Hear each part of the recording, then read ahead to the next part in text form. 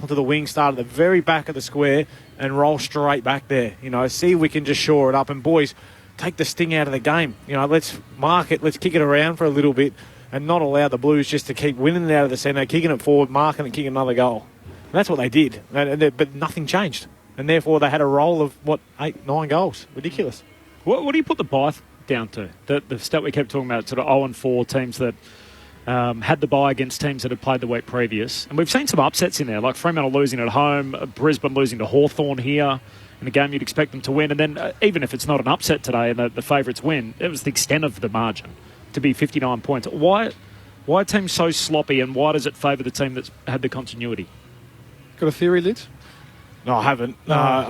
It's can't only be a physical thing. It's only continuity. Yeah. I mean, you do get into a bit of a rhythm, don't you, as an AFL player, the week in, the week out. And when that's interrupted, and this is going to sound, people go roll their eyes a bit, but when it's interrupted, and I'm talking about just the slight mental, subconscious thing of the pressure goes off and that you lose a hard edge. That edge, which might then take a more, performance like this to get back. I don't know. That's all I can sort of search for. I mean, we've spoken about the health of their list. They've got many.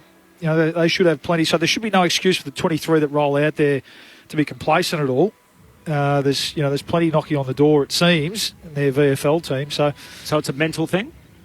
It's clearly in the mind of players. We chatted to Ross Lyon the week before the bye when they played Hawthorn, and he was super conscious of it, telling his players that you've got a break coming up, but now's not the time to switch off, and yet they put in their worst effort of the season. So clearly coaches are really mindful that it does upset the rhythm, and how do they try and make sure that their players aren't preoccupied with other thoughts. The problem is they plant that seed and then it grows. Yeah. And then as if you don't know that when you're playing against them, oh, geez, they're off today. I mean, I'd be harping on it if I was out there. Geez, they're off. It's that little bit, boys. We've got them here. But that spreads. As players, how hard is it to be in that mindset? Like, are you in the competitive footy, sort of hardcore, intense mindset all week in the lead up to a game, or can you turn it on and off on match day? Like when they have 4 days away and they're off on the Gold Coast staying in an apartment somewhere or whatever, and that's obviously not part of it. Is that hard to get back? Well, I mean, you've only got a finite amount of energy across the year, so the message would have been to go away and freshen up and mentally, and don't think about it for a little bit. So it possibly talks more to the. I mean, it'll be interesting to see, for instance, how Collingwood go. Now, a few Collingwood players have gone over bar and all that sort of stuff. That's fine and all. So then it talks to the experience level of the group and how much you have faith in their ability to come back. And I'm interesting to hear Stewie Dew talk. My guess is that during the week on the training track, physically everything would have looked okay, and they would have been, they would have probably shown the benefits from that couple of days off potentially. But yeah, it's such a. I think Ross said last night, it's such a brutal comp. Maybe take the Eagles out this year.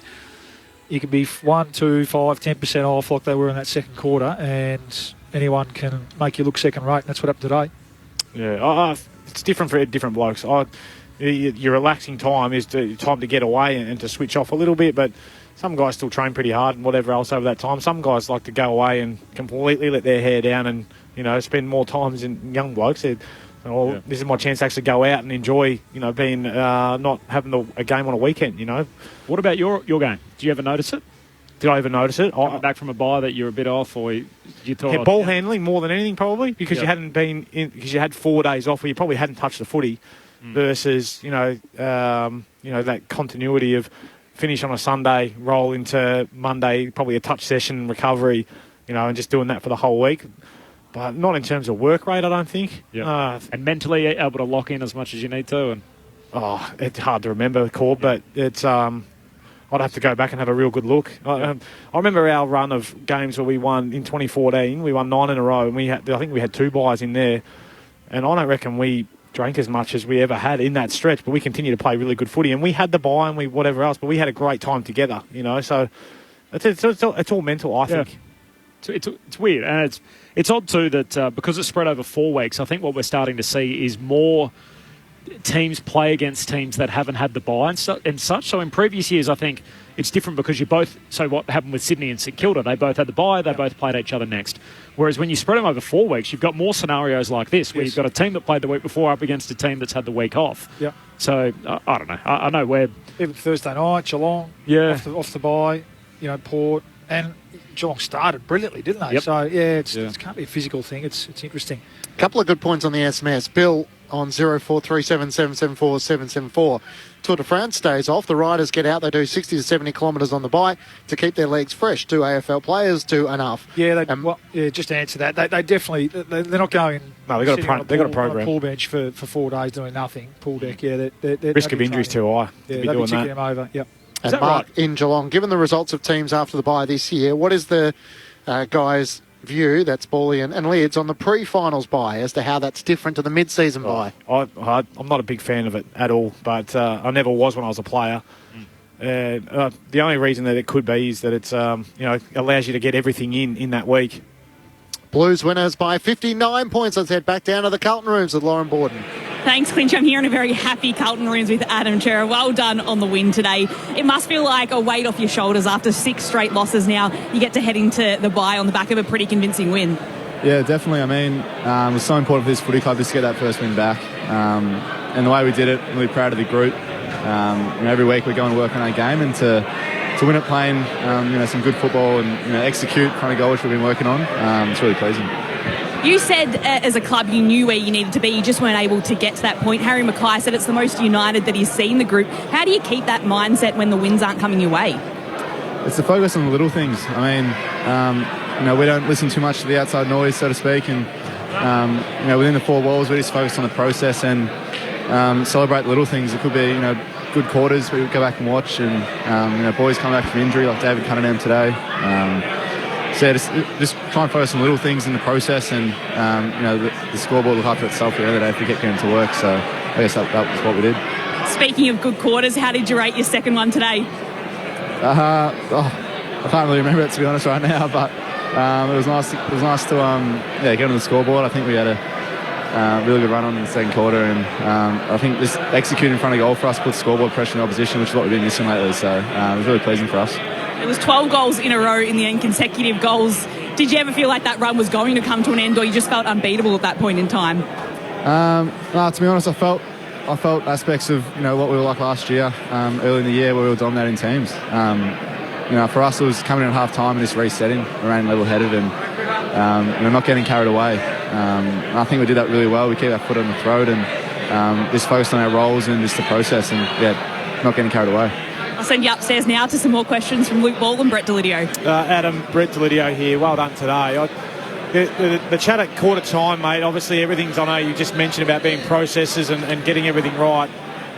Were you a little bit nervous though, mate? Be honest with us. The Suns probably had you early on in the game, but you guys hung in there. You managed to sneak a goal off your own boot, I reckon. Did that settle you guys, just to know you can come back in and regroup? I mean, it was a low-scoring first quarter from memory, and we pride ourselves being able to defend really well. So coming at quarter time, we knew we just got to take our chances in front of goal in that second quarter and get the ball more in our forward half. So we weren't nervous. We were pleased the way we were defending. We just had to get more looks in front of goal. And what about the ability to come out the front of stoppage? No doubt that's been a little bit of a focus area for you. You guys were fantastic in that today. Yourself, Sammy Walsh, Paddy Cripps, Matty Kennedy, actually being able to get out the front and give your big forwards some really good looks. Yeah, definitely. I mean, during the week we watched a bit of vision from last year, even just to see, when we were being more damaging from CSB, what it looked like and what it felt. So I guess we felt a bit like that today. It's been to drive our legs, get our runners involved, David Cunningham, Sam Walsh, get them at the front, which our forwards got plenty of good looks from it. So, I guess that's the recipe from now on. It's an interesting point, Adam. Yeah, well done today, because, it was a domination after quarter time, 19 centre-bounce clearances to 7. So, and it did look like, the Carlton of last year when you're up and at your best. We know, the struggles you've had to score this year, but I think 5 or 6 of those directly led to goals. So it is still the most important part of the game, isn't it? When you can, clear the centre bounce like that, give your forwards who a one-on-one at that time a really good look at it. Yeah, definitely. I mean, I think the saying is the game's won in the middle, won or lost in the middle. So, on some self-reflection on our midfield group this year, we haven't been up to standard, and we haven't been giving our forwards enough looks, and we've been putting our backs under pressure. So, we took ownership of that, and we knew we had to stand up for the team. So it was really pleasing as you listed off all those names before, like we had a lot of contributors, and everyone just sort of took it on board and got to work with it. It started there in the second quarter, the contest and the clearance, no doubt. But then I thought that sparked the rest of the team too, and the ball movement. And I thought, Sam Doherty, but then some lesser likes potentially across half-back. Kemp and Chincotta and Boyd got involved, and that ball use really started to free up a bit. I thought that was a big difference as well in the second quarter. Yeah, definitely. I mean, goals always give you energy, so we haven't been having that lately, but it was nice to sort of get that reward today. But then, with ball in hand, we're just trying to play what we see. Not overcomplicate it, not overthink it, and just back in our good players, like you said, our half-backs. Doherty, they can keep the ball really well, just back them in and just keep playing what we see. Adam, you were really in the eye of the media storm, I think, earlier this year after your comments about the fact that it wouldn't be a failure if the team doesn't play finals. You were really parodying the speech of your chief executive who said it's not the end of the world if we don't get there. How do you reflect on that, and do you regret that comment at the time, given how it sat with your fan base? I think that didn't come across as I wanted. Obviously every team wants to win and play finals. I'm not stepping around that. We're the same. So I think we're saying we want results to look after themselves. Obviously we want to be playing finals and winning, but there's no good for us looking that far ahead in the future at the moment. We just got to focus day by day, get to work, and right now we go into a bye, then we're looking at Hawthorn, so that's our focus is now. What are you doing on the bye? Putting the feet up, get ready for the run home, and I think I might head to Bright, country Victoria, and nice, some quiet time, which would be nice. Take the mountain bike, brother. Yeah, take the skis. Let's be careful on it. Final question, Adam, as we let you go. You played 32 games at Carlton. What's the biggest difference between playing at a big club like Carlton as opposed to somewhere like Freo? It's definitely going to come down to the supporters. I mean, Carlton's got a long, rich history, and obviously a very passionate fan base, and you can feel it when you're losing. But on the flip side, when you're winning, I mean, there's probably 100 people in the change rooms right now. It's you get to enjoy both sides of it. So we want to win for them, and so, once this gets rolling and we start getting to where we want to get to, it's going to be big.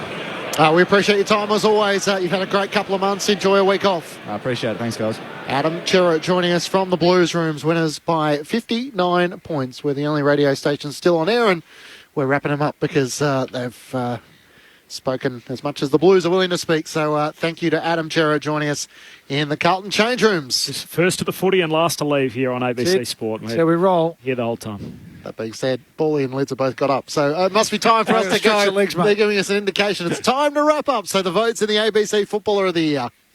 Well, let's start with the man we just spoke about. We're going to give him 3. We're going to work backwards, actually. We're going to give Adam Chera 3. Fantastic. I think the midfield group, you could probably pluck a few out, but I thought he was strong in the first quarter when they were under the pump, and then was part of the crew that got them really rolling in the second quarter. Talk about those centre bounce clearances. He had 7 of them himself. Yeah, and 17 contested possessions. It's a terrific inside mids game. 17 contested possessions, 8 clearances, 6 inside 50s, 9 score involved, and 2 goals. Yeah. It's pretty handy. It's a big game. We're going to give 2 to Sam Doherty. He ignited him too. I thought his second quarter was great. 32 possessions, 4 score involvements. And a toss of the coin, but due to the 3 goals, and okay, he got 2 in the last quarter, but we're going to give the skipper, Paddy Cripps, 3, just over Sam Walsh. Maybe they can share. Can they share a vote? No, it doesn't work like that. Well, let's go with Paddy Cripps off the back of 3 goals as well, and his 27 possessions. Sam Walsh, very good, though. Back to the Sam Walsh that we love. His ability to drive his legs, get forward, and actually be damaging with his ball use, not just chipping sideways and skirting around the outside. So 3 to Chera, 2 to Doherty, 1 to Cripps in the ABC Football of the Year from Loot Ball. Carlton winners by 59 points. We're off to Docklands for the final match of the round. It's North Melbourne taking on the Dogs. There's no late changes with Miller Bergman, the sub for the Roos, and Lockie McNeil for the Dogs. Saw pics of Aaron Norton warming up with a hat on under the roof. Sunny in there. No. Lots of bright. Come on, Aaron. This is my favourite SMS of the day. Homeward bound, Mernda train, we're singing the song. Carlton fans are back in town. They'll be lining up for their membership on Monday. Thanks to your company on ABC Sport across the weekend. The Blues winners by 59 points, 18-12, 120 to the Gold Coast Suns, 8-13-61. Off the Docklands we head to join Ben Cameron, Andrew Mays, Brendan Goddard, Brad Sewell and Jess Webster. The final match of round 14 of the AFL, North Melbourne and the Western Bulldogs. And tonight on the ABC Listen app, Day 3. Australia taking on England in the Ashes, your home of sport. ABC Sport, just click on the designated cricket button. Good night from the MCG.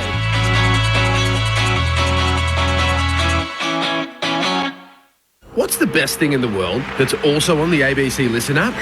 The footy! This season, get your footy live and ad-free on the ABC Listen app. Straight through for a goal. AFL, NRL, men's, women's. Whatever you fix, we've got you covered. She's got it. Bye-bye. See you later. Every goal, try, mark and tackle. Called by ABC Sports' expert commentary team.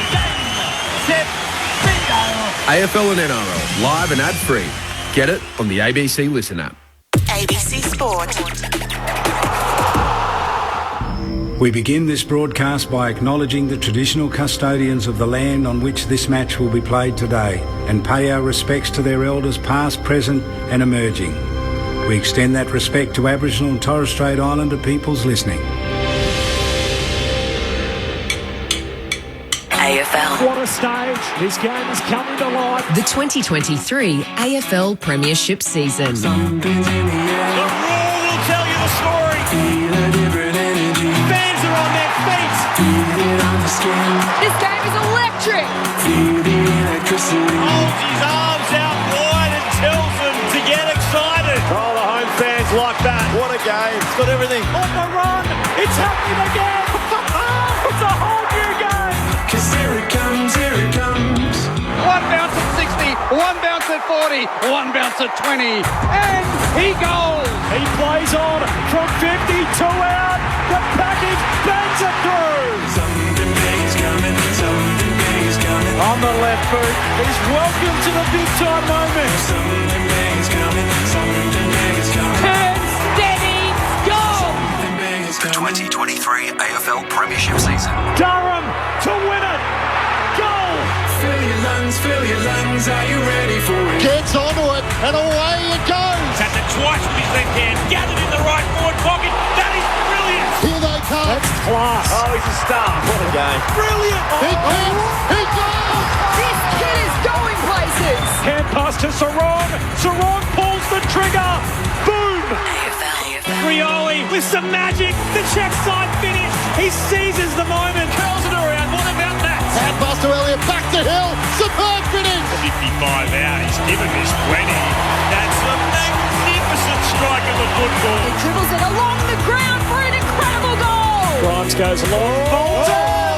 High altitude fly from Showbolt. Snap from 35, and boy does he love it. Good for Humphrey. Here's Humphrey to put the Suns 8 points clear. To take the lead. It never looked like missing. Grandstand AFL on ABC Radio, Sport Digital, and now streaming every match on the ABC Listen app. Just look for the AFL button. Something big is coming, I know. It's two teams looking to end losing sequences. North Melbourne haven't won since round 2, which adds up to 11 straight defeats. The Western Bulldogs in the midst of a 3-game skid. However, they still find themselves in the 8. But if they want to be a player in the season, they need to win today. They'll be tested by the young North Melbourne midfield, the likes of Wardlaw, Sheasel, Phillips, with Jai Simpkin and Hugh Greenwood coming back to help. It is the final game of round 14, one of the long rounds of this AFL season, from Thursday night all the way through to late Sunday, the bye rounds of this AFL season. We're beneath the roof. Ben Cameron's my name. Andrew Mays is along to call all of the action alongside me. Maisy, good to see you once again. Nice to see you, Ben. Good afternoon to everyone who is listening at home or on the road, and nice to come to a game with a team that hasn't, of course, had the best of seasons in North Melbourne, but putting together a good patch, a good month of form. So a nice test for them today to come up against the Western Bulldogs, who need to win themselves, as you said. Brendan Goddard is a part of the St Kilda coaching staff and finds himself in familiar surrounds beneath the roof here at Docklands after the wild weather of the MCG last night, a disappointing loss, and dragged himself away from watching the golf this morning, I'm sure. Beach, nice to have you along for the ride. G'day, boys. How are we? Yeah, no, I didn't go last night because there wasn't a roof on the stadium and I looked at the forecast, so I didn't want to sit in the stands and get wet, so watch from home. But looking forward today. I think one of the things looking forward to, you made mention of North Melbourne's you call it form, Maisie, even though coming off 3 losses, but it's been promising for them. And then the Bulldogs, as you may mention, also coming off 3 losses, but a lot more at stake for them. But one thing I am looking forward to is the young midfield brigade of North Melbourne, in particular Wardlaw, who I don't know him that well, but I coached his brother at St Kevin's last year, but he's had a frustrating start to his career. He's openly admitted that he obviously wanted to play early, as every young player does, but they made him earn it, and we're seeing some pretty promising things from him. So looking forward to that today, and then looking forward to seeing how the Western Bulldogs respond after 3 losses. Yeah, he's got a haircut like a beetle, but he's a lot harder at the footy, Georgie Wardlaw. Brad Sewell is a dual premiership hawk, and we love having him as part of our team. Nice to see you, Sully. Ben, you too, Maisie, BJ, great to be here. And just to echo BJ's sentiments, young, exciting midfield pitted against the Bulldogs, who are a hard, experienced, talented midfield. And I'd imagine the Kangaroos coaching staff are seeing this as a huge opportunity, a huge learning curve to play against the likes of Bontempelli and Libba in particular. And the one thing that just concerns me a little bit, looking at some stats leading into this game, is the form line of the Western Bulldogs against the Kangaroos in particular. The last 4 wins at an average of 70-odd points. A tough streak to beat for the Kangaroos when you're a young developing side. It's a good point. I mean, it feels like there's a lot of streaks in the competition, teams that have won a run of games against a certain opposition. When you're a player, do you roll up against an opposing side and think, gee, we never beat this mob and they always get us big? Is it something that you're aware of as a player? Well, if you listen to outside noise, probably, because the media talk about it more than footy clubs, but the team itself probably reflects on last time they did play, and so how that happens, and then it comes down to a question whether the teams that you're playing has changed the way they play, so is it really relevant or not? So, but I think you look back on maybe the last 2 games if you played them twice in a year, but in particular the last time they played, in particular matchups, how that worked out. So I don't think you really look beyond that. I think a lot more noise is made out of it externally, to be honest. I was going to say to Sully, he played in a Hawthorn team that didn't lose to too many, but there was one side that seemed to beat you guys over and over, and that was Geelong, particularly on Easter Monday. Sully, that was made a lot was made of that in the media. How aware were you of that as a player? But funnily enough, early, not overly. It's kind of just snuck up on us a little bit until all of a sudden their streak had stretched to 5 or 6, and all of a sudden this Kennett's curse, gains some momentum, and before you knew it, this monkey on your back sort of just grew bigger and bigger and bigger, and it's a bit of an unspoken thing initially. I think there's just a feeling, and I say that because when we were early in the career playing against Port Adelaide, they used to absolutely thump us. And they were an arrogant, brash team, Port Adelaide, and they were a good side. As you always are when you're flying. That helps, doesn't it? And we were just a young, immature team, and they just flogged us. Yeah. And they enjoyed doing it. So those scars can have an impact. Name some names. Who are we sort of talking about? Chad Corns, Adam Kingsley. Who are we looking at? Did you say Treadray? Yeah, Treaders. Yep. Yeah. Oh, there's a list as long as your arm, wasn't it? They were a good side. Yeah. The Western Bulldogs I find really hard to pin down. So they went on a 5-game winning streak where they beat Fremantle, Hawthorn, GWS, Carlton, and then Adelaide. And it looked like their season was well and truly up and running. They'd won 7 of 8 games at the end of that 5-game winning streak. And then they've lost 3 on the bounce to Gold Coast, Geelong and Port Adelaide. Who are they? Who are these Western Bulldogs? Gold Coast, Geelong, Port Adelaide of the 3. So you can kind of Gold Coast, you can put, just say an off game. Port Adelaide and what was the other one? Sorry? Geelong. I mean, 2 good sides. Yep. 2 really good sides on their day are very, very hard to beat. And Geelong played well in that game here. Yeah, and so I don't know how much we read into that. And so the fear for mine today here against the Kangaroos is they feel like they need to respond strongly. And that doesn't bode well for the Kangaroos. No. So the 22-point defeat to Port Adelaide as a form line stacks up not too badly. Yeah, but then it depends how they're going at the time. But I think for them, off 3 losses, and I haven't obviously seen them. Saw them against Geelong, which are a little bit disappointing, and that was a pretty important game for both teams. And Geelong undermanned, and they were they had opportunities early and just managed to butcher it. So. Is there a pattern of behaviour is what I'm getting at for the last 3 weeks in terms of their losses. So we saw that game in Darwin against Gold Coast. Yeah, close one, but a team they still should beat regardless of where they play and where they think they are in terms of the premiership window and where they stand in the competition. So, and then the other 2 games, is there a bit of a pattern behaviour? If cast my memory back, I think it's a bit of ball use, particularly going forward. The turnovers are really hurting them. So can they address that? Yeah.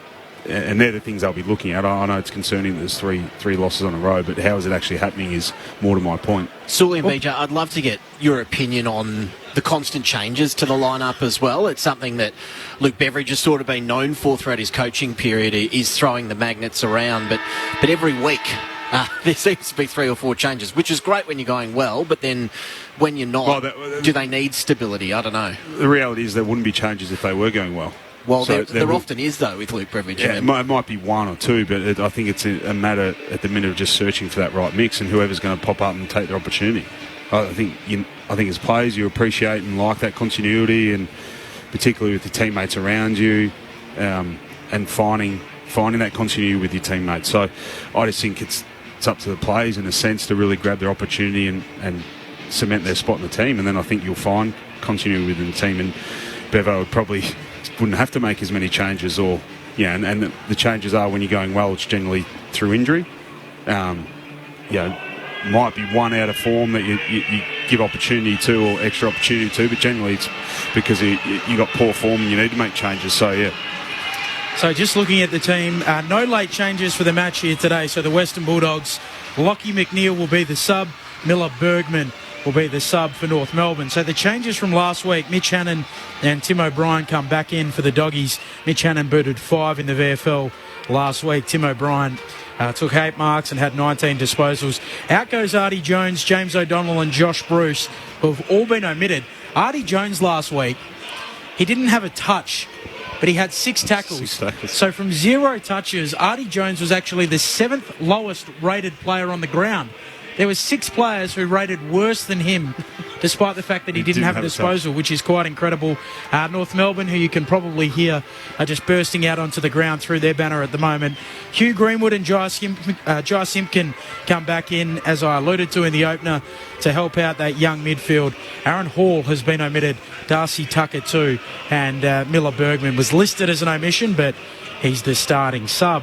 One of the issues with the Bulldogs, you mentioned their ball use, particularly their ball use mid-forward connection. I mean, they've got this land of the Giants inside attacking 50, but it doesn't seem to be working. So Norton, Ugle-Hagan, Lobb's been playing on a wing sometimes because it hasn't been working inside 50. They've been averaging an incredibly low number of marks inside 50s. How do you try and remedy that, Sully? A few moving parts there. Yeah, I mean, there's an element of just time to find that chemistry and continuity, and particularly when you've got that balance, when you've got a bit of an imbalance, if you like, in terms of talls and hybrids and smalls, and they clearly haven't found that balance yet. And it just takes time. It genuinely takes time for the midfielders and the forwards to play a lot of football together, to recognise their patterns, their movements, their idiosyncrasies, and that, in part to Bevo's possible detriment in terms of swinging the magnets as much as he does, arguably doesn't help the system. Yeah, and there's been innumerable clips shown of Ugle-Hagan, Norton, Lobb sort of getting in each other's way. So those 3 starting to work out how it is going to look. All right, for North Melbourne, it's been spoken about a lot, but it feels like since round 10, they've been the number 1 ranked centre bounce down team in the competition, and it's been since about round 10. You've got a really good look into their future with the likes of centre bounce down. Yeah, is that a new term? CBD, centre bounce. CBD. What do you call it? The CBD. Centre square bounce. Oh, do you? Is that what Ross uses? Is it? No, I'm just saying we're in Victoria now, not in Perth anymore, mate. All right, sorry, Beach. The centre square bounce. Is that right? Centre square bounce. Yep. Centre square bounce. Is that what you guys call it? Yep. Anyway, okay. CBD's just up the road. Yeah. Ross called it the CBD when he was at Freo. That's where I got it from. There you go. He's in Perth, mate. Can you please ask him when he changed? But anyway, we've seen the emergence of Wardlaw. Sheasel spent more time in the midfield. Will Phillips is starting to look like the pick number 3 that he was drafted as, and there's a bit of excitement for North Melbourne as to what that engine room could become. Taryn Thomas, even. Yeah. So I think for a long time there, they had some great warriors in there. Let's be honest. They had Cunnington. We're talking about Jack Zeeble earlier as a midfielder, and I think it got to a point where they were a little bit one-paced and realised they needed a better mix. And now that you look at the mix in there, and Cunnington's running around the VFL still, but it could be a great servant at AFL level. But I think they've just realised the mix that you need now in today's football, and the speed and the mix of both speed and kind of toughness inside. So, and what it looks like from the outside is, Wardlaw's got both of those things. And then you had a Simkin in there, Uniacke that's obviously injured. You see Taryn Thomas even potentially spending some time in there over the last few weeks, and he's in there now warming up in the centre square bounce. And you reeled off Powell. So I think they're finding that mix. And so when you throw Uniacke back in there, it looks, it's a midfield literally they can build a team around for the next 10 to 12 years. It's something you went through at the Hawks, sort of the young group coming through together. It does feel like you can very much see it before your eyes, doesn't it, Sully? Yeah, definitely. And that's the part of building a list and building a group and building a team together. Those shared experiences, and importantly, they're building up that core players now, and they're beginning to see who's going to be a part of their next premiership team. And that's something that Clarko and Rats and whatever that looks like moving forward. It's starting to bear fruit. They're starting to enjoy seeing these young kids come on. It is interesting. I interviewed Todd Viney before round one, and he described Will Phillips to me as reminding him of Sam Mitchell in the way that he plays and moves. So something for you to maybe keep an eye out for over the course of the afternoon. I'm not saying he is Sam Mitchell, but just something to have a look at. So very slow on the outside. That was just the description he used. Surprised me, but forgot to throw Sheasel in there also. Yeah, Sheasel. I mean, he's the silk in it all, isn't he? Correct. So there's that outside class that I assume, and again, I haven't watched him enough, but assuming that he just progresses and develops into a midfielder and one of those guys that has great outside abilities, rather, where Wardlaw and Uniacke, Simkin, a couple of the others can get to work inside, and he's kind of the outside class in it all. Just did a little secret handshake with Ben Mackay too. Harry Sheasel as part of the warm-up. Nick Larkey is the other one. Re-signed during the week. The man they call Suvlaki, correct? A 5-year contract extension. It does seem like a big vote of confidence in the direction they're heading in. And he made the point that he spoke a lot to Todd Viney and our other people around the club as to where they're headed, and he feels confident that there are blue and white skies ahead for North Melbourne.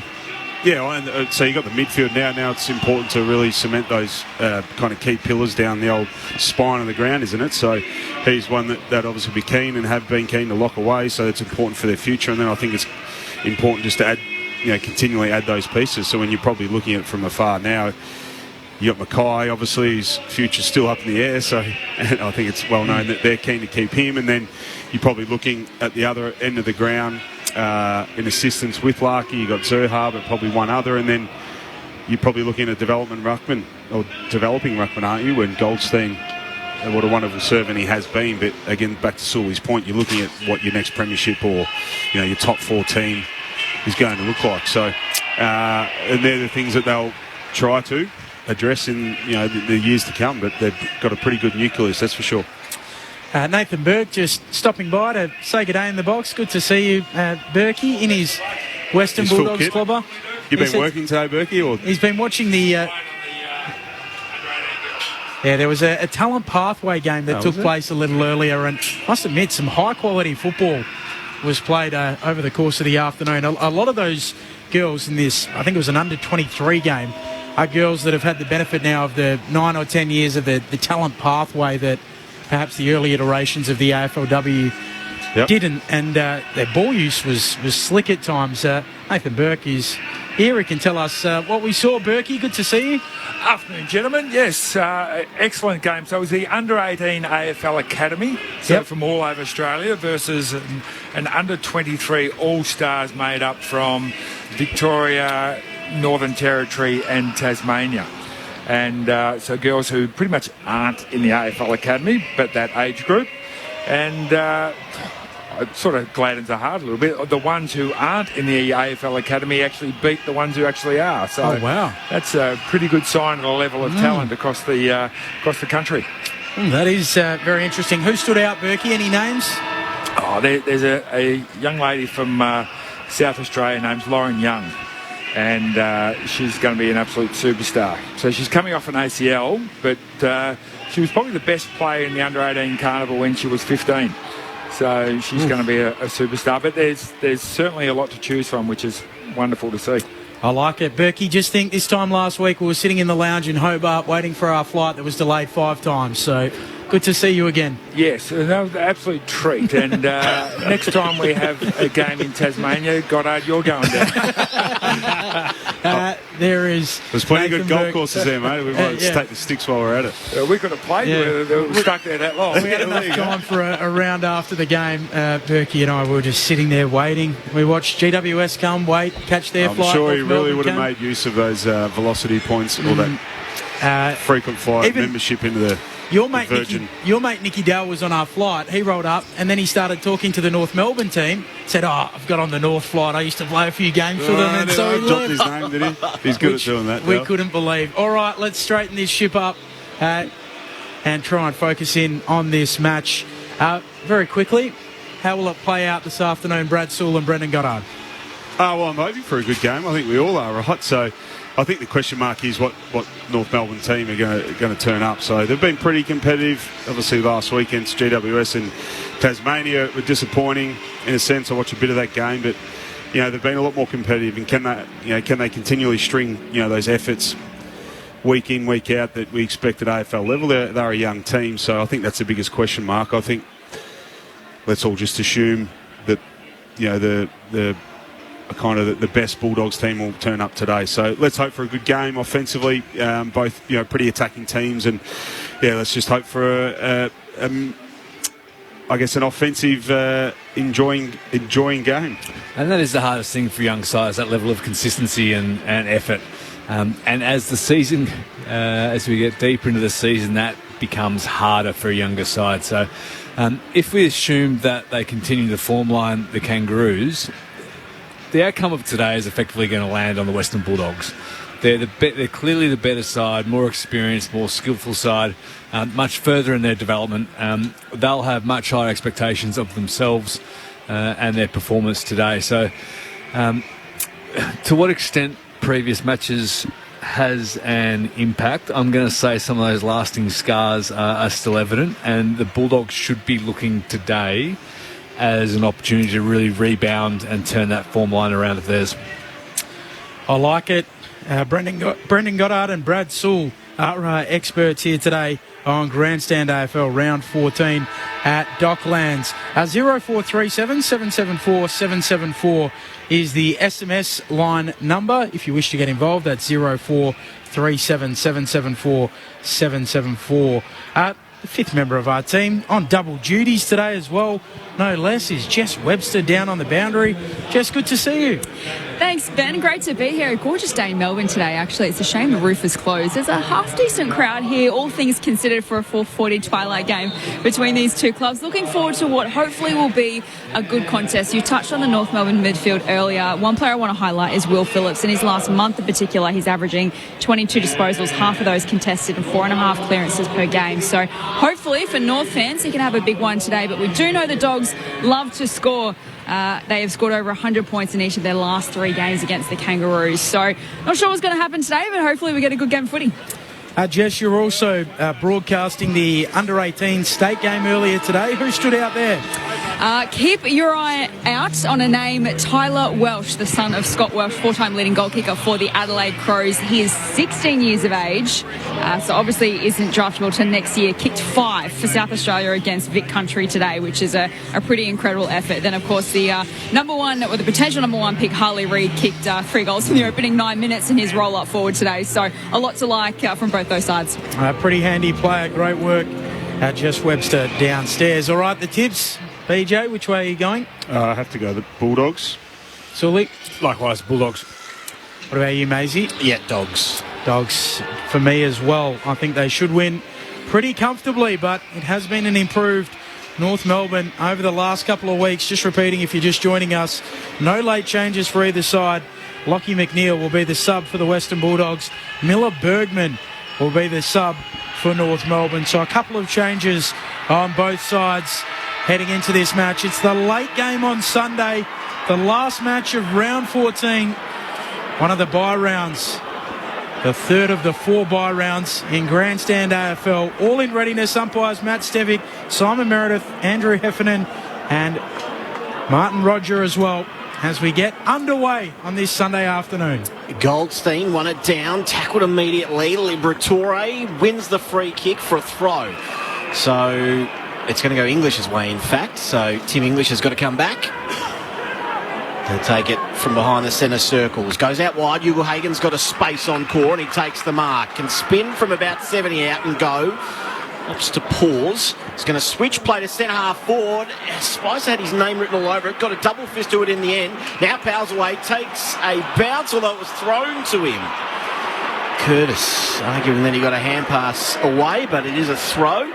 Unlucky the Kangaroos, they're out with plenty of space. Few numbers ahead of the ball. Libber with the free. Centre half forward. So Liberatore chips it towards Ugle-Hagen. Spoiled from behind by Core. Down in front. Onto it, Greenwood runs straight into Ugle-Hagen, who tackles him to ground. Umpire says holding the ball.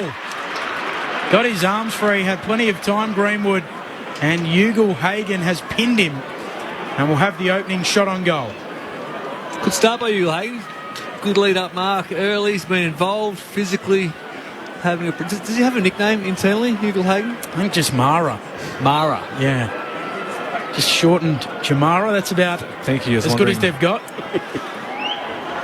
Kicked 6 goals in his last 3 games. He shanks this. It's out towards the pocket. Goldstein comes up, takes the defensive mark in the right back pocket for North. No score through the opening 91 seconds. For a player who can strike the footy so beautifully, that was a rough start to his game. Long goes Goldstein. Perhaps being held was Jones. Umpire wave play on. Bontempelli found a way through. Got it to Treloar. Back to Bontempelli. Kicks inside 50. Waitman couldn't jump that high. Goldstein parked in front. Takes the intercept mark. Right back pocket for the Roos. We've played 2 minutes in the opening term. No score. Here's Goldie again. Handball across the goal mouth. Off to Core. Waits his kick. It's just good enough to get to McDonald. In the left back pocket.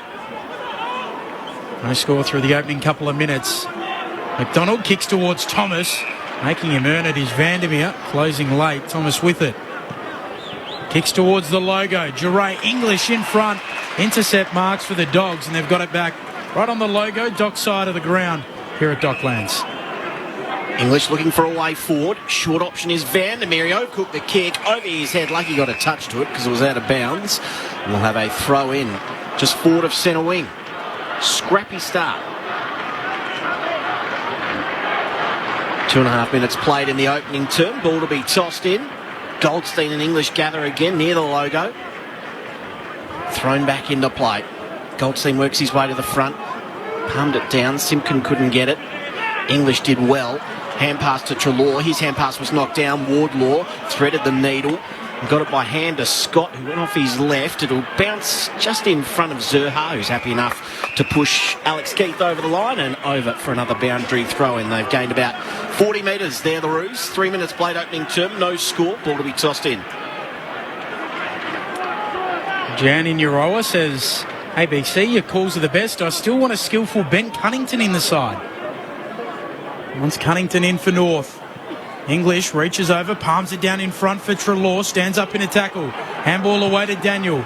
Kicks the Dogs around the dockside wing. Norton goes up, reaches over the back. Hannon roves, snaps inside attacking 50. A vacant 50. Bouncing ball. Ugle-Hagen taps it down towards Waitman. Mackay's there for North. Handball to Scott, handball to Core. Handball back to McDonald. He'll try and get it on the left boot and float it out of there. Well, it's a difficult one to mark. Vandermeer got onto it and got his hands free at the last moment, although Treloar turned it over. Wardlaw's away, works the 1-2 with Simpkin, right through the middle. Out the back, can they get the mark? Maybe a free kick to Larkey, front on contact, umpire wave to play on. Dogs trying to get numbers there. Curtis provides a contest. Larkey still tracking after it, leaves it for Stevenson. The hand pass over the top, looking for Curtis, he keeps it in. Keep there though for the Dogs. Off to Duray, who squeezes the kick out, should be coming back. Scott didn't complete the mark. Yes, he did, says the umpire. And he'll have it 60 from goal, about 10 metres in from the boundary, left half forward. Mitch Hannon arriving late. He'll stand the mark. Scott with the free kick. The left half forward here for North. Third in the best and fairest last year, has continued that good form on. He'll drive it towards the goal square. Greenwood goes up and brings it down. Good contested mark at the top of the attacking goal square. And he should go back and kick the first score of the afternoon. It started off pretty scrappy, but North Melbourne had a couple of good looks just going forward there. Again, it started from their young midfield, Wardlaw, Simpkin to the middle. Really good pressure to get the ball back off the Bulldogs. And the strength of Greenwood is his size and his ability to mark it overhead, which he just snuck forward. Back from concussion, he gives North the first of the afternoon. Chips it through from 15 out directly in front. North Melbourne, 1 straight 6. The Western Bulldogs yet to score. 5 minutes played, opening term, grandstand AFL. Considering the average age of the North Melbourne or the Kangaroos midfield, Greenwood becomes critically important. Both his size, experience, maturity, just to steer some of those young heads around him and be the voice of reason. Terrific mark, drifting back with the flight and virtually unattended too. So Western Bulldogs just falling asleep in their back half. So a nice way to start the afternoon for Hugh Greenwood and the Roos. They lead by that goal. 6 minutes played in the opening quarter here on Grandstand AFL. Ball back in the middle. Perfect bounce as well by the umpire. Winning it down was English. He was onto it. Dispossessed Phillips. Ball bounced to Bontempelli. He gets it off to Williams by hand. Short kick is okay as well. McRae has it on his chest. Thought about going inboard. Instead, he'll go the boundary line route. And it's a lovely pass as well to honour the lead of Norton, who took it 45 out, about 5 metres inside the boundary. This will take his best. It's not a bad outcome for North Melbourne, just getting it so wide on the boundaries. Got the clearance from centre square bounce, because you generally got even numbers ahead of the footy, and just I think it was smart by Mackay just to allow that kick. It's a tough kick for a left footer in Norton now, so low percentage. Norton crosses the boundary line, kicks from 50. Won't quite have the distance. Goldstein takes another intercept mark. It's been a feature of this afternoon so far. Short to the right back pocket. Mark is taken by Sheasel. Sheasel feeds a handball forward onto Core. His kick a little dirty, turns it over. Bailey Williams picks it up, half forward for the Dogs. Kicks to full forward, Waitman flies. Spoiled away, Zeebel's there. Mobs up for the Roos in their defensive goal square. Handball to Thomas, handball knocked down by Baker. To load though for North. Handball back to Thomas, left back pocket. Time to stop, prop and kick short. Scott marks at left half back. Hand pass to Sheasel. This kick is wide. It just lands inside. Spoiled away from Coleman Jones. Let's head downstairs. Jess Webster. A concern for Liam Jones on the bench, guys, has just headed into the rooms with the trainers, holding what appears to be his left thumb or wrist area. So he's just gone down with a couple of doctors to get that checked out. All right, keep us updated on that one. He's had a fantastic return season, Liam Jones, for the Dogs. Ball thrown back into play. Goldstein and English wrestle again. Goldstein won it down to Simpkin, who just got the ball to boot. Curtis tried to break the tackle. Just got the hand pass away to Scott, to Powell, to Simpkin. This is all by hand. Now off to Thomas, who delivers inside 50. No mark taken by Zerha. Tries to get the work at ground level, but Williams is there for the Dogs. He's able to switch play to right half back, and English is out. And he wants to keep things going as well. Hand pass over the top to Scott. He gives it by hand to McRae on the wing, who just waltzes through there and then has Norton at centre half forward. Ended up being a 2-on-1. Spoiled away from him. Logue onto it. That was a clear pick-up. Hand pass back towards Zeebel, who's wrapped up. Didn't have Pryor. A ball up it'll be. 30 out from the Western Bulldogs goal. Jess, downstairs. The Dogs have been very quick to activate their sub. Lockie McNeil's coming into the game. Injury news for Liam Jones. There was a concern, as I mentioned, his left thumb or left wrist, it looked like he was holding, so potentially that might be something a little bit more serious, but he's immediately out of the game. Wow, that's big news early on in this match. Live footy here at left half forward for the Dogs. Shields trying to squeeze out a kick. Sheasel picks it up. He's tackled quickly by Williams. And the ball up left half forward. So it was a good pick-up by Jess. Just in the replay, it was actually young Paul Curtis that looked to kick the ball off the ground and looked like he actually kicked. So arguably a free kick to Jones, but not only for this game, but just moving forward for the Bulldogs and how good he's been this year. So could be a pretty big out moving forward. Another ball up. Coming up, left half forward for the Dogs. North Melbourne 1 straight 6. The Dogs yet to score. Liberatore with the clearance, snaps inside attacking 50. Zeeble up against Waitman. Zeeble one out there. Put the kick away. Zerha might have had his arms chopped. Shields is able to rove. Hand pass to Goldstein. Hand pass to Ford. Out wider still. Coleman Jones back to Ford. And he goes out wider. Shields running. A high kick to right half forward. Zerha drifting in front of the pack. Takes a nice mark. And he wants to get things going quickly. Kicks inside 50. Curtis is caught behind. Should have been a free kick. Oh, almost onto it was Simpkin. Socket forward and a rebound to Simpkin at the top of the square. He kicks the goal. North have their second. 2 straight 12. The Dogs yet to score. We've played 10 minutes in this opening term. Good start by the Roos. That's Curtis, was it? They knocked the ball back towards goal, wasn't it? Bumbling around. Very clever. I mean, his forward craft is exceptional for a young player. A bit stiff not to get the free kick in the first place, too. Now, well done by the Kangaroos. Got their numbers back. Jai Simpkin, fantastic run, body line of the ball, and Curtis, really clever. Recognising they had spare players forward of the ball.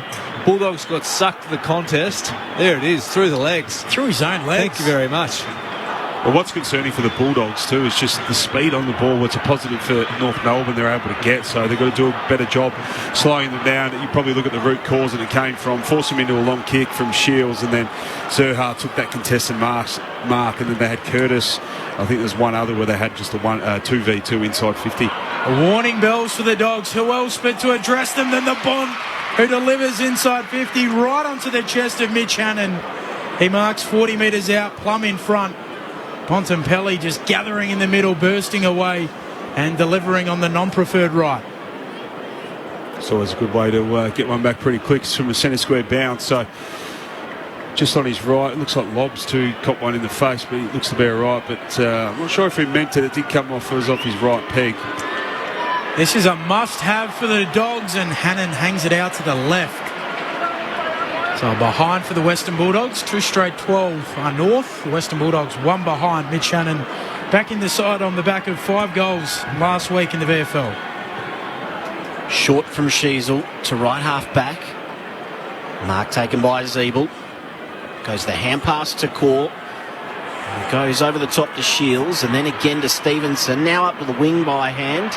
Inboard to Shields, off to Sheasel, who started it all. He went the hand pass again, perhaps one too many, although Stevenson will get a free kick. That was fairly clumsy by Keith, coming in front on contact. It was too high. Sheasel running past, gets the hand pass, kicks inside 50. Dale, nice mark, stationed in front of Larkey, who had 2 dogs for company, relieving Mark in the left back pocket. Kangaroos getting the overlap far too easily. Those handballs finding a teammate. Short kick, good enough to find Vandermeer. Back in for his first game since the elimination final last week. He kicks into the middle of the ground. Greenwood brings it down. North come away with the footy. Handball towards McDonald. Too hot for him. Spicer going after it. Sockers at Greenwood. Ground ball get. He's tackled quickly. And a ball up at half forward here for North. Contest possessions 39-18. Kangaroos' favour. 13 played first term. Roos by 11. Umpire tosses it up eventually. Goldstein palmed it away from Lobb and off to Shields, to Sheasel, and now Zeeble with the kick. It's a tumbler inside 50. No mark taken. Or perhaps holding the ball against Baker. Probably should have been. Umpire says yes. So another chance here, deep inside, attacking 50 for the Roos. Spicer comes up with it. They're doing a really good job around the contest. You reeled off the contested possession numbers. What they're able to do, though, is Gets some pretty slick hands around the contest to get someone out into space to kick. It was a little bit rushed there from Zeeble, but it's a pattern so far. There's just not enough heat around the ball. And then it starts with the contest, but there's some really good ground pressure from Spicer. And he comes as well. Starts his approach from about 45 out. Kicks from 30. He's pushed it across the face. Just sneaks in for a behind in the end. Their first blemish of the afternoon. A 2-goal lead still, though, for the Roos. 14 played opening quarter. Jess downstairs. Just confirming the concern for Liam Jones, the club said it is a forearm, so not quite the wrist or thumb area, but if they subbed him out so quickly, they might be concerned about a break, which could be a long-term injury. North Melbourne have won it back just inside their centre square, though. They've turned it over. Treloar gets it back for the Dogs. Gives it off to Liberatore. Kick out to the City wing. Lob marks on the logo. Gives the handball off. Baker cruising by. He'll chip it short. Hannon takes the mark. At left half forward. He'll kick towards full forward. Waitman and Norton. They both go up. No mark taken. Right on the line. It's knocked through. Poor Desperate. He slaps it through. A minor score. 2 behinds to the Dogs. 2 straight. To North Melbourne, they lead by 10. Well, I think that's chemistry. Hugo Hagan and Norton have been playing together for a little while, but I think if either Hugo Hagan or Norton made the decision to stay down, one of them was taking uncontested mark in that marking contest. Zeeble to Sheasel, who goes long off the pack. Stevenson had his kick smothered, turnover ball. Treloar gets his hands free. Got the hand pass out to Baker, who then goes deep inside the pocket. One-on-one, Zeeble cutting across. Didn't kill the contest. Waitman off the outside of the boots. Was going too fast. Tried to defy the laws of gravity there and work it back. 1 behind, 3 behinds. The Dogs, 2-1-13 North Melbourne after 15 minutes opening term Grandstand AFL. In game number 50 today, Cody Waitman. Sheasel with the kick and Coleman Jones leading up. Nice strong mark. And left half back for North. Callum Coleman Jones wheel around and kick towards a contest on the wing. Keith and Larkey. Larkey brings it down, gets it at ground level. Handball to Phillips, handball to Wardlaw. Hot handball, a little too hot there for Larkey. Sheasel mops up though. Handball back to Wardlaw. Strong tackle from Treloar. And he's dragged to ground. A ball up on the wing. Wasn't for North, just little mistakes, just either by foot or by hand, a couple of fumbles. Just feel like the scoreboard would probably be a couple more goals in their favour. Lob down only as far, though, as Greenwood of the Roos. His hand pass missed the target in McDonald, so he had to go and become the tackler with McDonald, and it's going to be paid holding the ball. Getting up off the bottom of that pack is the man, McNeil, who's been injected into this game. Liam Jones off, if you're just joining us. With a forearm injury, as Jess picked up on the boundary. Switch of play across to Core. He goes further wide to right half back. Mackay has it. Mackay goes back inside defensive 50. And Logue will trot. It's a risky kick. Ford's got a lot of work to do here in the air. Good contest. Then he had to turn tackler on Treloar, who got the hand pass out. Now a chance for West. Goes inside 50. That's better delivery. Onto the chest of Waitman. He'll line up 40 metres out directly in front. Well, it was Logue's turnover, wasn't it? Then he had to defend 2 Bulldogs, which really didn't have a choice. It was a really good kick. Back in board. But it was just a mistake. He just needed to have a bit more courage to go that middle kick for mine coming out of defence. Wardlaw was on central and he's gone that wide one, which is a lower percentage, but it's actually harder to score going forward. You want to be a bit more attacking. Donald had to recognise where the spare was too. Just dragged his man over. Cody Waitman looking for a goal in his 50th game. This one again missing. This time to the right-hand side. 4 behinds now for the Western Bulldogs. 2-1-13 North Melbourne. The margin 9 points. 17 played in the opening quarter.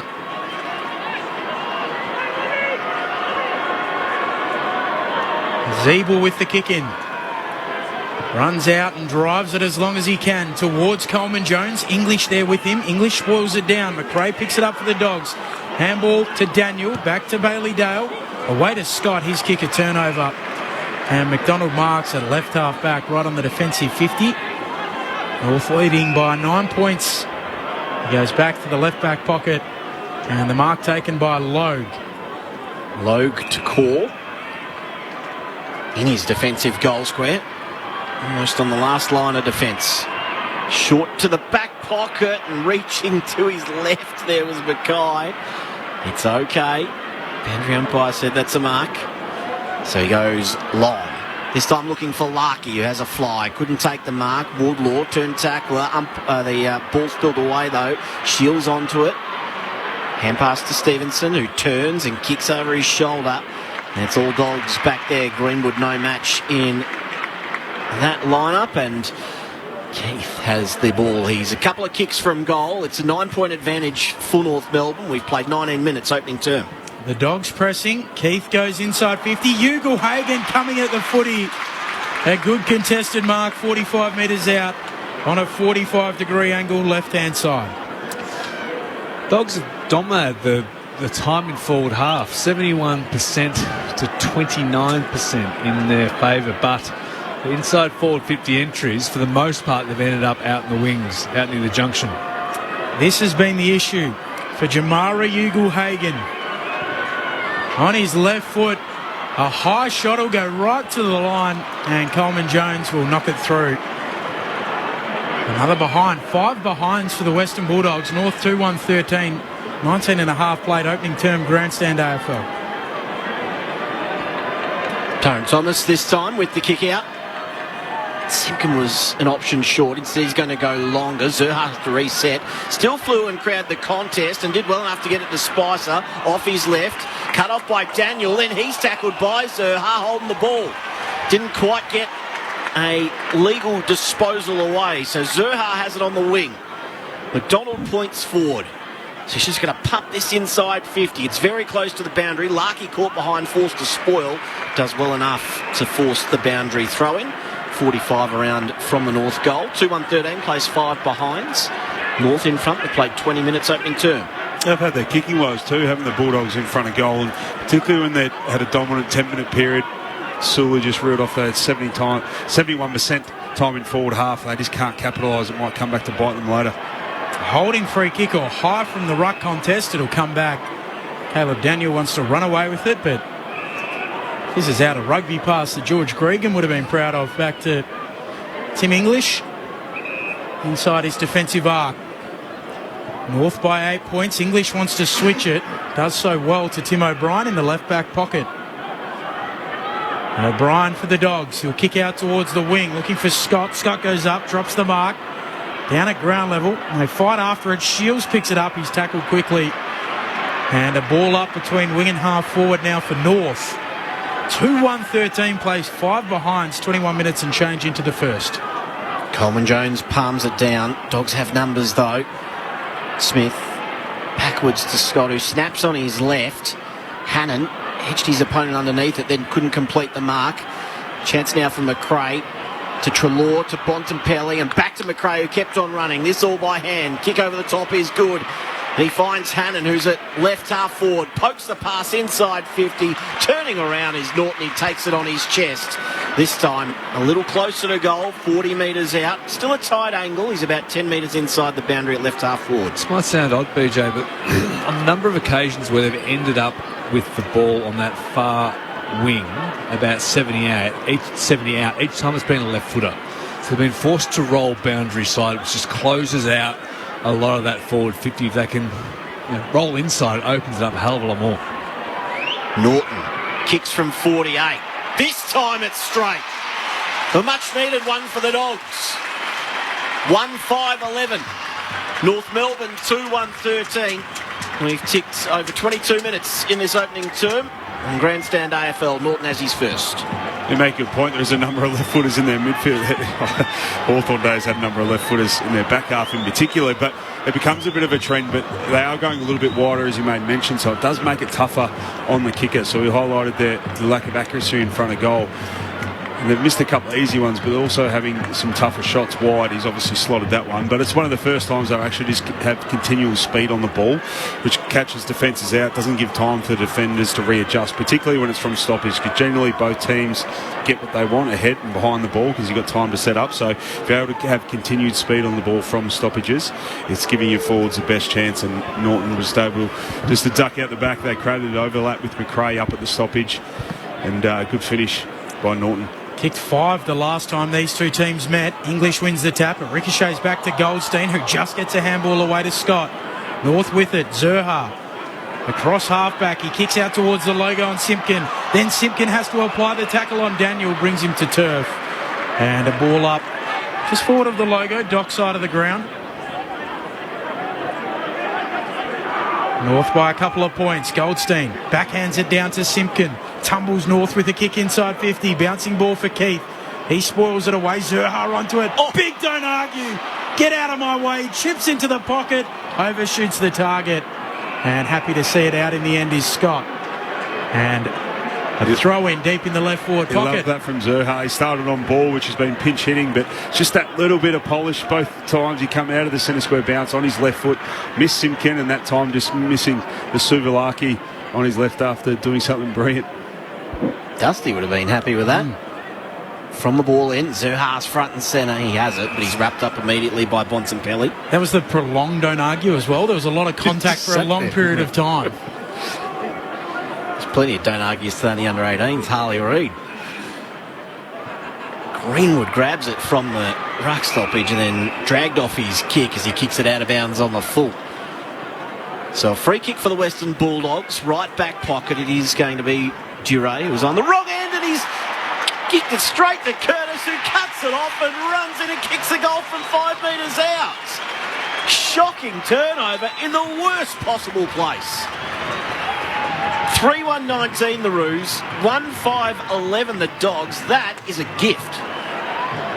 Well, they always hurt you too. Not to dwell on it, but the Saints had a few of those last night that kind of was the difference in the end, but just to get the ball forward, they set up really well behind it. Curtis and both Spicer are providing a fair bit really early. Great pressure. Aren't they? Yeah, and Spicer particularly up the ground has been Curtis.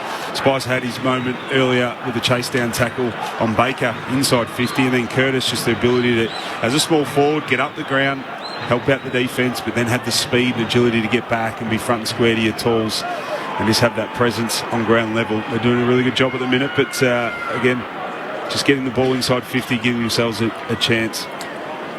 Taylor Duray with a couple of minutes. You'd probably like to hairbrush from history. And it's back in the middle, Goldstein fighting after it, picking it up, Simpkin, shoveling out a handball, Liberatore. Baker's tackled, had time to get rid of it. The umpire says holding the ball. Wardlaw got him.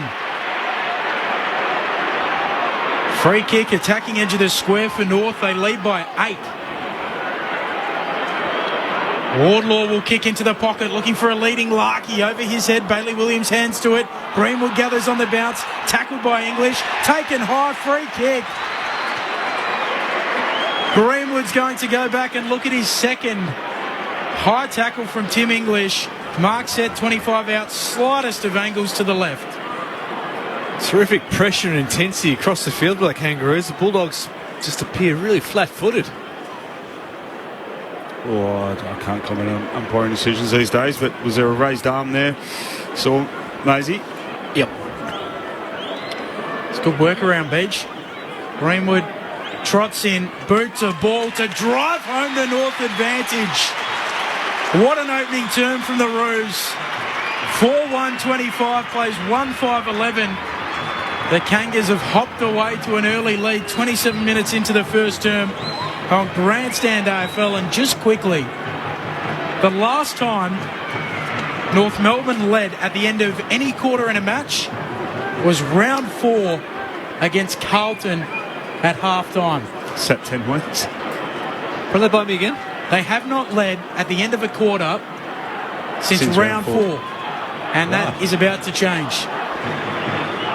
Good stat there, Benjamin. Footy, yeah. Playing some exciting footy. Western Bulldogs is hurting themselves, that mid-forward connection. They've had their opportunities, 1-5 in front of goal, all of which have been somewhat gettable.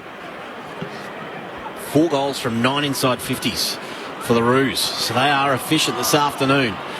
From the middle they go again as well. Powell shrugs the tackle, hand pass to Simpkin. Thought about the hand pass, went back to Powell, who ran forward of the contest. Darts inside. Oh, he went back to Simpkin and threw him into trouble, who just shrugged the tackle. Got the hand pass back to Powell. He slapped it forward, only as far as Liberatore though. Chance goes begging. Now the Dogs come the other way. Libber flares it out wide by foot to McRae. Long kick. He splits the 2 Roos. Oh no, good mark by Mackay. Going back. Paddled it to his own advantage. Took the grab and Norton slapped it out of his hands and gave away 50.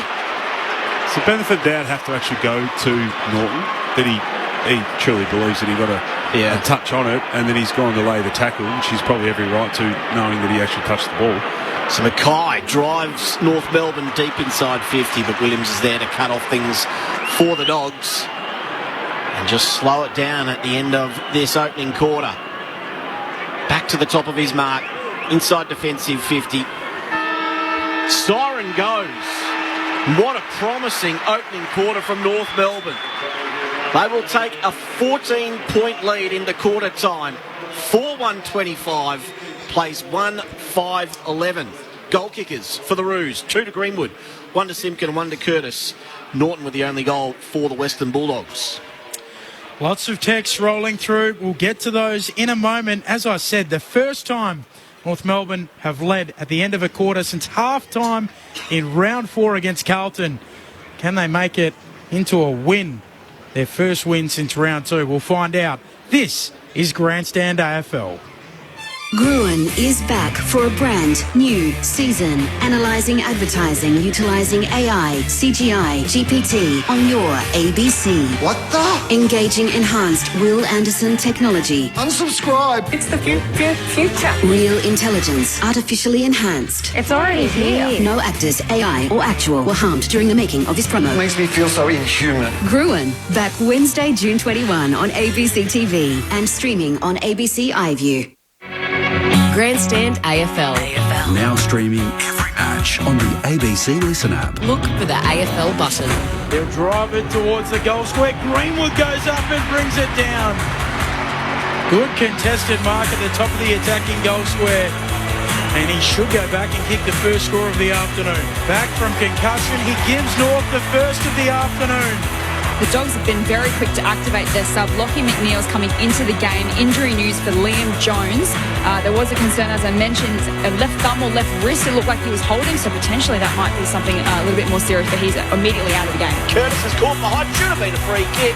Almost onto it was Simpkin. Socket forward and the rebound to Simpkin at the top of the square. He kicks the goal. North have their second. Just confirming, the concern for Liam Jones, the club has said it is a forearm. He finds Hannon, who's at left half forward, pokes the pass inside 50, turning around is Norton, he takes it on his chest. Norton kicks from 48. This time it's straight. The much-needed one for the Dogs. Duray was on the wrong end and he's kicked it straight to Curtis, who cuts it off and runs it and kicks a goal from 5 metres out. Shocking turnover in the worst possible place. The 2023 AFL season. On radio, ABC Sport Digital. And now streaming on the ABC Listen app. Yeah, Grandstand AFL, and a little bit of a surprise in the opening term. North Melbourne leading the Western Bulldogs by 14 points at the first change. Ben Cameron alongside Andrew Mays calling all of the action. Jess Webster all over it. Downstairs, Liam Jones subbed out of the game, as you heard in the highlights there, with a seeming forearm incident after a socker from Paul Curtis struck him in the arm. Our experts, 300 gamer Brendan Goddard and dual premiership player Brad Sewell. I think the disappointing thing for the Bulldogs is their patch of dominance, probably for 10 to 12 minutes. They just weren't able to capitalise. We mentioned their accuracy in front of goal, not only in this first quarter, but probably over the last 3 or 4 weeks has been concerning. So that'll really hurt them, because it is, I think, nowadays, just the ability of teams, or when they do have dominance, just their ability to really capitalise on it. Because I think at different stages, and unless you have a massive blowout, that both teams, regardless of where they are on the ladder, there's going to be moments of dominance and momentum. So that's disappointing. And then also the concerning thing for Bulldogs is just when North Melbourne are able to get speed on the ball. It was 10 to 16 inside 50s the Bulldogs' way, but those 10 inside 50s, the Bulldogs' efficiency going forward was really high. So their ability to get speed on the ball and then get the ball inside 50 and really have an impact at times there. Sully, they went to isolation. They had the smalls in Curtis and Spicer. They were one-on-one. So it's a real positive for North Melbourne, just their ability to keep speed on the ball and actually just be really threatening when they do get it inside 50, when they've got 5 shots out of those 10 inside 50s. Yeah, they rebounded really well and found the spare. They were allowed overlap handball on too many occasions. The Western Bulldogs, we spoke about their mid-forward connection and the lack of cohesion in their forward half. They've taken a number of marks, but for the most part, they've actually been on a pretty harsh angle close to the boundary line. And so that part of their movements and their patterns is something that will continue to challenge the scoreboard pressure, of which we haven't seen thus far. But I've been really impressed by the Kangaroos. The young mids, winning the ball on the inside. They were really, really dominant in their contested possessions early. Western Bulldogs fought back in the second part of that first quarter. But again, to lock the ball their ball for short periods of time in their forward 50 and outnumber at the contest was evident. Some of the SMSs rolling through. Lachlan from Footscray says, I would also like to see a skillful Cunners in the team, but his numbers aren't good enough. I say that as a Roos fan. Can't shin bonus. So Lachlan deep in enemy territory there in the Scray. And Grant in Hobart says, G'day Maisie, g'day Ben, enjoying the call. Can you please ask Brendan Goddard if he has plans to try and become an AFL or AFLW senior coach? Thanks. I'm in their coaching ranks, mate. I'm not wanting to stick around and be a development coach the rest of my life, so as much as I'm loving it. That's the most BJ answer I've ever heard. I think you got your answer there. The language that I wanted to, or saying. 0437 774 774. Keep them coming. The Western Bulldogs trailing by 14 points to North Melbourne at quarter time. Goldstein wins the opening tap. Liberatore taps it on, tracking it back to Law. Feeds it back to Bailey Dale. He's kicked laterally for Scott. Gathers on the bounce, snaps on the left. Around the wing, Thomas gets a hand to it for North. At the back, Daniel. Handball to Bontempelli. Handball to Hannon. Thomas right there with him. They're going after it close to the boundary line. Hannon knocks it out in the end. And Sheasels onto it for North. Scott keeps it in and got past English as well. And the kick will land on the chest of Zerha. 70 from goal. Assesses his options. Goes into the pocket. It's the advantage of Larky who takes the mark. I think it's worked out pretty well. Scott's brilliance here just on this interchange side wing that got them to look forward, but I think Zerha, just the ability to go to Callum Coleman-Jones deep inside 50, that was a really good one-on-one of just an advantage side kick, but chose to go to Larky. He took a mark inside 50, but we're talking about the difficult shots they had on goal, being the Bulldogs in the first quarter, and this is the hardest of the day so far for both teams. So I'm sure if it was Buddy back in the day, Sully would have told you to get that ball to him one-on-one in the top of the goal square. Larky is always near side, through for one behind. As it would have been Nick Rewalt too. Buddy would have also told you to kick to him on the boundary line as well. 15 points the margin in favour of the Roos. Played a minute, second term. Well, that's just an area where they could just be a little bit more dangerous and damaging going forward. It's just that choice whether to go to Larky, who was free, and take an uncontested mark on the boundary, or go to that dangerous spot in Callum Coleman-Jones, who had a legitimate one-on-one. Dogs working around the dockside wing. The kick from Vandermeer, chopped off there by... And Mackay takes the mark for North, comes infield to Powell. Won their Young Player Award last year. Chips laterally back to Mackay.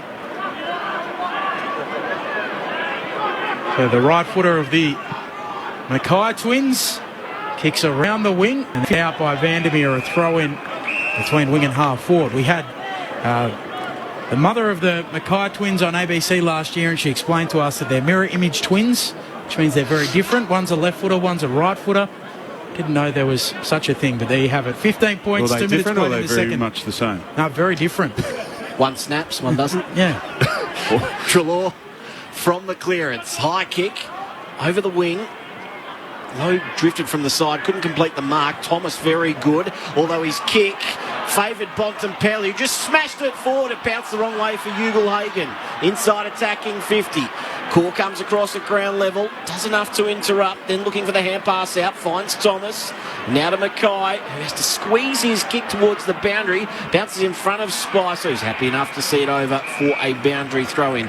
70 around from the Dogs' goal. I did laugh, BJ, because I was driving home from golf during the week, and I but you played, Ben. I saw Ben, I saw Harry Mackay walking with his football and his civvies like he'd been down at the park practicing his goal kicking, but I can't be sure it wasn't Ben. Phillips with a long kick from the clearance. O'Brien wins that one-on-one against Coleman Jones, then has the run of Dale, who is tracking back inside defensive 50. His outlet kick is good to Duray, by hand further afield to Keith, who gets to halfway. Hand passes in the middle to O'Brien. Delivery inside 50 is perfect. Straight onto the chest of Waitman. And he takes it 40 out, 45-degree angle to the right. That was really slick from the Bulldogs from the back half. Really good overlap run, spread, making the ground big, which opens up the middle. And I think it was just Keith just having the courage, I'm not sure if you heard the voice, but just to cut back inside to O'Brien, which then, as we know, Sully opens up the whole ground. It gets a really good look. Again, couldn't or wouldn't let the North Melbourne defenders actually reposition on their players. Couple of behinds for Cody Waitman this afternoon. This one is a lot straighter. And he delivers the first goal of the second quarter. 2-5-17 the Dogs. 4-2-26 the Roos. We've played 4 minutes in this second quarter. Bulldogs look great when they can stretch themselves from the back half and create that run and carry. And now on the head, BJ, where you said, Keith, the courage to step back inside and find that spare player was what gave Cody Waitman his look in front of goal. The challenge for the Kangaroos is to maintain that pressure and intensity as the more mature, experienced Bulldogs now start coming back at them. So Cody Waitman with the goal in game number 50. Kicked 5 in the last meeting. Bulldogs winning that by 68 points. As Sully mentioned in the pre-game, won the last 4 against North by an average of about 70 points. Out of the middle, Goldstein gets it back from Shields, kicks inside 50. Keith coming up in front, brings it down. Live footy at half forward here for North, buffeted off it. There is McRae by Ford. Lots of players around the footy. In the end, it's in the hands of Keith. And another ball up, attacking edge of the square. 9 points, North Melbourne's lead. The Western Bulldogs with the opening goal of the second term through Cody Waitman. Goldstein palms it down, defensive side of the stoppage. Thomas's hand pass was too hot for a teammate. Perhaps a high tackle. Zeeble coming in over the top. No. Umpire says, I'll have it. So this will be a centre bounce. A bounce right on the edge of the centre square. Right on halfway. English reaches over the top, palms it down. Greenwood making sure it doesn't go anywhere. Treloar lying over it, and he had no prize, so another ball up it'll be. 9 points the margin in favour of North Melbourne. Goldstein this time won it down. It ricochets though, the way of Smith. Heard the voice, it was Treloar. Paddled it in front of himself. Simpkin pulled him back, in fact got in his back. And it will be a free kick for Treloar on centre wing. Treloar goes really short to Liberatore, picks it up on the half volley, handball away to McRae, sweeps a handball into the middle. Vandermeer, slick handball to Dale, kicks the Dogs inside 50. Ugle-Hagan goes up, drags it in, chips it over the top, and the mark taken by Norton in the left forward pocket. 45-degree angle left-hand side. Where would you rather have a shot from, BJ? Where Ugle-Hagan had it or where Norton is now? Well, the first couple of shots from Ugle-Hagan weren't great with us, so probably giving it to the hot hand if there is one, based on your last kick goal, which is Norton. So he's a little bit closer but tighter angle, but it was really good ball movement from the open side of the ground. And again, the missed kick actually created speed on the ball for the Bulldogs and turned into a positive. Norton with a bullet on goal. And the Bulldogs are clawing their way back into this contest. The first couple of the second term on Grandstand AFL. 4-2-26 North Melbourne. The Western Bulldogs 3-5-23. 7 minutes played. Brendan Goddard, Brad Sewell. When these key forwards for the Bulldogs can get separation and a genuine one-on-one contest with that movement on the ball, BJ, you keep speaking of, they're almost unstoppable. Yeah, it is. The mobility and to take the ball at the highest point. Yeah, and that's the challenge of every team, right? They'd love to get it back through the corridor, get it open side, because I think regardless of who you are and what team you are, that does give your forwards the best chance. It creates space, it gets it to where the space is, it forces your forwards to actually lead into the space, and that's the battle, is the team, in that case it was North Melbourne, the defending team, it's their ability to actually stop that and force them back in the same side, or in footy terms we call it skinny side, because generally that's where the density is and it's easier to defend with most numbers in front of you. English won it down. Bontempelli just palmed it to the advantage of McRae to English to Dale. Goes inboard back to McRae. Short kick is okay. Taking the mark in the centre circle is Smith, who hand passes back to Dale. Lovely dummy. Got around Wardlaw. Piercing ball. Ugelhagen missed it. And then he almost received the hand pass on the way down. It's going to be a free kick. Treloar, too high. He'll line up from 30 out directly in front. Another key learning for the Kangaroos there is just to keep your opponent on the outside. When Bailey Dale could come back inside, again, opens up the entirety of their forward line. So not only forward line, but actually opens up the ground for midfielders. It opens up the ground for your half-backs to get involved, which Bailey Dale has done on the last two occasions on the inside 50 kicks. So, and you know as a player, but I think visibly if you're watching the game, but sure by listening, but you're so much more dangerous when you get the ball the open side or back in the corridor as a footy team. Treloar from 35 out directly in front, sprays that badly to the right, one behind. Because the defenders are ahead of the ball, the team defending, they rely on density in front of them and they rely on the ball coming the same side. So by changing that angle and get it to the open side, it forces them to shift and actually exposes what's in front of them, which is generally space when you get it to the open side of the ground. So teams are so good now at forcing you skinny. And that's what I'm saying is that North Melbourne, what you're saying actually, is that the North Melbourne just got to do a better job at keeping the Bulldogs towards the boundary because it's easy for their defenders to defend. The ball up between wing and left half forward. Here for the Western Bulldogs. Goldstein takes it out of the ruck, gives it off to Phillips. Kick partially smothered, ricochets back towards Goldstein. Treloar steals it. Handball out towards Bailey Smith. He's tackled quickly. Shovels out a handball to McRae. To Scott. He carries it out. And a throw in on the wing dock side of the ground. There's something beautiful about the way Jamari Ugelhagen goes up for an overhead mark. It is incredibly smooth and like it happens in slow motion. Yeah, gracious is a good word. Liberatore with the clearance, hand pass to Bontempelli, running past, high kick inside 50. Zeeble didn't take it. Now Ugelhagen found a bit of space himself, then he was pushed off the kick. Scrubbing it forward, Mackay there, sold Logue into a world of trouble. And he's taken down. The ball up 35 out, 45-degree angle. Some lift and intensity, it feels like, from the Bulldogs. It's probably fair to say something was made of it. They contested numbers and they work around the contest at quarter time from their coaches. Goldstein down to Greenwood, who's dragged off his kick. Ball spilled out. Not before a number of Dogs could jump on top of it. Sheasel lying on top of one, and he'll come up with the free kick. Libba penalised.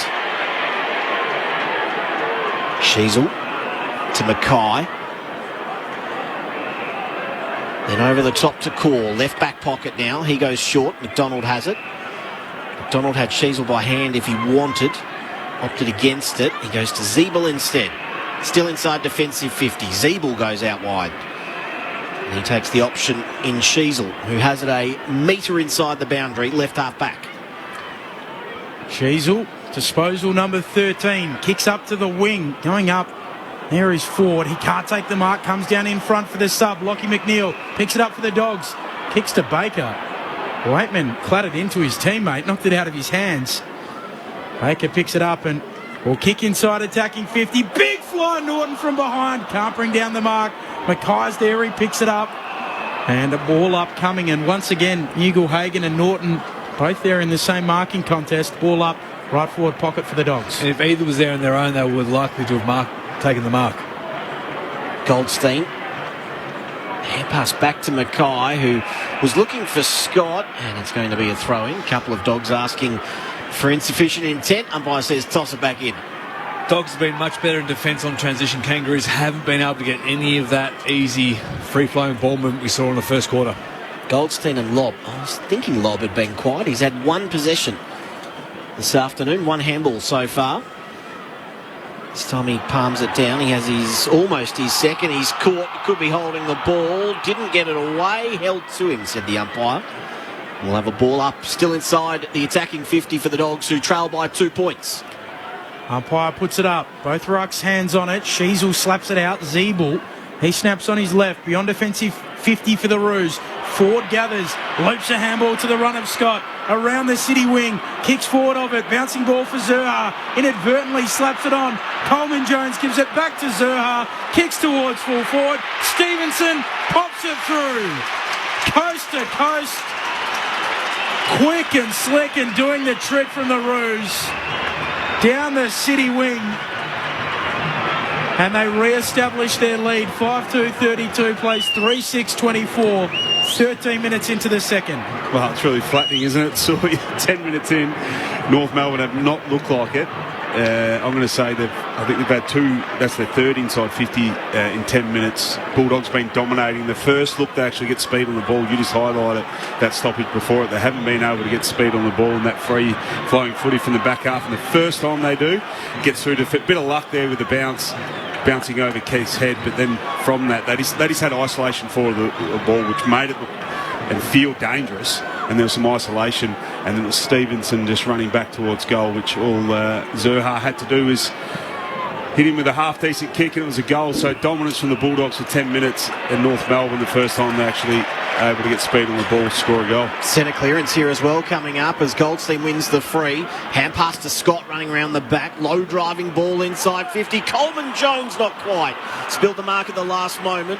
Now the Dogs get numbers. Bontempelli, a high kick out of defence. Up high is Mackay and made sure it got over the boundary line and out of bounds, 70 around from the north goal. On his way back to the bench as well, looking for a rotation. In comes Sheasel. Ball to be thrown back into play. English and Goldstein to go at it again. Got over both of them, actually. So a bit of space out the back of that stoppage, and then Thomas is a little too eager in his tackle. And caught West tight, who has it just shy of centre wing. Short kick from West to Bontempelli.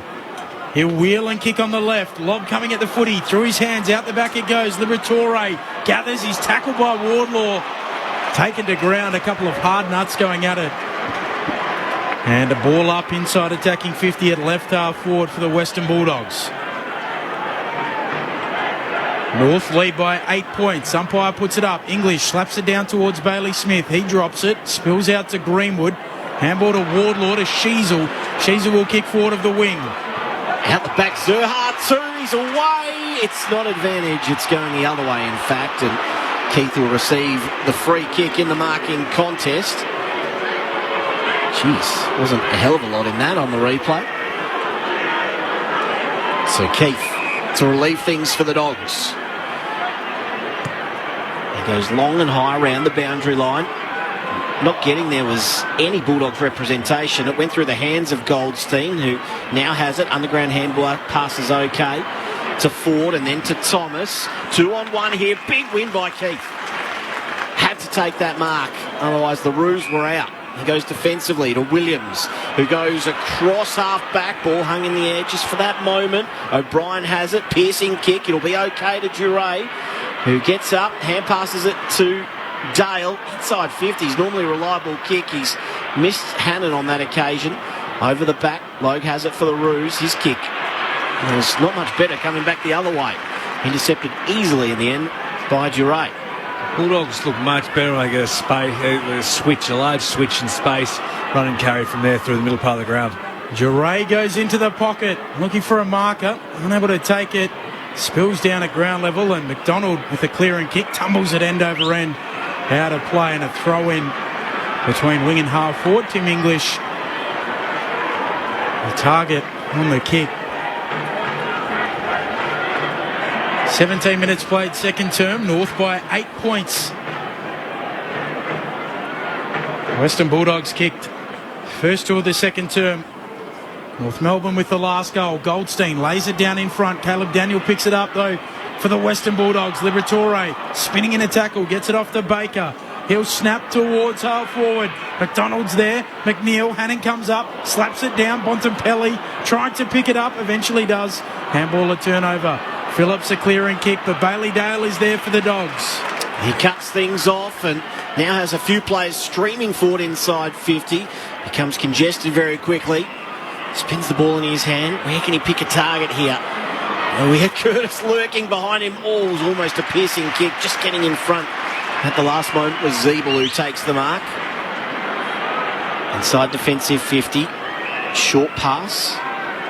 Now Scott has it on the boundary line. Left half back.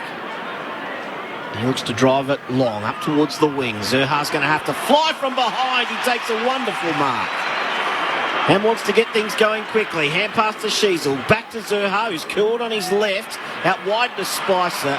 And a good spoil coming across the front there by Duray, killing that contest. Ball to be tossed in, 70 around from the Roos goal. They still lead by 8 points, despite the Dogs' dominance in this quarter. 18 played. Sheasel leading disposals on the ground with 15, Bailey Dale 14 respectively for the Bulldogs. If you're joining us late, Liam Jones subbed out of the game with a possible fractured wrist. North Melbourne looking right up for the contest from the boundary, throwing knockback boundary side and carried out by Wardlaw. Go again between wing and left half forward for North. Out by 8 points. Last game of round 14. Umpire flings it back in. Coleman Jones knocks it down straight to Greenwood. Just gets out of handball, but Liberatore steals it. Dogs quickly back the other way to Bailey Smith. Kick towards Hannon, drops the mark. Now goes after it at ground level. He's wrapped up, says he doesn't have it. Umpire gives him benefit of the doubt. A ball up at high half forward here for the Scraggers. North leading by 8 points, 19 and a half played. Defensive side of the stoppage. Tap shark by Daniel. High kick inside 50. Good spoil by Thomas. Ball now milling around. He's back onto it.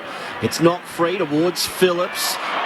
Now English tackled by Phillips. Good tackle to lock things up. Oh, it's going to be holding the ball. So a free kick for Phillips. He's going to flare it out wide. Dodgy looking ball. It hung in the air a long time. Stevenson and Williams. Williams at ground level. Tackled by Stevenson. Good commitment second time round. And it will be a stoppage left half forward for the Western Bulldogs. Still haven't led in this game so far this afternoon. If you're just joining us, North kicked 4-1 in the opening term. Daniel running through the stoppage. Might have been held back. Upwave play on. Thomas squeezes a kick out. Keith double palms it only as far as Simpkin though. And now Stevenson's away forward of that scrap. He takes one bounce. He's directing Curtis where to go. Luck, he's in an acre of space. He missed him. Took another bounce. Centered things up and missed the target. So now a chance for the Western Bulldogs. McNeil onto it. Hand pass to Baker. That's a good long kick to the wing. Mark taken by West and maybe they're out this time. West unsure where to go, so runs through the logo on his left foot looking for lob, overshoots the target. Thomas at the back, he's tackled by Norton. He stands up with Norton on his back. He goes for a little ride, Norton. They all have a laugh about it. And a ball up, 40 out from the attacking goal here for the Western Bulldogs. English and Coleman Jones both with a touch on it. West almost throws it out straight to Bailey Smith. Coming through McDonald, he misses it. Scott B lines it, just gets a kick away. Smith will go in and pick it up there for the Dogs. Give it off to Baker. Baker will kick towards English. Height advantage. Thomas does well to halve it. Down in front. Treloar there for the Dogs. Right forward pocket. Snap from Daniel back to the hot spot. Ford can't mark. Spins into trouble. Loses it. Live footy. Norton picks it up. He's tackled quickly. Comes out. Spits out in the end to lob. Handball over his shoulder. Norton can't get it. Now Stevenson. He stands up in a tackle and does the silly salmon until he's taken to ground. And a ball up. 15 out from the attacking goal here for the Bulldogs. Tight footy at the moment. Now forward. Sharks attack nicely. Kick to floater. It's going to be a turnover, although Tail couldn't collect. He did eventually. Hand pass into Williams, who spears a low ball inside. 15 mark taken by Bontempelli. There were bodies everywhere, and the Bont left the highest. It's just thinking you can't knock or question the pressure and intensity for either side out at the moment, but we're just lacking a little bit of class. And guess who stands up in the forward 50 to take a mark for the Western Bulldogs? The Bont.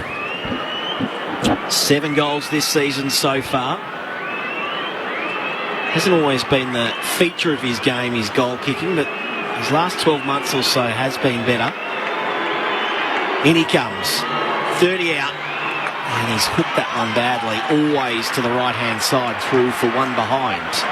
5-2-32 North Melbourne. 3-7-25 the Dogs.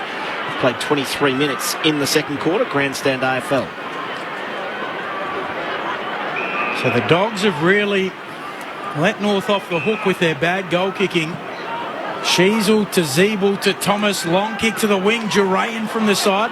Lots of it. Doesn't mark it. Larkey gathers on the bounce. Roos quickly back the other way. Paul Curtis to Zurha. Takes on O'Brien. Runs inside 50. Centering ball. Travel. He ran too far. Can you count them for us? 1, 2, 3, 4, 5, 6, 7, 8, 9, 10, 11, 12, 13, 14, 15, 16. Yep, too far. Yeah, he's gone through a couple of mowing lines there. Yep. Geez, they're out though. That's again the contest. There's a really good contest from Larky who scored Duray. Taylor Duray dropped the mark. Yeah, once the ball hits the ground, they're just really vulnerable when they're able to get speed on the ball, and that was from a slow kick in. O'Brien with the free kick. Long kick towards the wing. North are going to win out here too. Thomas off the pack, works the 1-2 with Sheasel. It kicks in, Porter was risky. Powell had to reach, just got it in his fingertips. Hand pass to Core, still in the middle of the ground. Out wide at a forward. Now a short kick from Mackay is okay. Phillips has it, left half forward. This will be the money kick. It's a high kick to the top of the square. Where are the leapers? Fisted away. Baker had to leap over the top of Spicer on that occasion. Make sure it went out for a boundary throw-in.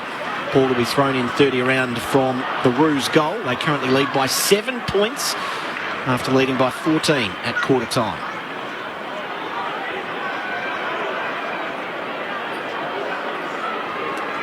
What 50 stoppage here for the Roos. Goldstein slapping it straight down. Surprises Duray. Can't gather. And they jump on top of him to keep it in. Ball up, 30 out from the attacking goal. Umpire puts it up. Lob knocking it down on this occasion. Duray has to tackle this time and we'll try again. North by 7 points, 25 minutes into the second. 31 inside 50 to 17, so that gives you an indication of the shape of the game. Meanwhile, Vandermeer, hand pass to Daniel, who slapped it. Zurha had it, ripped free from him. Trelaw to Smith to Baker. Now the kick outside of defensive 50, off the pack. Sheasel almost shrugged the tackle, got a weird looking ball, and then Norton's able to intercept. Core went back for seconds. Now McNeil. Hand pass forward is okay too to Norton, who sold the dummy beautifully. Now he'll kick inside 50. Waitman and Curtis. Waitman had a gap and got it. On the chest, right forward pocket. Should kick what would be his second goal of the afternoon. Oh, it was a really good run from Waitman, who came this off-ball side, who was standing in the middle of the ground, who got involved in defence, getting up to support his defence, and then when it did go forward, contest on the far wing, he ran off-ball side and ran all the way forward. Curtis was doing a good job to try and keep up with him, but I think it was just initially he got caught out and Waitman got goal side and couldn't catch him, so important contest on the far wing that Norton won. 1-2 this afternoon for Waitman. He has his second. And the margin back to 1 point. It is as close as the Bulldogs have been since the 5-minute mark of the opening, the 22nd minute mark of the opening term. 5-2-32 plays 4-7-31. We've played 26 minutes in this second quarter. Get the sense the Kangaroos is just trying to stop the floodgates from bursting open. If the Bulldogs can get that quick transition of play. But that was one of the first times that actually they've been able to get that. Yeah, they look so clean and slick when they can get it. And if they can get that separation in their forward half, they're getting the looks, the Western Bulldogs. They're just not making the most of the opportunities. I think North Melbourne have done a pretty good job just now dominating inside 50s, but quite often it's slow. Yep. They're able to get numbers back, North Melbourne, and clog up the 54 Bulldogs. So that was one of the first times where they actually had a lot of space going forward. North leading by a solitary point, 3-1. The way of the Dogs in this second term. Secondary ball up coming in the middle. Brendan Goddard and Brad Sewell, your experts here on Grandstand AFL English. Neatly down to Liberatore.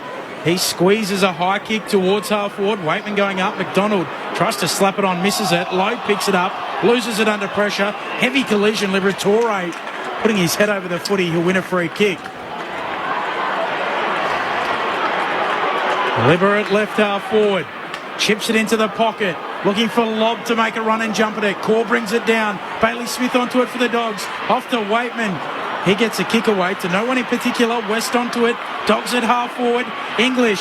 Handball to Trelaw. Handball to Liberatore. Right foot shot on goal is missing. Just. Scores level. 5-2-32, plays 4-8-32. Closing in on half-time here on Grandstand AFL. Blood rule as well. Aiden Corr will come to the bench. Copped a knock in that previous contest. So brave by Corey, actually went back with the fight of it, which I think restricted or stopped Lob from actually marking the ball, but pays the price with a knock on the head. Off he claret too. So a pause for the players as he exits the arena. Now Thomas with the kick in. He goes long. English floated in. Had a few metres on Goldstein there. Goldstein points towards the boundary line. Meanwhile, English goes inside 50. Hannon up. Couldn't take the mark. Sheasel. Hand pass is okay to Simpkin, who's mobbed. Had one arm free. Holding the ball. Trelaw with the free kick, right on the top of 50. Goes into the pocket, over the head of Corr. Never got a run at it. Good gather by Ugelhagen. Off to Daniel, snaps on the right. Bulldogs in front. Caleb Daniel with his first of the afternoon. And it's taken all of 2 quarters, but finally Western Bulldogs fans can celebrate a lead. 5-8-38 plays 5-2-32. Only 17 seconds remaining in their second quarter. 34th inside 50 for the Western Bulldogs against 17 for the Kangaroos. That's 13 shots from 34 inside 50s. For the Western Bulldogs, they're getting a look without making the most of their opportunities. But I think what's noticeable is just their intensity around the footy, their ability to join in from all parties rather than almost sitting, just hoping that the ball gets out to you. So the pressure and intensity around the contest has definitely risen by the Bulldogs, which given them the best chance and being able to actually lock the ball inside 50. And tackles inside 50s so far are 12 to the Bulldogs and 2 to North Melbourne. English takes it out of the ruck, tumbles a kick inside 50 for the Dogs. Waitman gathers, he's tackled by McDonald, not coming out, and a ball up. Dogs by a goal. As Maisie mentioned, their first lead of the afternoon. Lob doing the ruck work.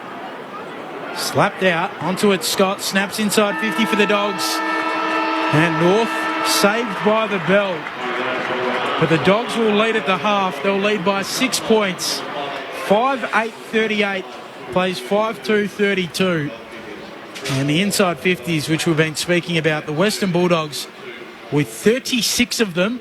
North Melbourne with just 17 at half-time.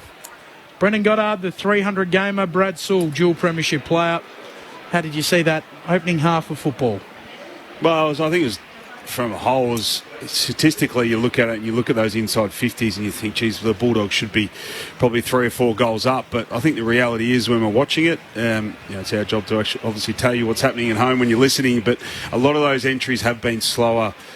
North Melbourne have been able to, or done a good job at slowing the Bulldogs down, and then being able to get numbers back. So when they do go inside 50, it's actually been really hard for the forwards, and in particular their tall forwards of the Western Bulldogs, to find some isolation and some space to actually lead into. So, and then on the flip side is when North Melbourne go forward, they actually got a lot of space. So. They're having less inside 50s. You may mention only 17 of them, but they've actually had 7 shots. And when they do go forward and actually be able to break that initial bubble of defence of Western Bulldogs look really vulnerable. So North going forward actually look really threatening. There's just been a bit of polish when they have had some time and space. Talked about just the ability to go to more attacking position. I think it was Zerha earlier, Kelton Coleman Jones or Stevenson. Late that had a really good look inside 50. Zerha got out the back and actually got called for, as you call it, travel, Benny Cameron. But they're looking threatening going forward. But it definitely the Bulldogs, it just looked really safe the way they played that quarter, in particular when they locked the ball in their forward half time and forward half. You highlighted in the first quarter. I'm assuming it's similar numbers to that to first quarter for the Bulldogs, but just their ability just to capitalise in front of goal, and then just their ability just to work together as forwards, I think are really hurting them. But what we did see too from the Bulldogs, Sully, is just the Bulldogs' intent to get the ball back in the corridor into the open side. Yeah, they did that really well, didn't they? They switched, created some more movement deep in their back half, and when they had the opportunity to get that overcommitment from the Kangaroos' defence, they brought the ball back inside. All in all, pretty entertaining first half, I thought. you can really see the intent from North Melbourne too, just the way they're trying to play. Again, it doesn't come off often just with skill areas. There's a bit of inexperience there, but you can actually see their intent and their willingness to try and play a certain brand, particularly in offence. And importantly for the Western Bulldogs, you made note, BJ, during that second quarter, was their intensity around the contest. They didn't allow the Kangaroos to get those forward thrusts that we saw of them in the first quarter. They didn't have the overlap of handballs and those chain of handballs the Kangaroos they had early in that game. The Western Bulldogs just picked their socks up a little bit, the contested ball and their pressure around the contest, and again, controlled the ball for the most part and played the game in their half.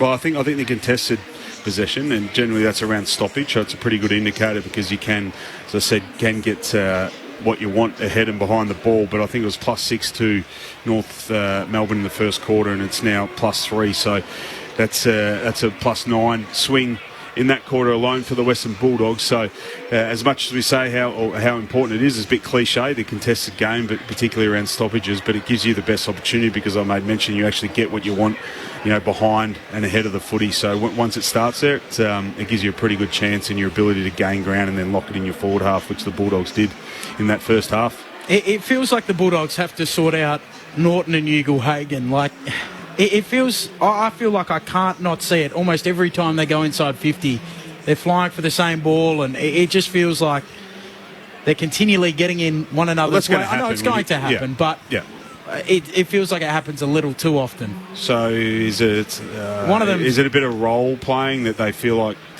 Is it their role to actually both be deep inside 50, or is it actually like within their game plan they want that, or is it that one of them's not playing the role, that it feels like one of them needs to kind of get out of there a little bit and get higher up the ground, and then that's the sense allow one of them at least at times to have a bit more isolation inside 50. Like we had these conversations, so probably the same, maybe not with say Ruffy and Buddy, but around Cozzy and Rui early days and how that looks and how that works. And I think quite often, as we know, the player that Rui kind of was, it actually suited him to get up the ground because his running ability, and then Cozzy to be that deeper kind of power forward.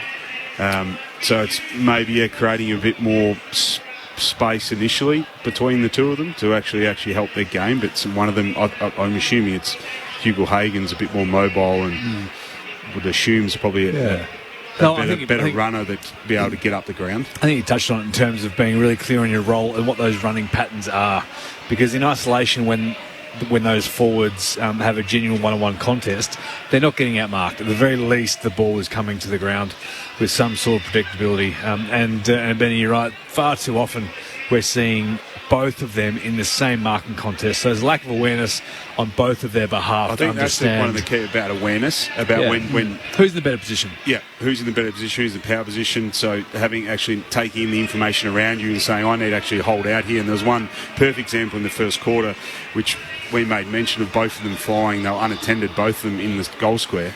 I think one of them there has to have the awareness to go, well, actually, Norton's got to sit here. I think Norton was coming back with a flight of it, and we often say that the guy coming back with the flight should be called in. So the guy coming at the ball needs to stop and hold out. So in that case, it'll be Jamara actually holding out and seeing Norton, supporting him and actually communicating to him, saying, Norton, you fly. So he flies, and in that particular moment, he was actually unattended and would have been an uncontested mark in the goal square. So I think that's one of the key things to it, which surely just highlights the awareness of both of them, just to who's in the better position to actually hold out for them, and so they don't have those collisions in the air, probably more than anything. The other one who looks a little bit lost too is Rory Lobb. Where does he fit into that forward line? He doesn't fit clearly at the moment because they're pushing him up the ground, and we've seen him on a wing. He's had 2 disposals, 2 hand passes in that opening half, 1 mark and 1 tackle. Where do you see him fitting into this team?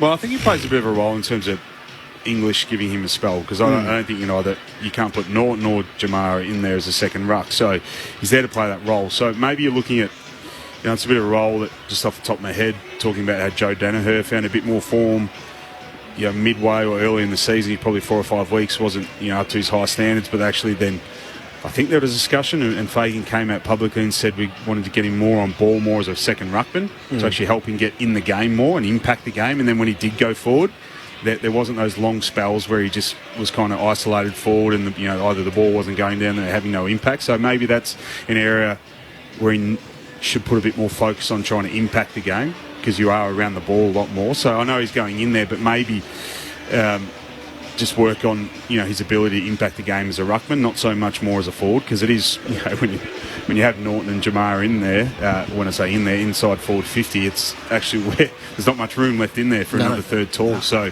where can you really impact for us? You might actually impact as a forward, Rory, but you can actually have, a lot more impact, which I know he can, because we've seen what he can do both as a ruckman and forward, but actually for your role within this team, you can have a real impact around the ground as our second ruckman when English is having his spell. The thoughts of Brendan Goddard, the 300 gamer, and dual premiership player Brad Sewell at half-time. Just quickly before we go to the news, who wins the golf, PJ? Oh, don't we have more time to think about or talk about this post footy or something? Yeah, got half an hour. Pretty important. We've got a pretty long post game, so we can save it up for that. We'll pencil in half an hour for it. Keep your text coming 0437 774 774. That's 0437 774 774. Talk a little bit about how Lionel Richie's house is on the course. They haven't missed that on the broadcast this week. But for us, it's time to pause with the Western Bulldogs leading by 6 points at half-time. The goal kickers, just in case you missed those. Cody Waitman with a couple, Aaron Norton with a couple, Caleb Daniel with one for North, Hugh Greenwood with a couple, Paul Curtis, Jai Simpkin and Jaden Stevenson with singles. But right now, let's get the latest from the ABC Newsroom.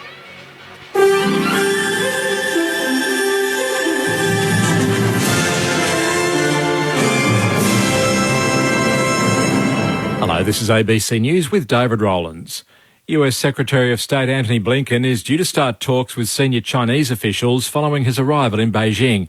The visit is the most significant direct contact between the US and China in years, as the BBC's Stephen McDonnell reports.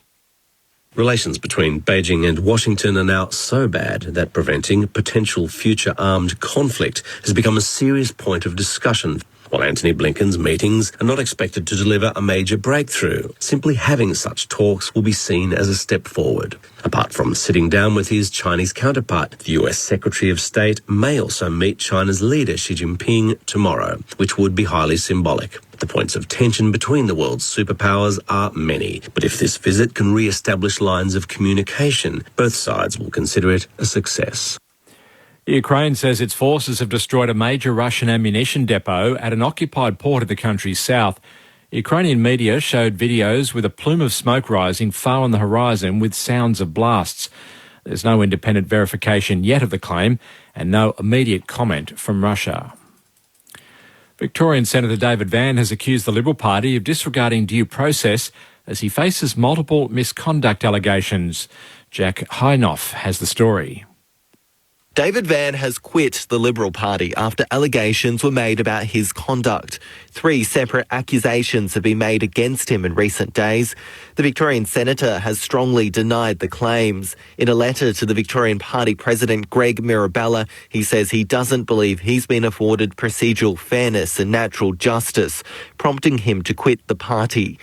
He says he feels deeply distressed and hurt. David Vann had already been asked to leave the Liberal Party room and has been urged by opposition leader Peter Dutton to resign from Parliament. Queensland police are investigating the fatal assault of an 87-year-old man in Noosa Heads on the Sunshine Coast early this morning. Authorities say bystanders found the man unconscious with facial injuries on Hastings Street and he died at the scene. A 27-year-old man who was located in the area is in custody assisting police with their inquiries. Sunshine Coast Detective Inspector Chris Toohey says it's a tragic event. It is concerning for a male person going out on a walk on a Sunday morning. He has sustained these injuries and tragically died from it. Any injury, any death is of a concern to the Queensland Police. The South Australian Government has announced plans to bring in new laws to make it easier for pet owners looking for rental properties. The reforms will include getting rid of the blanket ban on pets in rentals and will require property owners to negotiate with tenants depending on their individual circumstances.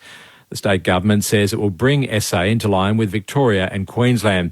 South Australian pet owner Lizzie says she had to make the difficult decision to give up her dog to the RSPCA because finding a rental with more than one pet seemed impossible. We were just really devastated because even after finding this rental, we wanted to try and bring our little baby back, and she was already adopted. So piece of our family is now missing, and it does suck.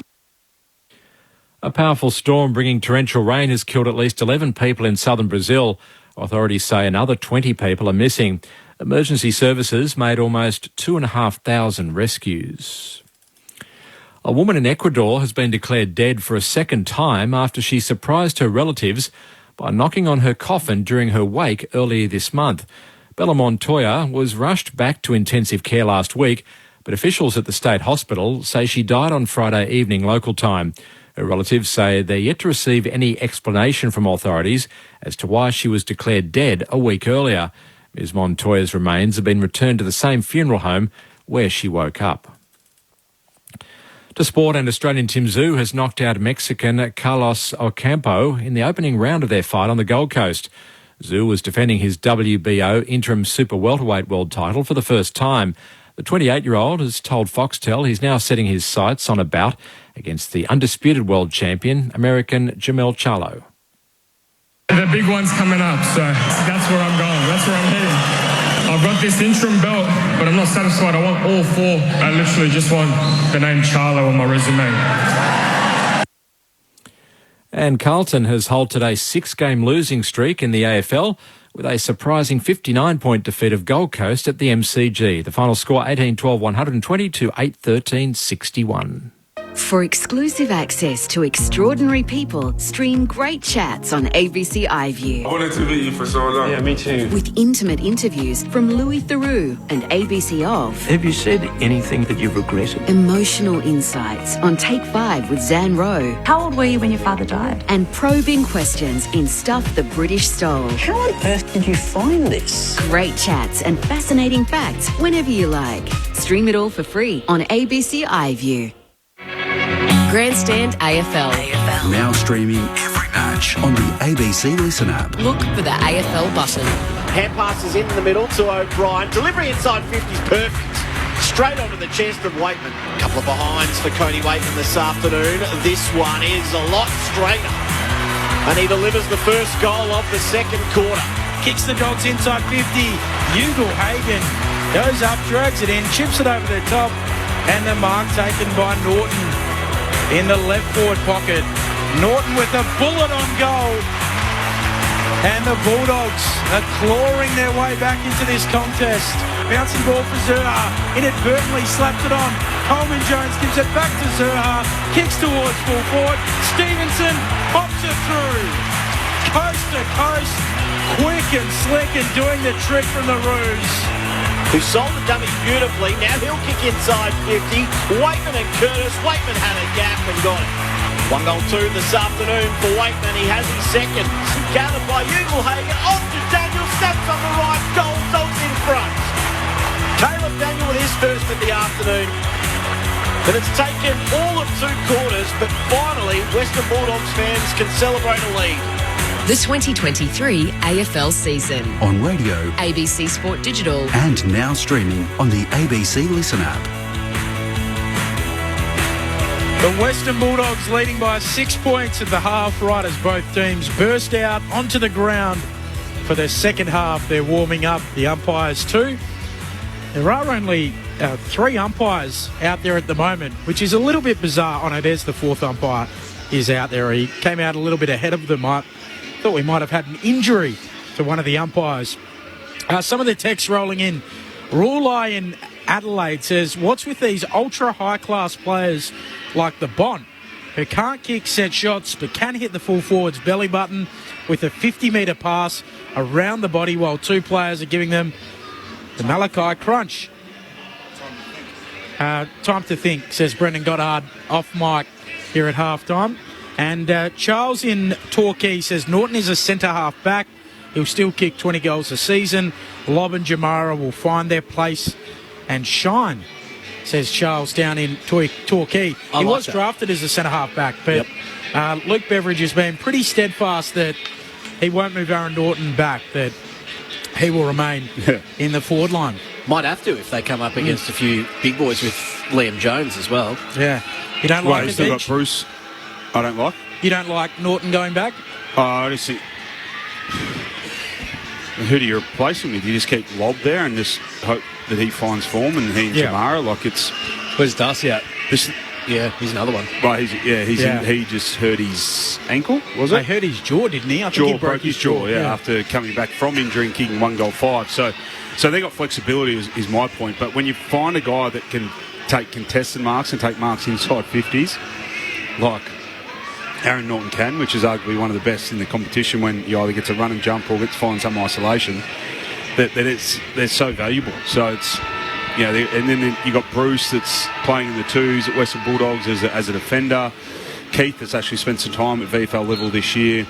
So they've got some flexibility. So that's one of the great things that the Bevo does, and the Bulldogs is options. So if it is dire straits, they've actually got the ability to throw the magnets around more than he probably ever has, and tried guys in different positions and have the flexibility. They come up against opposition that has probably 3 power forwards, which generally doesn't really happen these days, does it? When you look at duos in the competition and dominant duos in Geelong being Hawkins, Cameron, who else we got at the top of the ladder? Charlie and Harriet Carlton. Not that they're going that well, but Hipwood, Danaher at Brisbane. So there's not too many teams. So anyway, they got the flexibility, which is always a good thing.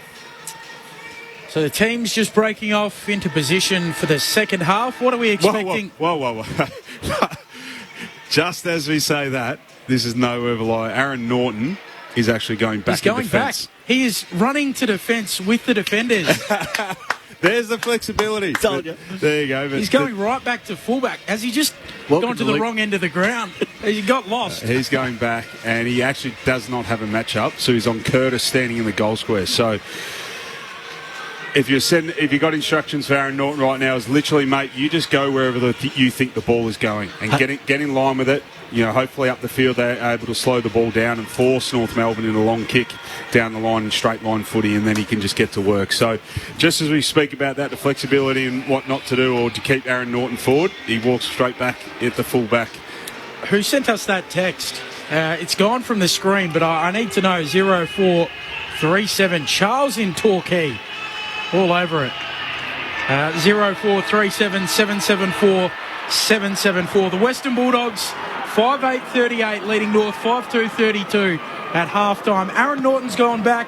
The second half underway. You're with Andrew Mays. Goldstein palms it down. Phillips came rushing through. Couldn't get his boot to ball. Went again. Hand pass missed Goldstein. Lovely pick up by Thomas. As he was falling over, just got his hand pass away. Shields knocks it to the advantage of Powell onto it. He's tackled strongly. Well done by West. Not sure that was much of a legal possession. Shields back onto it for the Roos. They're on the wing here. Powell by hand back to Sheasel, who... Well, he's taken a divot about a metre behind the ball there, Harry Sheasel. In golf terms, that's called a decel. When he sits on the green. That's what happened. He saw a short option. He would have topped it. Tried to decel on it to hit the short one. Hannon with the free kick. Short kick to Ugle-Hagan. Ugle-Hagan goes to lob inside 50. It's working. Wow. Genius. Luke Beveridge shifted the magnet. Charles. Well done, Charles. He was listening. Did you know Bevo actually listens to ABC in the middle of the game? That's unbelievable. Charles in Torquay or in the coach's box. So lobbed the line up. He didn't have much of it in the first half. 2 possessions. This is his third of the afternoon, and he might come in and kick his first. 45 out, stuttering approach, comes in and delivers. Master stroke by Bevo. 6-8-44. And the Roos 5-2-32. The margin now 2 straight kicks after 90 seconds in this third quarter. Now, I just had flashes to post-game in the press conference. Then, if this all works out well, Lob goes in the second half, kicks 4. Aaron Norton has 5 intercept marks in the second half. And the first question is going to be straight directed at Bevo. Why didn't this happen earlier? Let's go down to Jess Webster. Tim O'Brien might be part of the reason that Norton's gone back. Yes, you mentioned the flexibility of Norton, but perhaps out of necessity, Tim O'Brien is out of the game with a hamstring injury for the Dogs. Good info, Jess. That probably explains a lot. We don't want to ruin Charles Shine, though. Yeah, unfortunate circumstances. Norton becomes a defender and just may change the directory and path of the Bulldogs season. Incredible. From the restart, going after it, Greenwood. Handball away, Simpkin picks it up, handball to Thomas, his handball knocked down by West, spills out to Waitman, at half forward, pulls his kick looking for lob. Mackay in best position, marks it fullback for North. His kick is messy, on the bounce though, Scott at right half back for North, kicks out towards the City wing and Spicer marks Jess Webster. Also just confirming that Liam Jones has been sent for scans on that forearm injury. Forearm, not wrist, Benjamin. Yep, my bad. Long kick from Spicer, beyond the wing. Almost uncontested with Zerha getting there very late in the end, just to affect a spoil was Williams, and it'll be out of play just beyond centre wing. And Benjamin, just to clarify, who were the Scraggers? Footscray, a.k.a. the Western Bulldogs. I've never heard that. Is that a Perth thing as well? Toss back into play. Goldstein They've down. referred to them as that during the week.